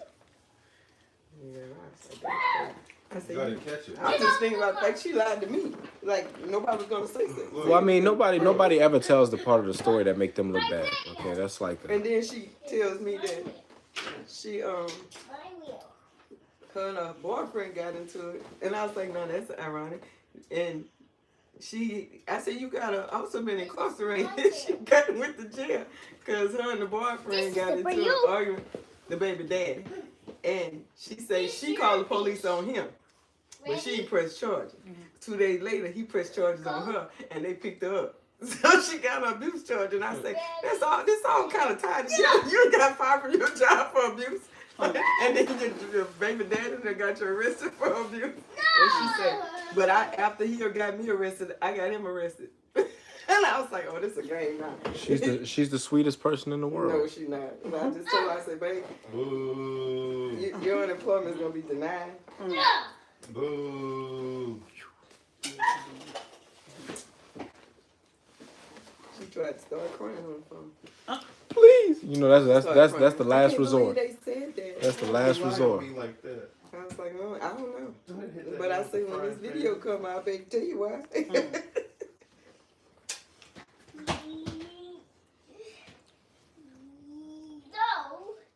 No, just mine. Boy, it just hit me. That time before I came to you when you was at the you was speaking some real stuff to that young kid the week before. Oh, you heard me talk to them two guys? That's I'm gonna be real. When I see you, that That's like, because they were married. I was telling them about that. That look so for me, but I ain't want to approach you because I know I be tripping sometimes. And then the second time, I was like, man, I gotta ask her because she look too familiar. But yeah, you was telling them some real stuff. But you was telling some stuff. I start like pointing on like. Other people you were just talking about some real stuff, and he probably was not. Oh, he was trying to get diapers. He was trying to get me to buy. He was trying to get me to give him money or buy diapers for his 4-year-old child. Ooh, Billy boy. Are you talking about the one in there with his mom? Yeah, she's talking about a whole different person. No, She's talking that's about the the nigga because every yeah. time I go there, I end up talking to somebody. I'm But I talking was about two the guys boy. who on me, and I was Yeah. like, About your yeah, Go that was find the your boy will. that was telling me that my grandson was bad. Yeah, he was saying and I was something. like, really? Hey, Hey, go Yeah, find I your do his will. work. Yeah, he He got a you good job. on the road student. You an F on the road. You got Where F. I'm So you going? telling me about my Where we grandson? going? His mom was What like, I want to look who for? is that? After he started talking to me, she heard me talking to him. I was like, you need to be I telling can't me hear your you. business. You worried about Say it Bryce. again. Bryce doing what he's supposed to do. I need to find Yeah. what? Where was I need to find what? I was at the I washroom can't and find the you. boy walked up and spoke to me. And I didn't remember who he was but he hugged me. And I was like, I gotta know him. And then he started talking to me. The first thing he say is, Bryce is bad. And you know, I'm looking at him like, really? You just walked up to hug me and tell me Bryce is bad? And I say, how you know Bryce bad? And she say, Bryce gets dressed. I say, you watch Bryce? He say something about Bryce. I said, Bryce get eight on his, Bryce on the eighth on the road. I said, what you get? He didn't want to tell me. He said he got a D there. Yeah. I said, well, while you worried about Bryce, you need to be worried about taking care of your own business. I said, because Bryce do what Bryce supposed to do. I said, Bryce ain't no better than y'all. I said, Bryce just like attention. I said, I keep telling him to stop dealing with y'all knuckleheads in class. Leave y'all alone. I said, because y'all ain't trying to do nothing. I said, Bryce going places, baby. So this was a little kid. Yeah. He in the 6th grade. He ain't little to me. Oh, yeah. You come and telling me about my grandson. I need to tell you about you now and your friends. And I said, Bryce going places. I said, Bryce got people who love him. Oh, And I Lord. said, we gonna keep, kid we gonna, like, look, I love you. you know why I tell him that? It's because after I started talking to him, I went to their school. You know, I ended up sitting in the classroom. And this very boy was one of the boys I ended up talking to. I had another little boy in the middle of class. I made him come sit by me. He was cutting up so bad, the teacher's like ignoring him. And he's actually messing with other kids. I was like, hey, you, come here. And he was like, bring your stuff and come sit right here. He can't sit by me, and I said, you need to do your work. I said, because you're disturbing the rest of the class. He sat there, and then he want to tell me that he's going to be a basketball star. And I said, let me tell you something. I'm a coach. And I said, I don't care how, because he's how good you are. I said, I don't care how good you are. If you don't listen and follow directions, you would never play basketball. Yeah. Not for me. And I said, and I'm going to tell you, ain't nobody else going to take you on that court if you don't listen. I said, you're not even listening to the teacher. And she, at the point where after I finished talking to that boy, he sat by me till class was over. That lady thanked me. But she don't want any. The teacher thanked me. Gotta be And I'm home. like, is this on a record or something? Nah, that's, I was like, do I need to come she back? not gonna eat like that. She And gonna eat it. He was like, yeah. And I asked him about his dad. I'm asking him about a bunch of stuff. I'm trying to figure out what's going on with you. Why you cutting up like this? But they always try to tell me something about Bryce. Before I get in the classroom, they all in the hallway, and I ask the little girls say, Bryce is nice. This the boys that tell me Bryce is bad. It's Bryce is nice. One of the girls said, I be trying to tell Bryce not to get in trouble like the rest of the kids. You like my grandson. I said, because y'all too young to be liking each other, but I'm glad that you think enough about him to tell him he shouldn't be doing these things. And she said, yes, ma'am, I'm always telling him because he is really a good person. And I was like, I know he is, but he want to hang with the crowd of boys that are not good. He do his work, but he want to be with the kids that's bad. And I try to say, oh, you think that makes you a better person because you're hanging out with people who are bad? I said, I don't make you a good For a person. minute, when I said you talking to him, I thought his mama was gonna come over there. Oh, no. And like, not like. Like she gonna say, who that is? Why you talking to my baby like that? Yeah, because Yeah. when I was there and I You seen have her. to realize that their mom, the parents are worse than the kids. And I can actually stand up and start talking to her. They are intimidated. I talk to, I don't mind. I talk to everybody. And because I coach at the school, everybody know me as the coach. She didn't know me because she probably don't never come to the school. But all the teachers and parents that I coach volleyball all know me. And even some of the kids who don't play volleyball, but they be at the games. And they know my grandkids, so because I'm always participating in whatever they're doing at the school. But she didn't know me. So when she walked in, I was like, who is that? And he was like, he called me Mimi, which is what my grandkids call me. He said, that's Mimi, that's one of my classmates' grandmother. Yeah, that's what I was finna touch on. She gave me that image and like. She thought about it, but she Yeah, ain't she's talking like, to her. yeah, it's like she probably, sometimes you catch energy from kids like I said, you probably just sitting in the school and you so into with your life, you miss out. I get that with a lot of them. I used to go over there. Look, I was the grandmother that all my kids caught whippings at school except the middle girl, which I probably should have whipped her too. But my son, and I told him, I said, it seemed like that was that want to grow on thing. because it always happened the last year they was in school. My oldest girl, I ended up whipping her. She was 18. My son, I whipped him all the way through school. So I just whipped him to make sure he got out. But he caught whipping pretty much through school. He didn't get it right till after school. So how do since you are a grandmother and you wise, how do you go about? I ain't gonna say just discipline kids, but Hold on just a second, because this person called. Hello? Yeah. that's basketball. What it is? Football? Well, college Oh, or college, yeah. Texas is well. When was the last thing I got? She gonna eat. You go with it. Tell me they with an 8 cent. Alright. See, that's my granddaughter. My daughter. She called me to ask me what size her darn child wear. That's crazy. But what you were saying? How do you go about not just disciplining kids, but getting them to kind of shift their mindset? Because sometimes you can see a kid is they just thinking about playtime all the time. How do you can't you just gotta You can. You have to incorporate whatever you're trying to do into something fun.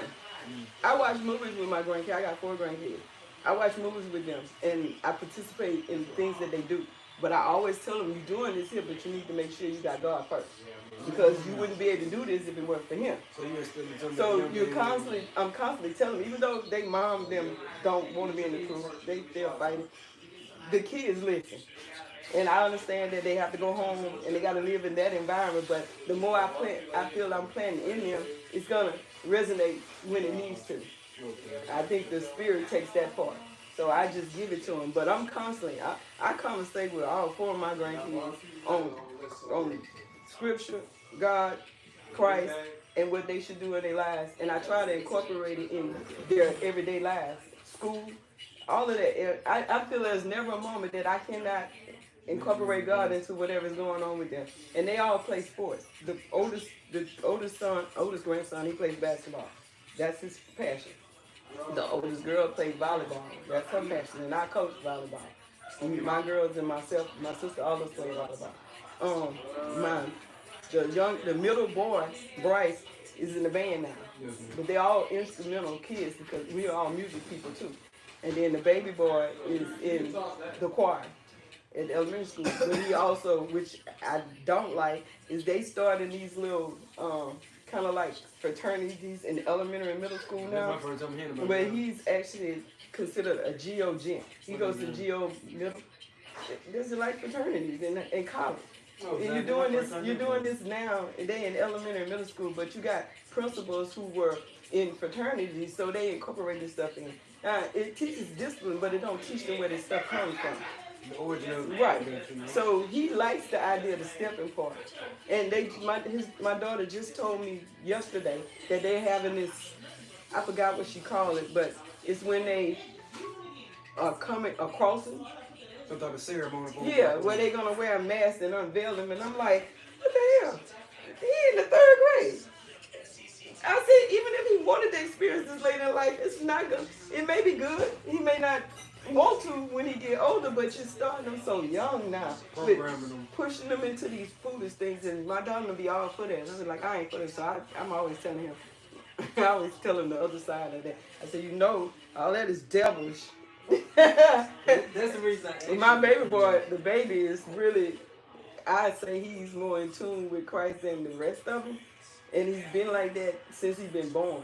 And he'll come through the house and say stuff like, the Father's in the house.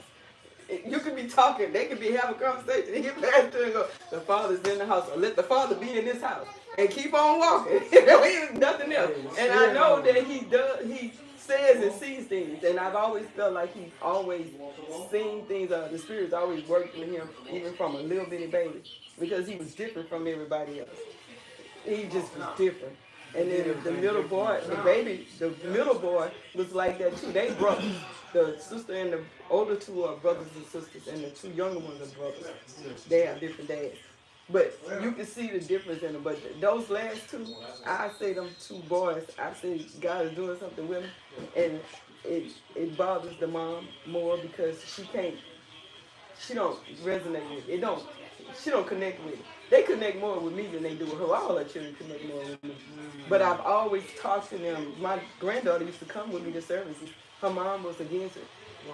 And so I stopped taking her because she was making such an issue that it was making my granddaughter uncomfortable and unhappy. So I told her, I said, even though you're not coming, you still can read your Bible, and I'm about every last one of my Bible. You still can read your Bible, you still can pray, you still can do everything that he wants you to do and live in this house. And them two little ones would get in the room together and pray together, and they'll tell me, we prayed last night, and I was like, y'all did, and they was telling me about before the baby knew what a cross was. He was like, we did the T thing. And I said, what T thing? We put the T thing in the lights. He telling me all this stuff. I said, what, a cross? And I said, baby, you don't have to do that cross. I said, Christ already paid the price on that cross. You don't need to bear that.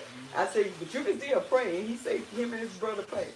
He prayed for his brother, the baby boy does, because Bryce do get a lot of trouble because Bryce is that middle child, and I think he really does look for attention from his mom, even though he's getting it from the rest of us. That makes him act that way, because that's the only time that I think she really focuses on him is he get in trouble at school, and they call him. So I think he does it too for that. I've brought him a couple of times to services too, so they've all experienced it except for the older boy. I had noticed with me